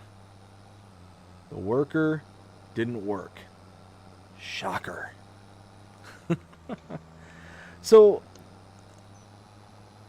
we were talking about FS25 earlier and kind of your favorite features that you're anticipating coming to the map or coming to the game and whatnot. What was some of the features where you just like, weren't necessarily looking forward to or impressed with? I know probably gonna get a lot of backlash from this. Probably the new crops they added, like green beans and spinach. No, was there a particular reason for that, or? I'm not really, because really you don't see very many farmers that say Midwest or or like in down south that grows that stuff. Okay, so it was mainly because it just didn't feel like something that you would see on the regular. Yeah. Okay, I can respect that. That makes sense. When I thought they could add other types of crops that you could grow, was on modded maps, for an FS22 that they could have maybe added to base game. Okay. So, there's a lot of stuff they could have added to, base game for 25 that they seemed like they had just, ignored. Oh, for sure. I mean, there's always like a bunch of stuff that can be added, and I don't know if they necessarily ignored it. I have a feeling, like I have no reason to justify this. I have nothing outside of just my gut, but just something tells me that we're going to get some pretty big things for like the DLCs and specifically for like the premium or platinum, whatever they want to call it, this go around. I have a feeling we're going to get some pretty special stuff, and I have nothing to justify it, nothing to kind of be like, okay, I'm going to hang my hat on that, other than just the feeling. It seemed like they didn't add quite as many as vehicles, tractor wise or whatever, to the base game of 25 than they did in 22. I would agree with that. I feel like there's kind of a void, and I think a lot of that might be because we're used to the kind of the DLCs and all the vehicles that we can get from Mod Hub and whatnot, and it just may have felt bloated or way more. Yeah. I don't know. Maybe I'm just kind of pulling that one out of thin air, but I don't know, because they were saying like there's X amount more, and that might be true, compared to 22, but maybe that also maybe because of all the other crops and stuff that we might not play with on a regular basis. Like I don't know too many people that do like the grapes or olives or anything Yeah. like that. I've tried the rice and it's cool. It's a new product that's nice and fun, but Yeah. to me, it's probably going to turn into like sugar cane to where I do it once and I'm kind of done. I can see that, like, especially when the harvesters come out from the mods, I could see like spinach, green beans, and peas being something that's really cool. And it was kind of the same way with the root crops from the premium DLC. You know, just once the mods came out that were kind of better overall for the work, then I was like, yes, I'm on board with doing the root crops. Let's do this. But before that, I was like, meh. Oh, are you serious? I had a feeling that parking right there next to the field, that trailer was gonna get me into trouble. Oh, come on.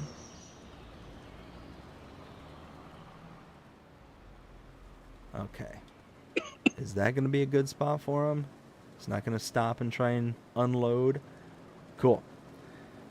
All right, let's catch up with the chat here real quick. I think I left off with. See, I think I left off with Tony S. Joystick Geezer says, my three boys were always good about putting the seat down for some reason. I think that's what we call a miracle and a blessing, especially from the wife's end. He also says, I thought about doing a time-lapse series. Don't have to talk, and they seem fairly popular. Okay.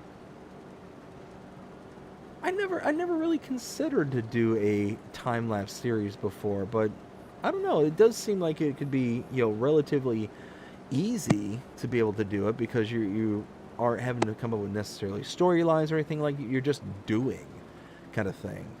I don't know. That could be fun. What do you think? Yeah.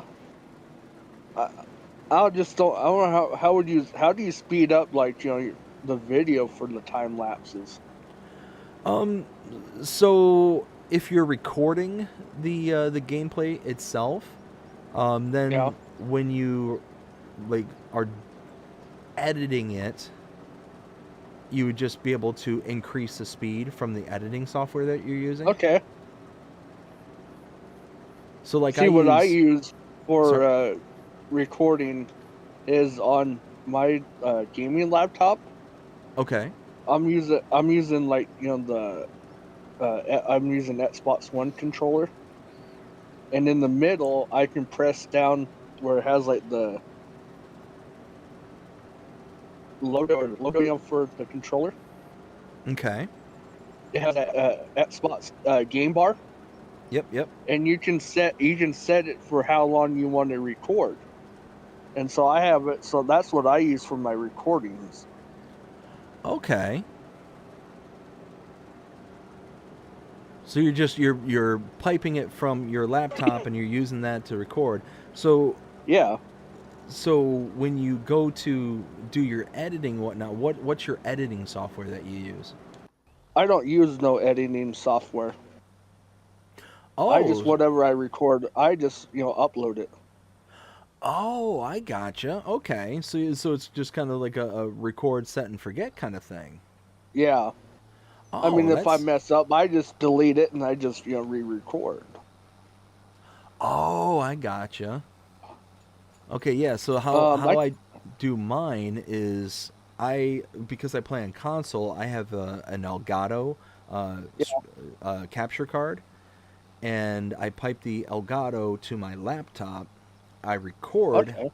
to the laptop, Yeah. and then I can take the files that it recorded and then sit there and do the editing after the fact, kind of thing. So I can take the 2, 3, 4, 5 hours worth of recording that I do, slice it up and get it Yeah. into a kind of format that I want it to be in, and then just kind of boom, I can add music, I can time lapse, I can increase time, slow down time, the whole 9 yards there. So it Yeah. works out really good for the kind of style that I do.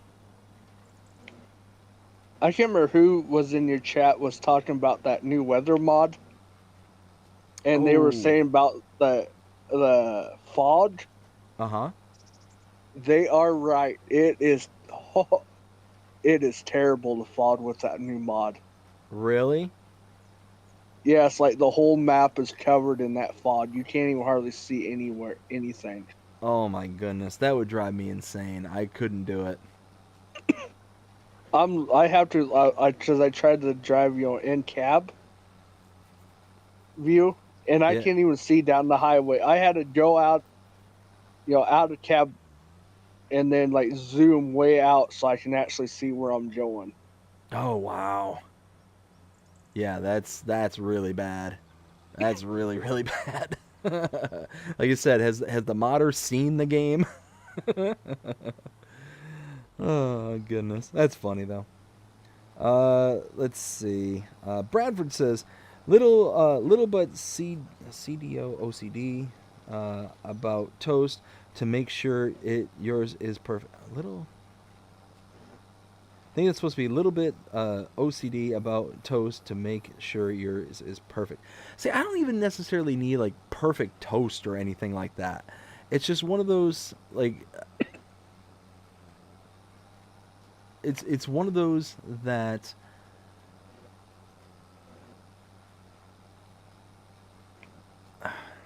when you got like a sourdough loaf that you made yourself, it tends to be very crusty kind of thing, and we don't have really good bread knives. So if I sit there and cut off a slice, it's already really kind of rough and jaggy. If I try and cut through it through the center kind of thing, like with our old toaster, so when I would cut through it, like rip and tear and do all that kind of stuff. So it was just more of an annoyance than anything. So when I got the toaster that could have the big long loaves, I could just cut it right in half and be good to go.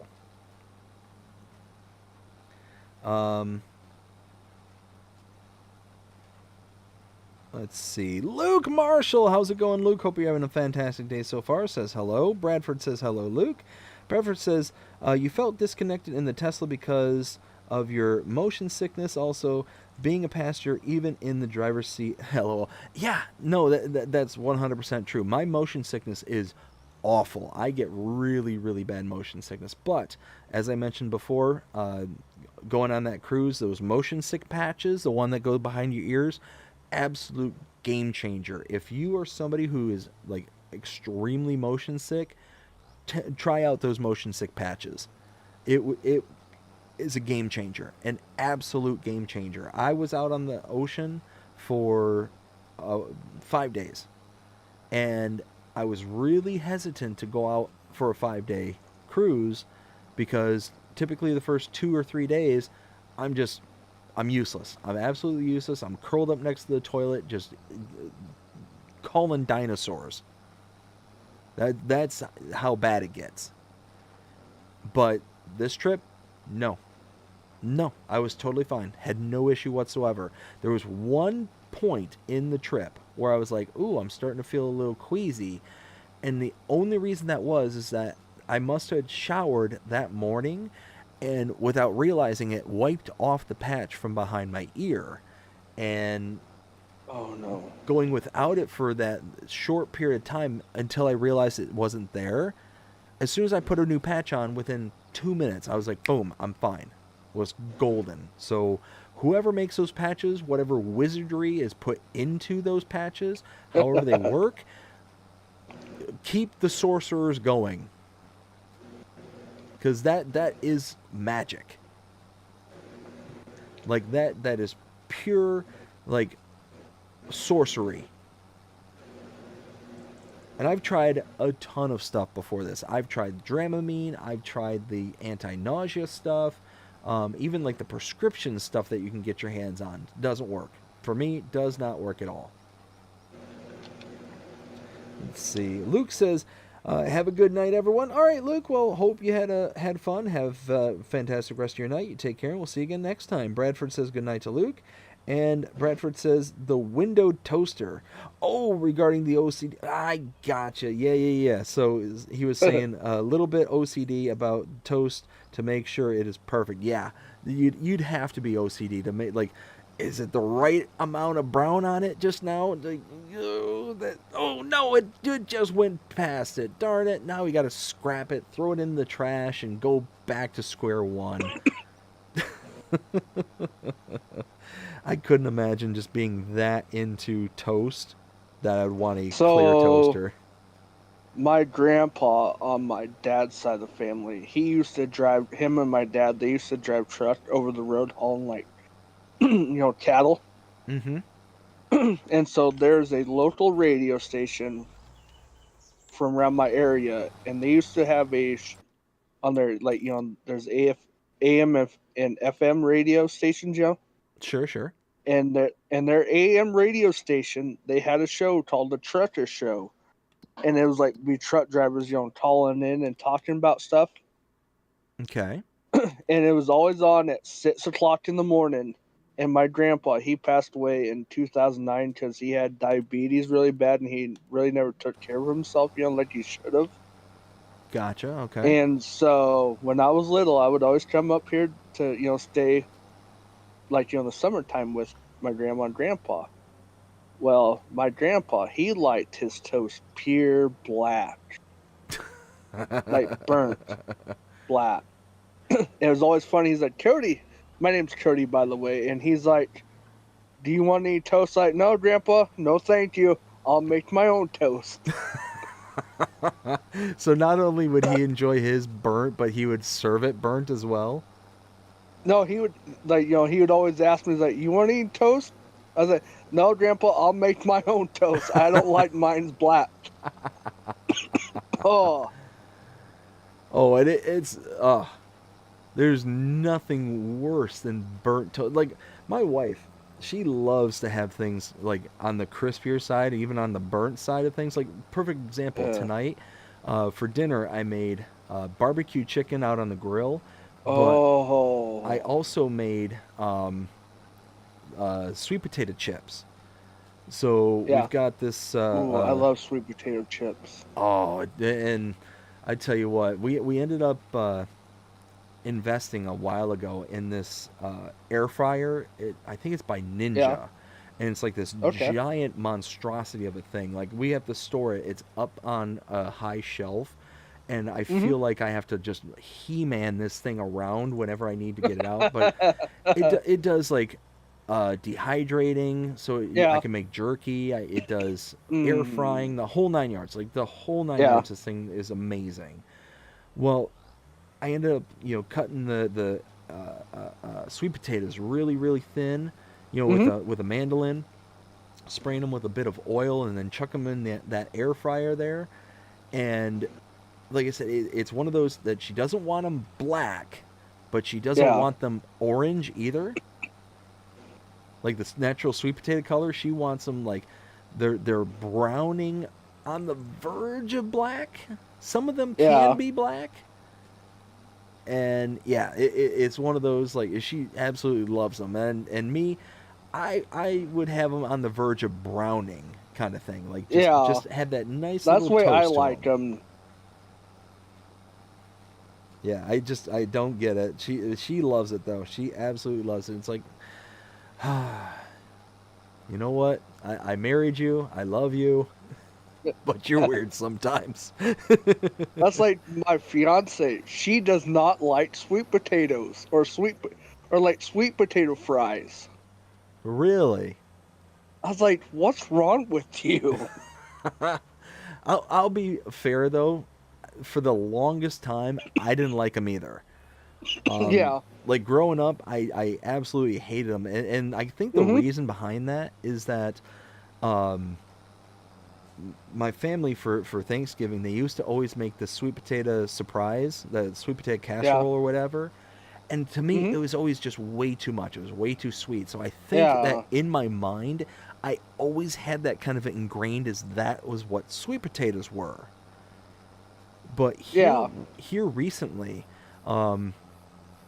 we started making this recipe that my wife found on Instagram, and it was sweet potato nachos. Ooh, that doesn't sound that don't sound too bad. Oh man, when I tell you this is delicious, wow, it's next level good.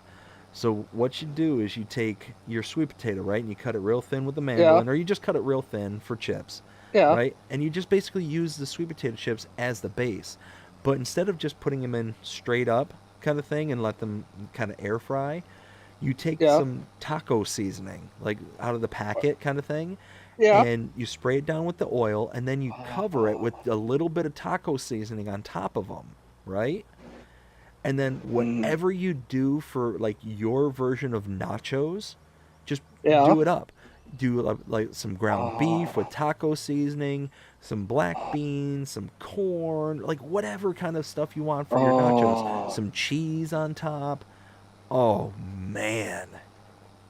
Now I'm hungry. So I've said this many times on the channel, but I've highly considered like starting a cooking channel before BDD gaming. Yeah, Like I was for the longest time I've been considering, oh, well, maybe starting a YouTube channel, starting this, starting that, and it's like, oh, what are the things I'm really into? I'm into cooking and I'm into playing games, and specifically into Farming Simulator. And I was like, okay, what would I need for the investments of doing cooking? Well, I'd need a camera that I could put up, a tripod, all these different things. It's like, okay, well, I could start a YouTube channel far easier and simpler with far less investment than if I yeah. were to, do that. So that's why I started BDD Gaming rather than BDD Cooks. So it was one of those could have gone a whole different angle, but I absolutely love to cook. I'm a big fan. Justin, how's it going? Hope you're having a fantastic day so far. Says hi, Justin. But yeah, so in my household, I do the majority of the dinner cooking. But like I Yeah. said, tonight I ended up doing chicken on the barbecue, which turned out amazing. But for her, I did barbecue chicken. For me, I did something a little bit different. Um, I I have kind of weaned away from the whole meat and potato kind of thing, like the Yeah. meat and veg and stuff like that. And I've gotten into more into things such as like the more complex menu items because I've gotten to a point where I've just gotten sick and tired of the same thing over and over and over again, right? And like the whole basic meat and potatoes thing I've just gotten bored of. So here tonight I decided, well, how about I make some chicken tacos kind of thing. So I could Ooh, do I it up at, love chicken tacos. oh man. So this one I did a little bit different than what I normally do, Hmm. right?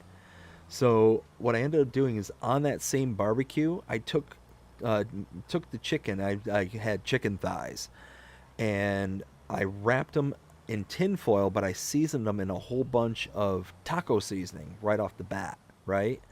So I wrapped them up, threw them on the barbecue, and just let them cook.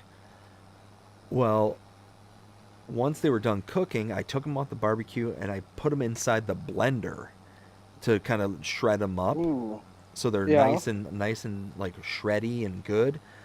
And then after that, I took them out, put them into a saucepan, and into that I added a can of Rotel's uh, was it fire roasted tomatoes and green chilies. Threw that Ooh. in there, as well as corn and black beans, like seasoned black beans, and threw that all in Mm. there. I let that kind of simmer in its own juices and cook up, and Yeah. oh man, it was so that was kind of my base for my taco. And then Oh. with it, I ended up making a side of sauce. It was like a mock chipotle mayo, where I Ooh. took chipotles and adobo, Yeah. and to it I added some Greek yogurt, some really high quality cottage cheese, sour Mmm. cream, and then some garlic powder, onion powder, salt, pepper, and blitzed it in the blender.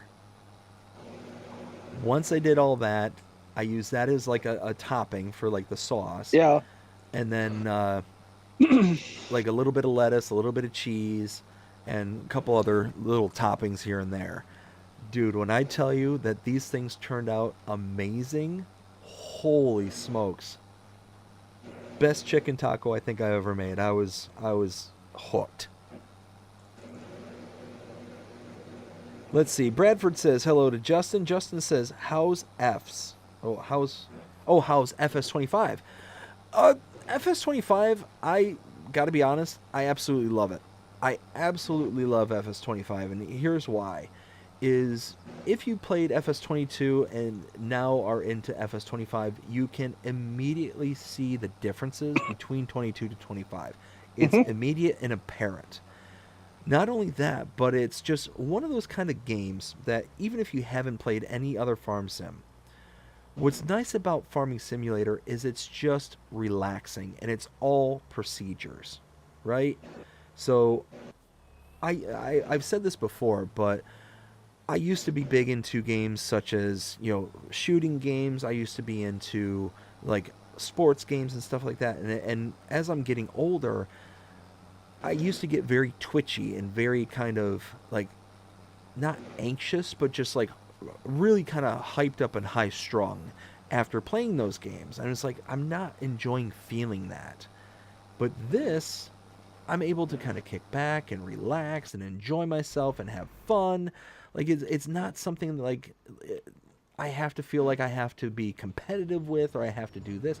I just have to move from one procedure to the next to the next.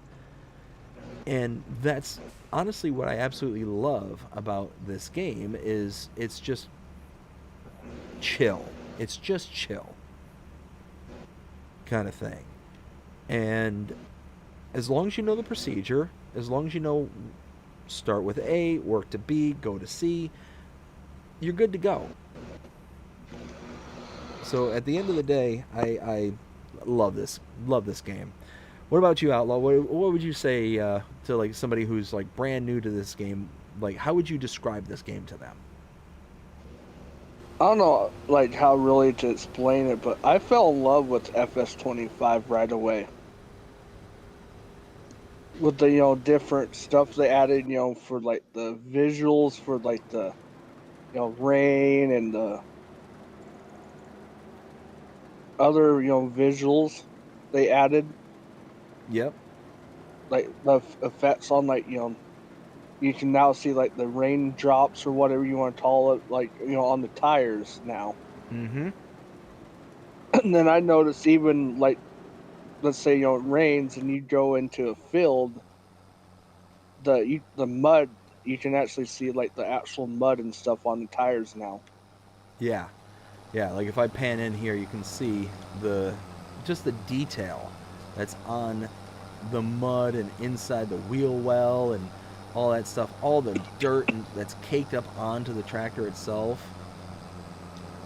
Like the details are just incredible. The gameplay itself, like I said, is just relaxing and procedural. The like right now I'm on my field here on this farm and I'm planting some wheat. What I need to do after this is I need to roll it out so I can get the maximum yield that's available for this specific product. But I mean, even if I didn't do that, okay, it's not a big deal. I just lose out on a little bit of overage, a little bit of extra product that I could gain by doing it. Speaking of which, I ought to grab my other tractor and go. There we go. Go and get a roller. So yeah, no, like I said, at the end of the day, it's a fun game. It's a ton of fun. There's so much stuff to do, and you can play it however you want. That's the other great thing about this game, is that it's really comes down to the individual playing it and them being able to play it however they want. They don't have to play it hyper realistic. They don't have to play it, uh, super unrealistic. They can play whatever suits their fancy at that point in time.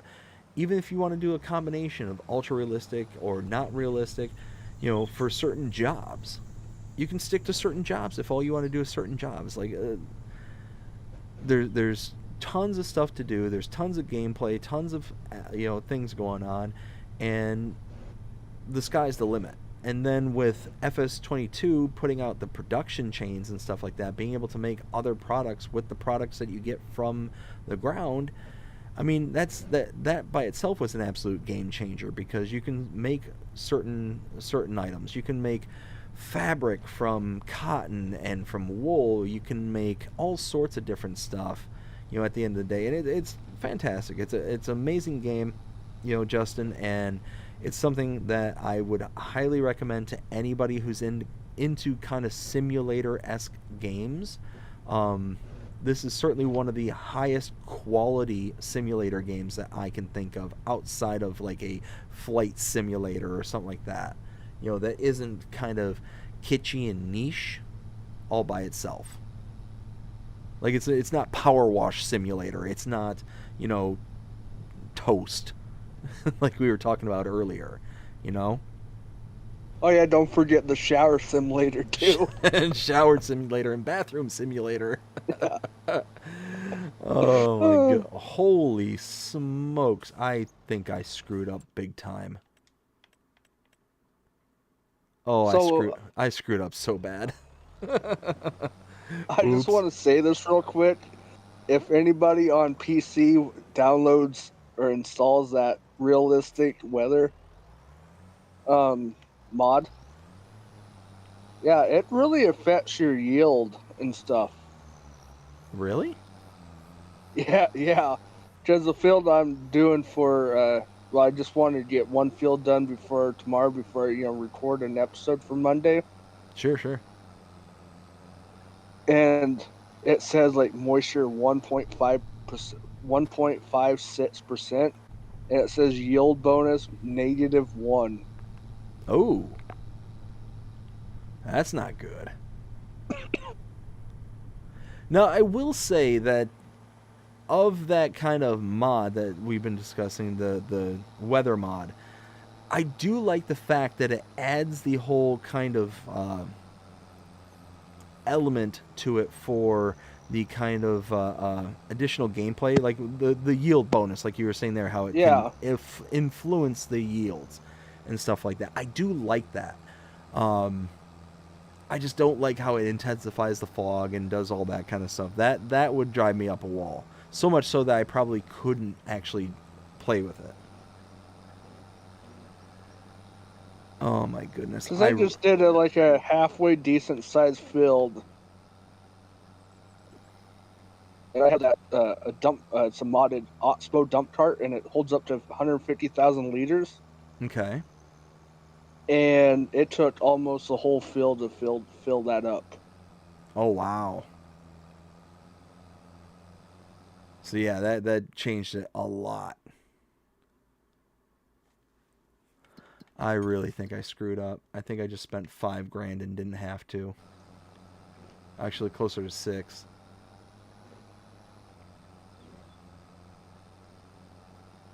That's gonna drive me up a wall.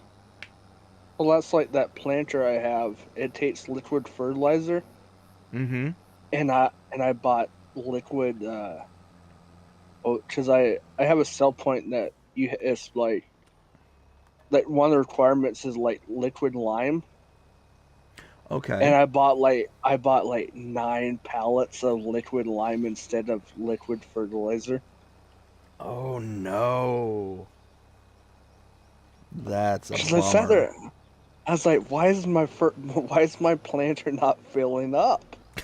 Or why is it not giving me a trigger for refill the planter? Yeah. So I got out of the tractor and looked at the pallet deal, and it said liquid lime on the side of it. Oh my goodness. Yeah, that would drive me up a wall. Okay, good news. I didn't screw up too badly. So, I ended up getting a roller, and I got the Brandt Yeah. land roller, the big Yeah. 28-meter land roller, Hmm. and it didn't dawn on me to, hey, take a look at the power requirements. It requires 275 horsepower. My tractor's 230. Oh no. Yeah. So I thought that I basically got a piece of equipment I wasn't going to be able to lug around. Thankfully, that's not the case. I'm able to move it just slowly. Yeah, slow. That's like, Rusty. He does all those, challenges, for Farm Sim, Mm-hmm. and he had one in FS22. I did not do because it was only 200 horsepower challenge. All your Oh. vehicles you had to have should only use was 200 horsepower. Oh my goodness. I could only imagine. I'd And be so frustrated. Especially he's depending on the map. everybody's like, why don't you do that challenge? Like, for one, I'm playing on a 4X map with a lot of hills on it. I'm not doing it. Yeah, no. No.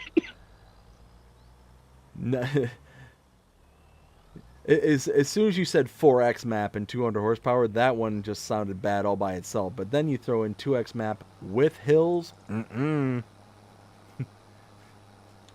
I was like, no, I'm not gonna do something. I was like, can I use one like forage harvester or combine?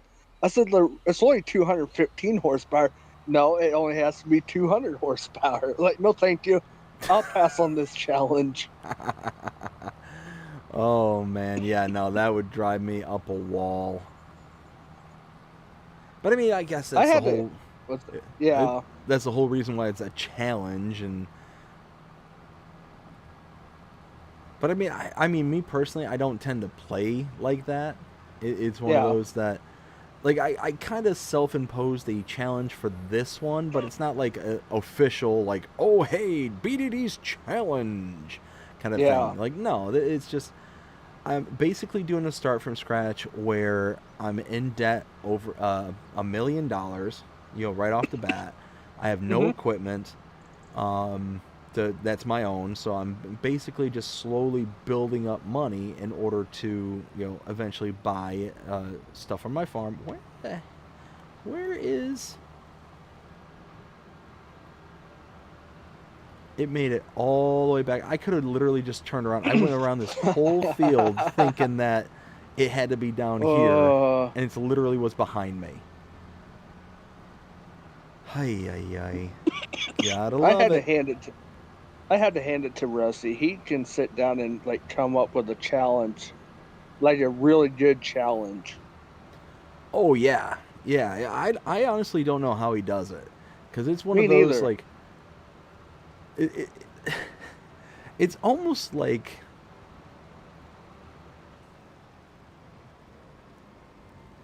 how do I say this? Because I don't mean it to be disrespectful. So let me kind Yeah, of preface this. Um, have you ever seen the movie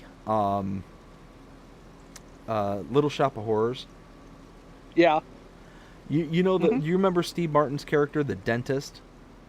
yeah. Well, it's almost like that kind of thing where you almost enjoy putting people through pain. You know what I mean? Like, I don't mean it like I said, I don't mean it as a insult or as to be mean. Yeah, It's like you create these challenges. I understand it's to overcome the challenge, but it's one of those like there's got to be just a little bit of something in there that's like, okay, I gotta torture myself almost like, oh, I had it on the tip of my tongue. What's the word called? Like masochist almost. yeah. Like just a little hint of that kind of thing. But no, Rusty, he's such a cool guy. He's a really awesome dude. Um, but no, it's one of I those like to sit there and cook up some of those challenges and to sit there and be like, okay, well, the 200 horsepower challenge, or there was one it wasn't him, but it was another person that I was talking to. They were doing the whisper challenge, I think it was called. Yeah, something like that. I think it was Whiskey Creek Farms that was telling me about that one. And it's like, okay, what does that one entail? And he's like, oh, you got to do this, you got to do that, you got to do all these different things. And it's like, really? Like, I don't know about all that. Like I said, I'll stick with my whole, I'll go ahead and just kind of sit here and work on, paying back money and doing all that kind of stuff.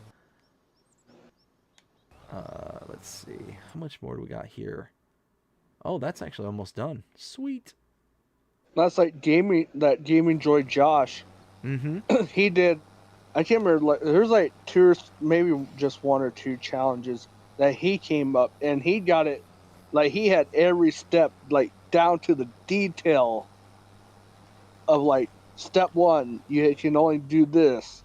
Then step two, now you can do this. I was like, I'm not that of a genius. Oh my goodness, I can only imagine just like I said, like at the end of it, you have something to look back on and be like, yeah, I did the thing. Yeah. I went through and I slogged through this. Like I get it. That's the whole point of the challenge is to challenge yourself. But there is a point where you're like, nah, I don't know about all that. See, there is a YouTuber, and he's also a map maker.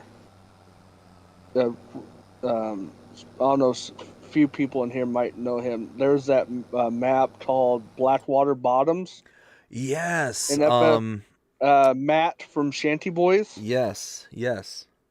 and they did well they later on after a while they redid Blackwater Bottoms, and they went in I think was it Rusty or Gaming Joy? It might have been a little bit of both of them. They came up with like I can't remember what the challenge was called, but they got it implemented into the map, so there'd be like two versions of the map. Yes. Like the you download like either one of the like you downloaded the map, but you had the choice of playing the challenge or just the regular map. So I think it was like, wasn't it called like the Breakfast Challenge or something?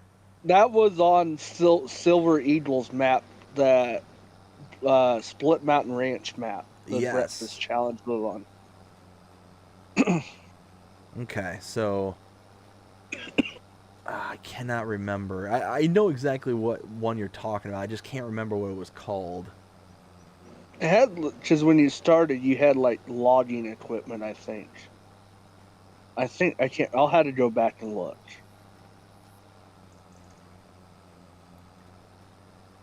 And then there was what was that mission? Mars the Mission that had a challenge all built into the map Yeah, as well, but but completely after unrelated.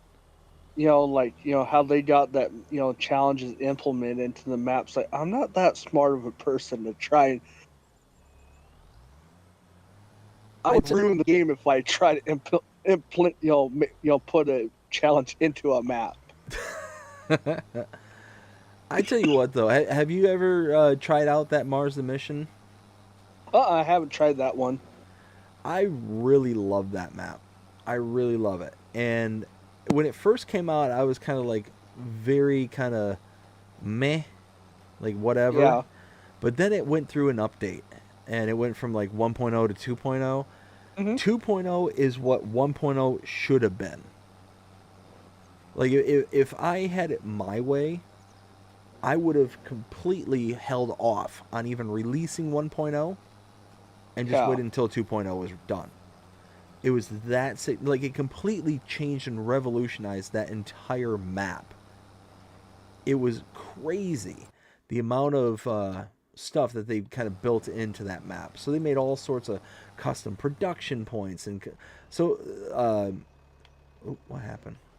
One of the reasons why I didn't much care for it is that when it first loaded, it basically used a lot of the base game kind of production points. So you had all these kind of buildings on Mars.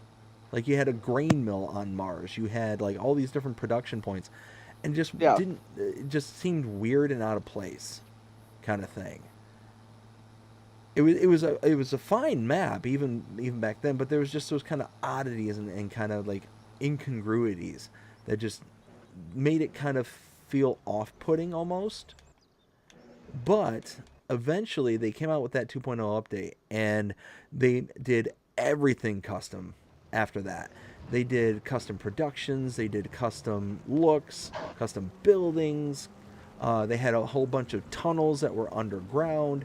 One of the biggest features on the original map that I was really kind of like really blah about was they had this biodome that was on the map itself, but it was where all the animal pens and pastures were. But the pens and pastures Okay. were all base game map, like base game stuff.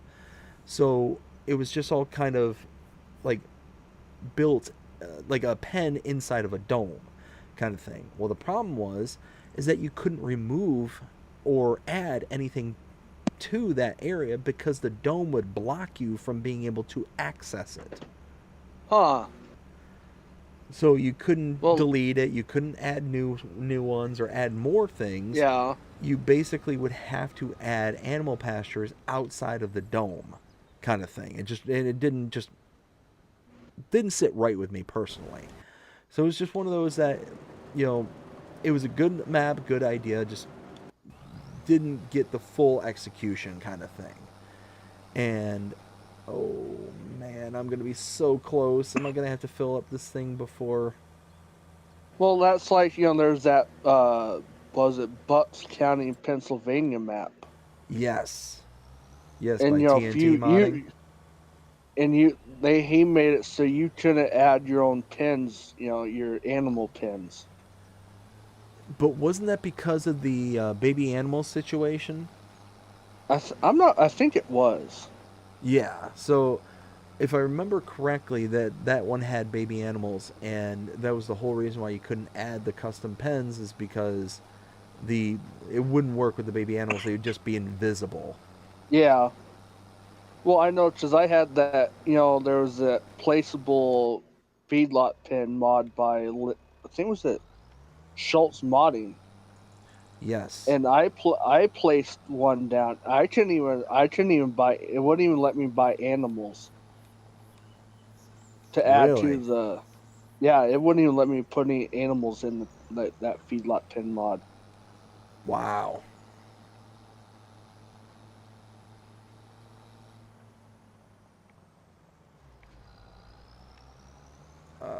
Let's see. Think. Okay, yeah, way over on the other side. I'm gonna run out of seeds for my sowing contract right before the contract expires or finishes. I'm at 98%, and I had less than 100 liters of seed left, Oh. and it just ran out. I'm at 98%. Thankfully, I have literally the same exact seeder that's already hooked up to my tractor, Yeah. so I can just literally just kind of take over. It just dawned on me right as I was ready to go run up to the shop to get more seeds, and I'm like halfway across on the other side of the map, kind of thing. So it's like, no, don't make me do it. All right, let's get them working. Let's get this out of the way.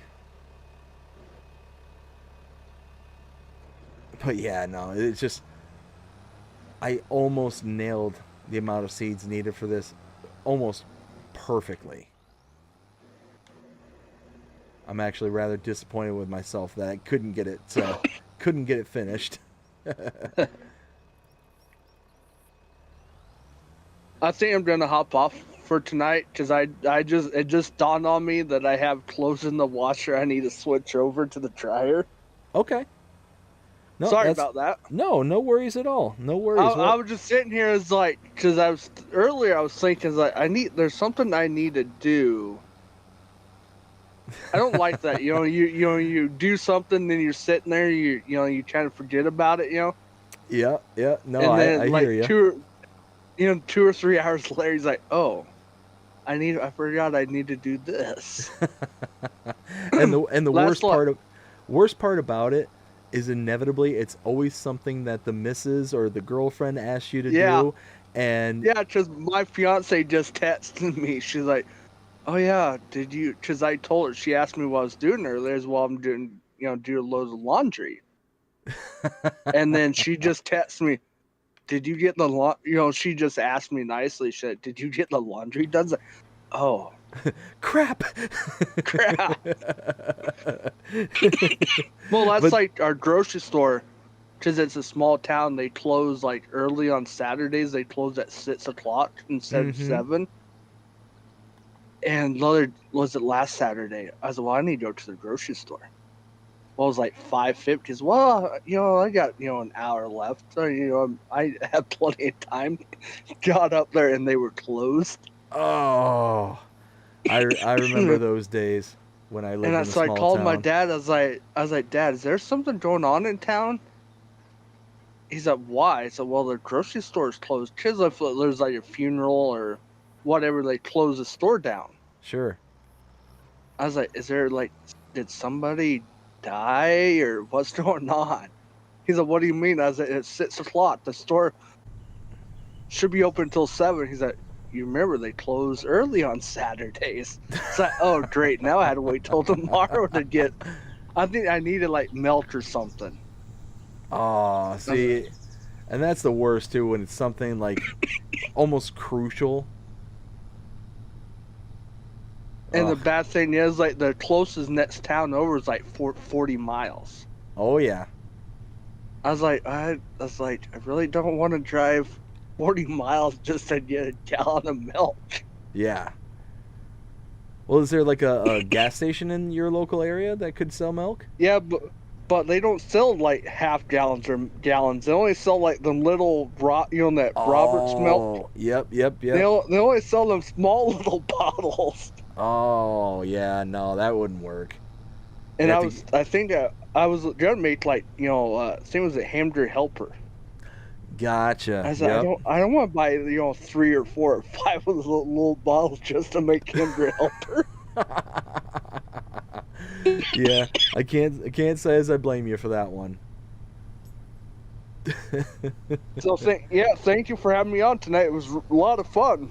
Oh, no problem, no problem. I had an absolute blast with you here tonight, and I'm glad Me you enjoyed too. yourself. It kept me from being bored all night long without while the fiance's at work. I wasn't sitting here talking to myself while I'm playing Farm Sim. Well, I mean, it's certainly better than talking to somebody else than it is talking to yourself. Yeah. So like I say, I really appreciate you having me on tonight. Oh, Had no a blast. problem. Hopefully we can do it again. Absolutely, absolutely. You take care, and we'll see you again next time. All right. Yeah. Have a great rest of your stream. I'll put your stream on and have that in the background while I'm doing things. Sounds like a plan. All right. Talk to you later. All right, man. You take care. Bye. Bye bye. Let's see. So right now, we can get rid of this. We don't need that anymore. Do we need anything else for around the farm? I don't think so. Okay, that's just going to chug away and do its thing. I'm actually really shocked that this is working out the way, like that it's working, because I'm at minimum 30 to 40 horsepower shy of the requirements for this thing. Like that thing's an absolute beast of a roller. So I'm happy. I'm very happy that it's working. It could have been way worse. Really, when everything's said and done, that could have been infinitely worse. So I'm really happy that that's working out to my advantage. Let's see. So at this point, we're gonna roll this. Let's get, because it's rolled, I don't need to worry about anything else. Let's get this back to, actually, do I need this anymore? It's 80%. That's chugging along. So yeah, this is just gonna do its thing. Like, this is just gonna take a while. Jeez, look at this thing. That's just gonna do its thing. So, what about contracts? Is there any other contracts I can work on that are decent? I have one more slot open. 60,000. No, no peas. No peas. That'll take forever and a day. Especially 15. Holy smokes. The tank on that thing is ridiculously small. I could do the fertilizing contract real quick. Oh, yes, please. Hey, well, at least it worked properly this time. It would have been nice to have gotten again a free payout, but let's see. So let's go into 22. So that's the one way down the corner. And while I'm thinking of it too, pick this up.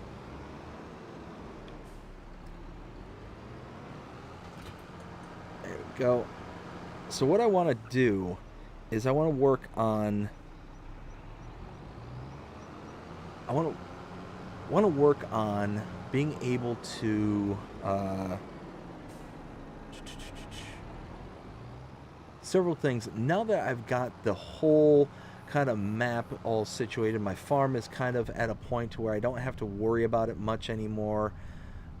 I can kind of leave it to where I'm, one, working on contracts, but two, working on things like down the line kind of thing. And one of those things I want to work on, well, actually, it's kind of twofold. One of those things I want to work on is there's a field that's kind of hidden away. Oh, tank is full. Let's get this to the farm and then I'll deal with that. But there's a field that's kind of hidden. And it's basically, it's a grass field right now. So I could get some extra grass off of the fields. But the reason I say it's hidden away, it's because it's behind a whole bunch of trees. I could kind of pop in and cut down some trees to be able to kind of make sure everything's all good to go from there. Let's see, what we got going on here? Oh yeah, look at that. 26,000 liters of hay, 26,000 liters of silage, 13,000 liters of digestate.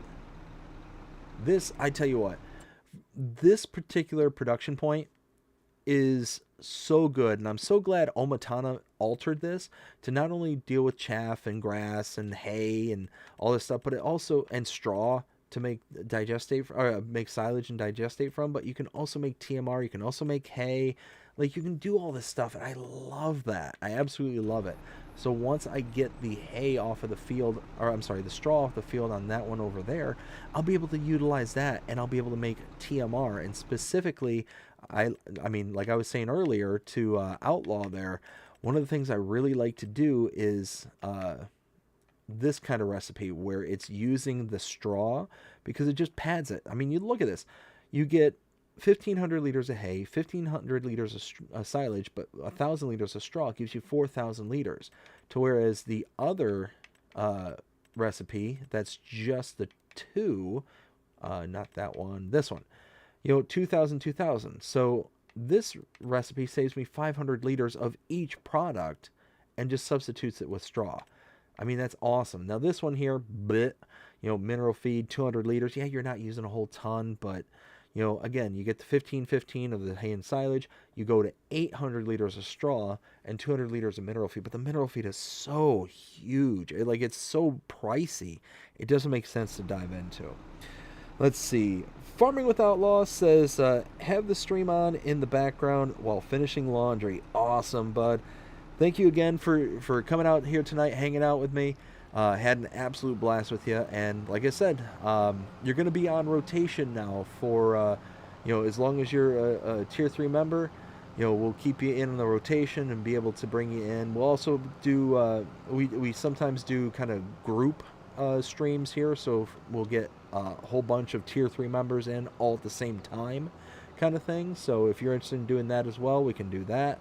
So yeah, we'll just kind of go from there. And like I mentioned to you before, next time you're on, we'll be able to do, if you're available, of course, be able to have you actually come onto the game itself, onto the map itself, and if you want to play along with, that's also a thing that can be done too. So completely and totally up to you. But like I said, had an absolute blast with you here tonight, so glad to hear that you did as well. Bradford says, fluff and fold. I tell you what, I was born without the folding gene. That just is non-existent in my DNA. I don't know why, but if somebody were to be here and pointed a pew-pew to my head and said, do this or else, I would have to be like, okay, well, let's do the or else. I can't do it. I cannot do it. Like pants, I'm fine with. I can fold pants. I can fold shorts. Not a big deal. Shirts, nope. Just can't do it. Cannot do it. I'm even one of those kind of people. I went out of my way and I made a folding mechanism, like to be able to like put the clothes down, to be able to do it. Like without that folder, I can't do it. I just cannot do it. I don't know why. I just have never been able to do it. Ooh, that just dawned on me. Oh, see, we've got all this silage now. I could take it up to the biogas plant and dump it in there and be able to utilize it for power and methane, for electricity and methane. So I could get paid for that. And get extra silage, or digestate as well.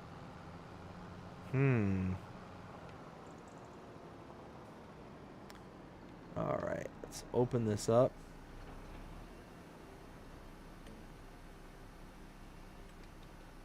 There we go. Yes, okay, this field here. But what I wanted to do is I want to add a sell point. And actually down here works out very nicely because you've got all these various little triggers here, here, and here for the selling. You also have this little sell station for stones and stuff over here. So you get a whole bunch of stuff that you can sell over here. What are these sell points called? I think these are the Cotswolds. Yeah, Cotswolds bales, Cotswolds stores. So what about this? I want to put a sell all right here. Selling point. So that way I can sell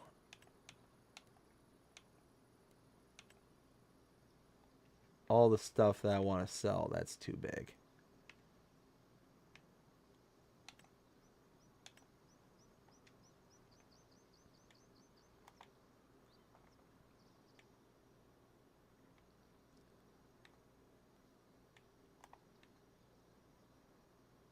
Do something like that.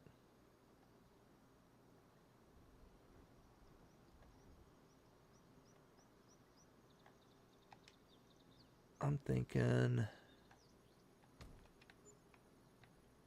there. So now we got the sell all. So the whole reason why I wanted to do that is now this opens up opportunities.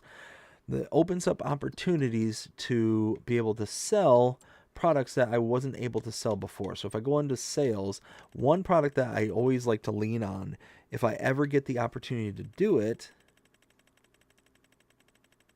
let's see.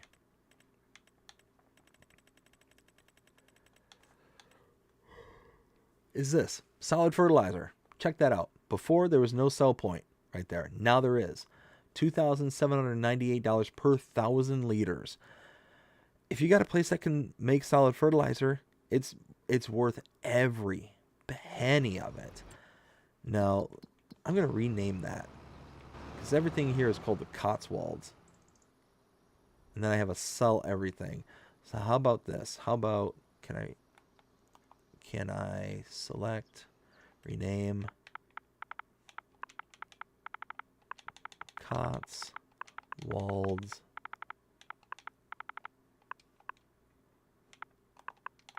exports.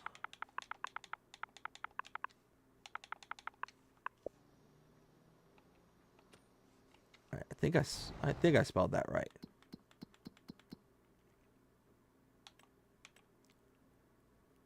Oh, I need to change the A to an O and add an S to the end. Okay. Ay, ay, ay, ay, ay. Okay, select, rename.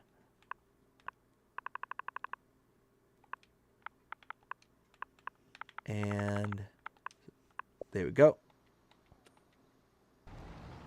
Oops. Didn't mean to do that. All right, there we go. COT, COT, SW, SW, OLDS, Cotswolds. Perfect. Cotswolds exports. That is awesome. So now we have a place where we can sell everything, including cotton. Look at that. Cotton didn't even have a place to sell. That's awesome. It's not like cotton's, growing anywhere here, so whatever. But it works, so I'm happy about that. And it's all competitive pricing. That's what I like about the sell-all. And I had the wholesale from Zettelzocht that released shortly before this one did, the sell-all. I deleted the one from Zettelzocht. It's an awesome mod. Don't get me wrong. And if you're on PC, install it because it's a good mod. It's a great mod. The problem is I'm on console. And for consoles, it's 77.77 megabytes to download. I have that committed to memory because of how large it was and for what you're getting out of it. Don't get me wrong. You get buy points, sell points, the whole 9 yards. It's good stuff. But it's not worth 77 megs when I can do when I really only want it for the selling portion of the mod. I don't need 77 megs. I can have less than 2 megs for that one over there, and now I'm good to go. So I'm happy about that. But what's really cool is all those products that I had over at the shop, the seeds, the fertilizer, the lime. If I want, I can just load them up and sell them now. I don't have to sit on them and keep them at the shop. I can, and I probably will keep them, but I don't have to now. And now what I can also do, oops.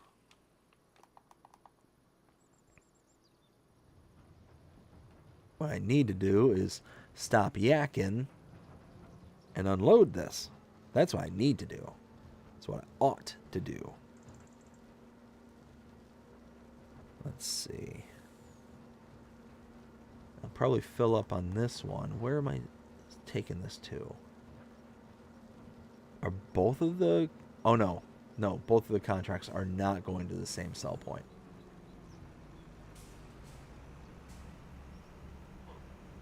Holy smokes. I tell you what, though, I hate to do it, but I'm starting to get a wee bit tired. So I think I'm going to get to a point...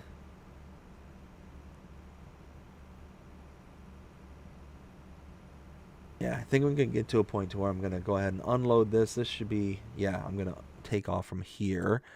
Let's see. The sorghum is going to the general store, and the general store is north. So this one, that one's the one that's up north of the shop there. Let's see. Farmer Groot says, I woke up again for the 3rd time. LOL. Hi, all again. How's it going, Groot? Hope you're having a fantastic night, even though you're not sleeping. Bradford says, it's only 2 a.m. I know it's only 2 a.m., but I've got kids. And they don't let me sleep in. My youngest one will come in at 7 o'clock in the morning and be like, Daddy, Dad. And then climb into bed and then lay on top of me.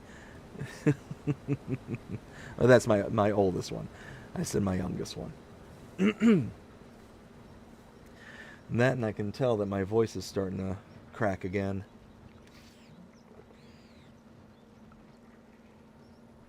Let's see. So I need to figure out... Oh my goodness, I'm only going 20 miles an hour with this trailer. This is why electrical vehicles don't work. Joking, just joking.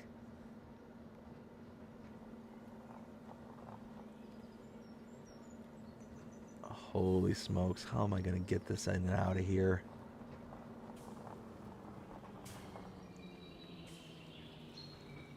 Alright, slow it down, slow it down.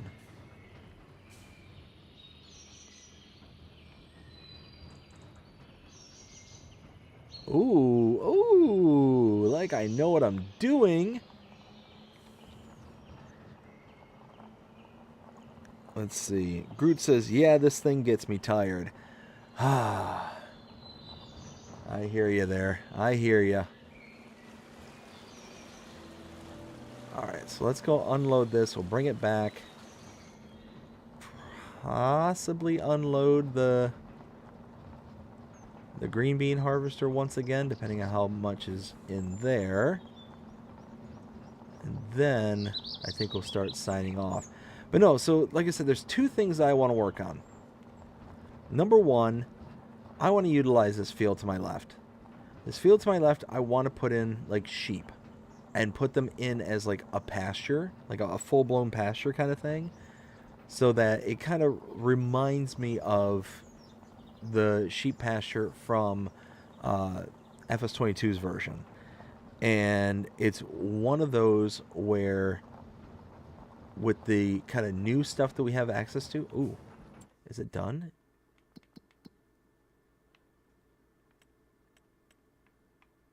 Oh, no, it is not done.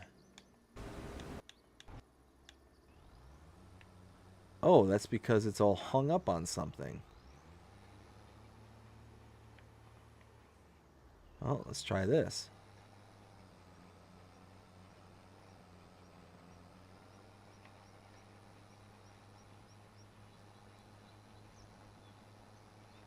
Oh, no, no! Ay, ay, ay. This massive roller. What was I thinking? Oh, yeah, I'll get the big roller. Hey, look at me go. I can do it. Groot says, no, not those streams. Sorry, I meant the... Of me not feeling... Gotcha, gotcha. Oh, that's the worst when you're not feeling good, but you can't, like, rest it off. Oh, come on.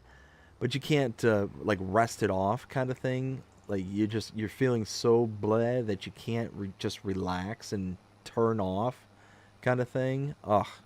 Sorry to hear that, Groot. That sucks.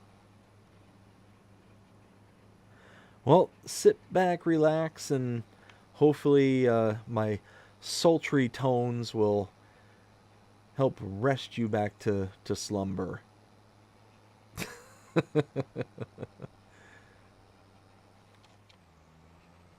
Holy smokes. Okay, yeah, so I think I can just make one kind of final pass around the entirety of the field.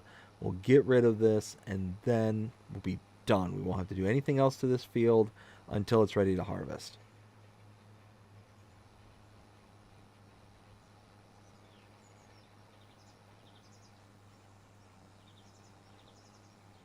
Oh, come on. Come on. All right.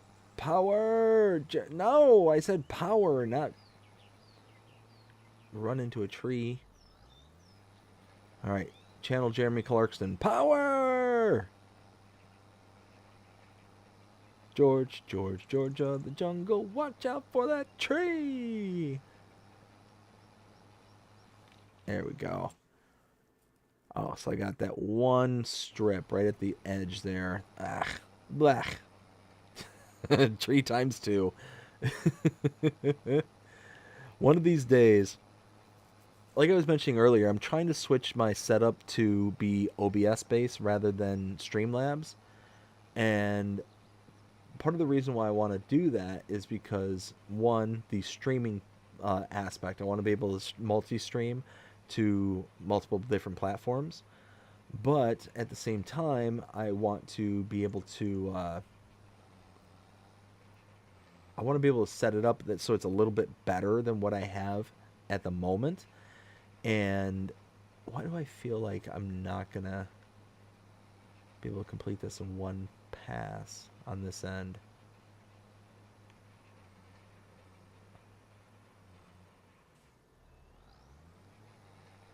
And we'll just go through a bush and into somebody else's field.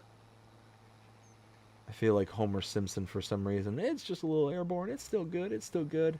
It's gone, Dad. I know.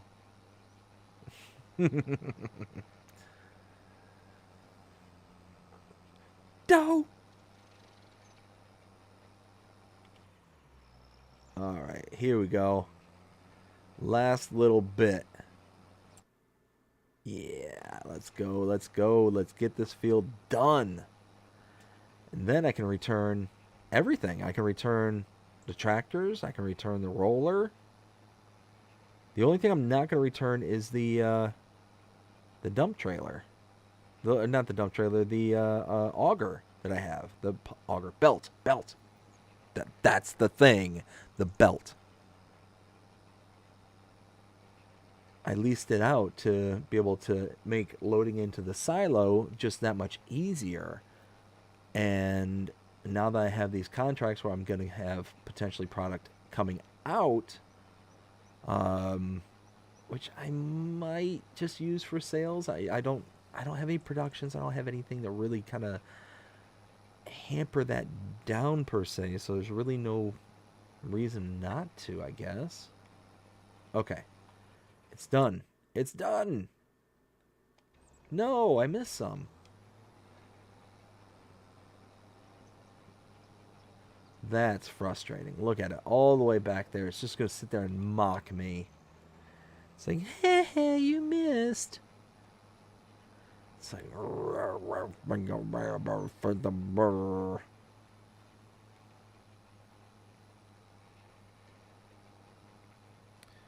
Let's see.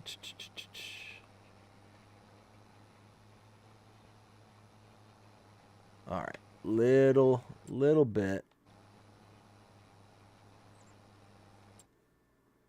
Yeah, there we go. Yep, perfect. All right, so let's kind of review. Don't need that. I need that. Don't need that. Don't need that. Don't need that. So there we go. All right, let's go ahead and take this back. Or not take it back, but get it dumped. Where am I taking it to again? The general store. Okay. Oh no, is this the one that's broken? This is the one that's broken. Uh-oh. Oh no. I hope I'm able to unload properly.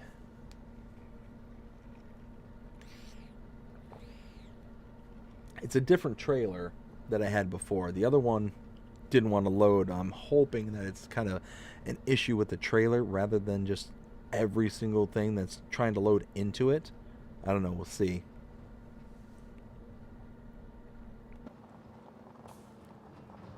All right. So otherwise, this is going to be a pain.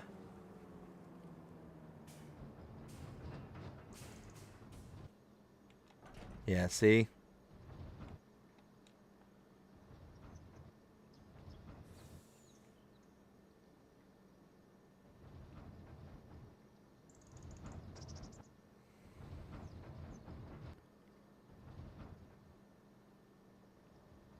Ugh. Just ugh. Alright, well.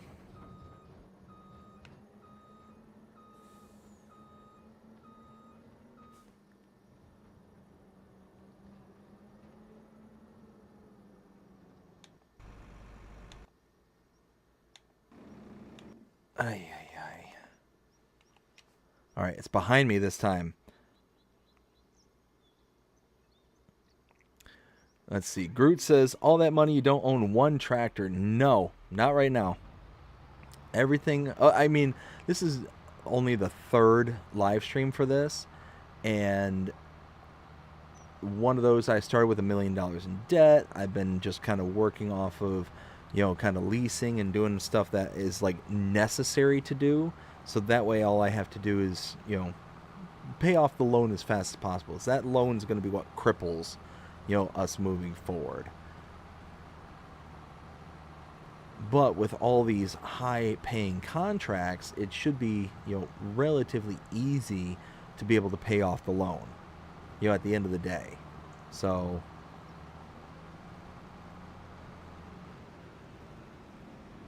there we go. Dump that in there. Alright, so what I need to do,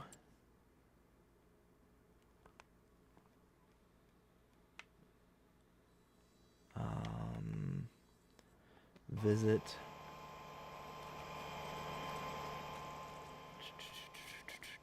So over here is the belt. Nope, other way.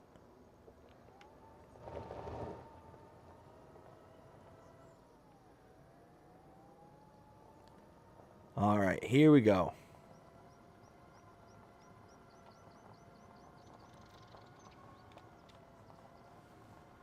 Yeah, this is the only thing I have technically in my name, is this bit of equipment right here. And this isn't even owned.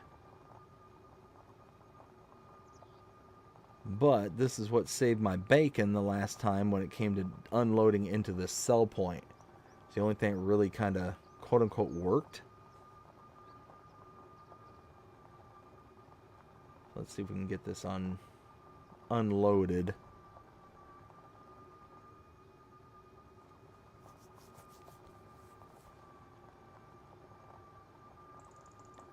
Let's see. So if we get this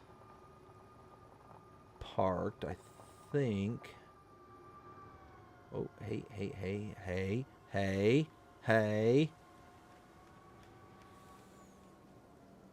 Okay.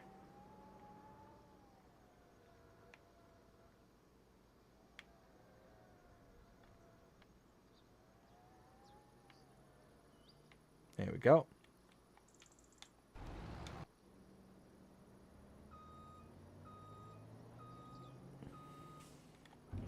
All right, we dump this out here.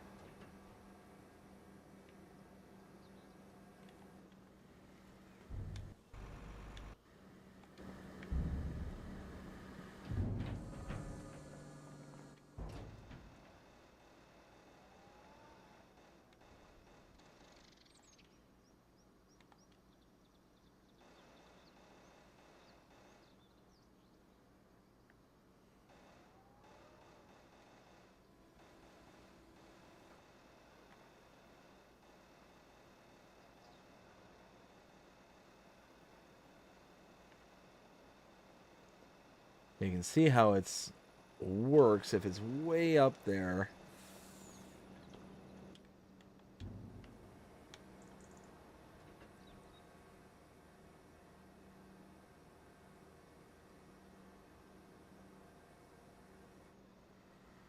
All right, well, there we go. What is this going to give us? 38%. That's awesome. That's awesome. We got it. Bacon.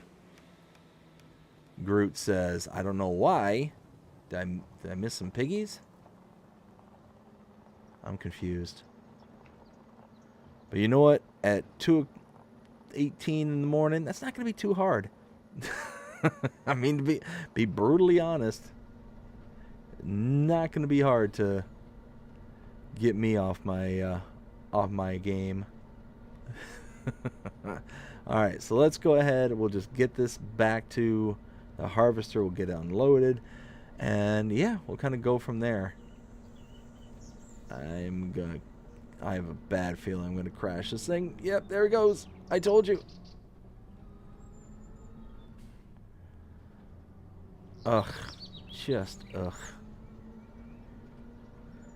I don't know what it is, but it just seems like the semi-trucks have just a real, like, lazy kind of steering. Like, it just doesn't feel responsive.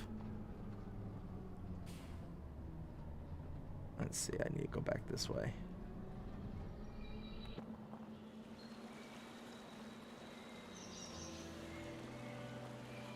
The music! Alright, so here...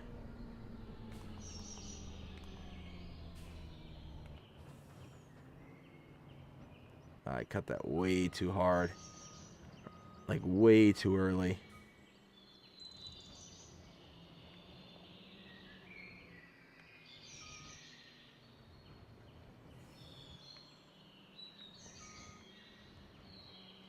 Oh, come on now. Power, power, power! Alright, there we go. Alright, we'll unload this one. We may unload the green beans, and then I think we're going to be starting to draw this to an end.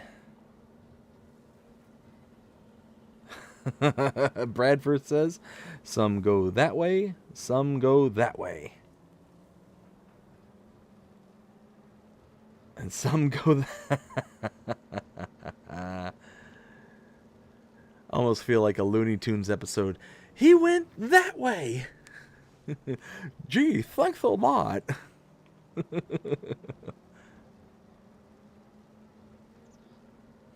Which way did he go, George? Which way did he go? He went that way. There we go. Oh, are you serious? The whole time it was sitting there waiting for me to move. Oh, that is so frustrating.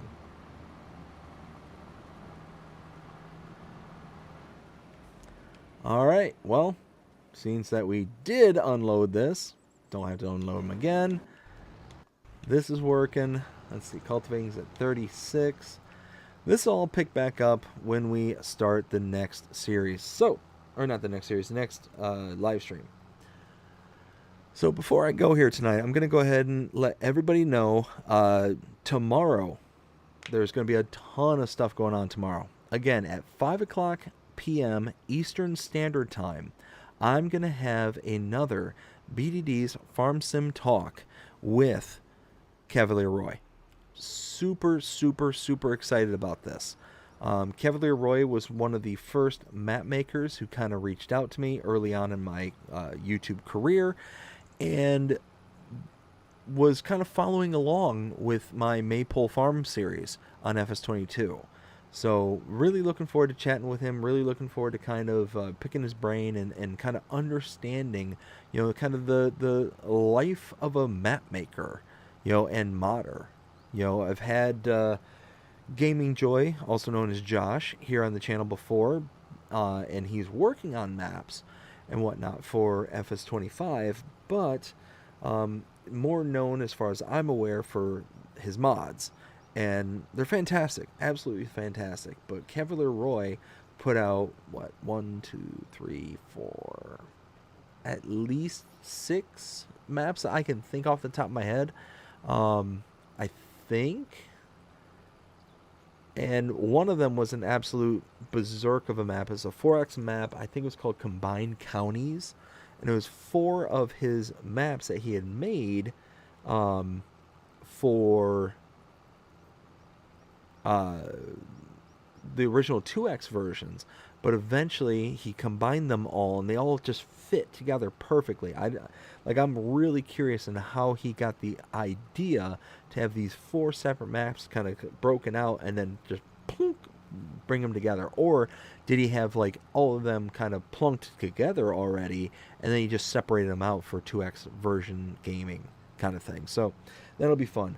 On top of that, after that said and done, it's going to be about 2 hours like the streams normally are. So from 5 p.m. to roughly about 7 p.m. Again, warning, warning, warning. I had to take this time that's outside of the normal And because I've got small children, one of them is 3 years old now, more than likely she's going to be, at the door tapping on it and trying to get my attention and whatnot. So there may be some background noise like more than what people are used to for this channel. There's not a lot I can do about that, unfortunately. So I do apologize up front, but that's what we're going to have to contend with. After that, it's going to be Agribusiness Tonight with Will T Gaming, and also with Farming with Outlaw. So really excited about that. And yeah, it's gonna be tomorrow. And then likely Monday, as best as I can tell, Monday, maybe even into Tuesday, as long as maps don't release and stuff like that. It's going to be recording Let's Plays for Monday and Tuesday. So that's kind of the plans for right now. They're always subject to change, but ought to hopefully get somewhere with it. But here we are at the end of this particular stream. I had an absolute blast. Again, I want to thank Farming with Outlaw Ag. Greatly appreciate you showing up tonight, hanging out, and really glad to hear that you had a good time. Definitely going to have you in on the rotation to be able to have you back in and kind of go from there. Just absolutely loved it, and I hope you all did too. If you did, please show me by liking, sharing, subscribing, following, commenting, doing all the things. The algorithms enjoy you doing that, shows you're engaged with this channel and enjoying the content. And that being said, I hope everybody has a fantastic day. Take care.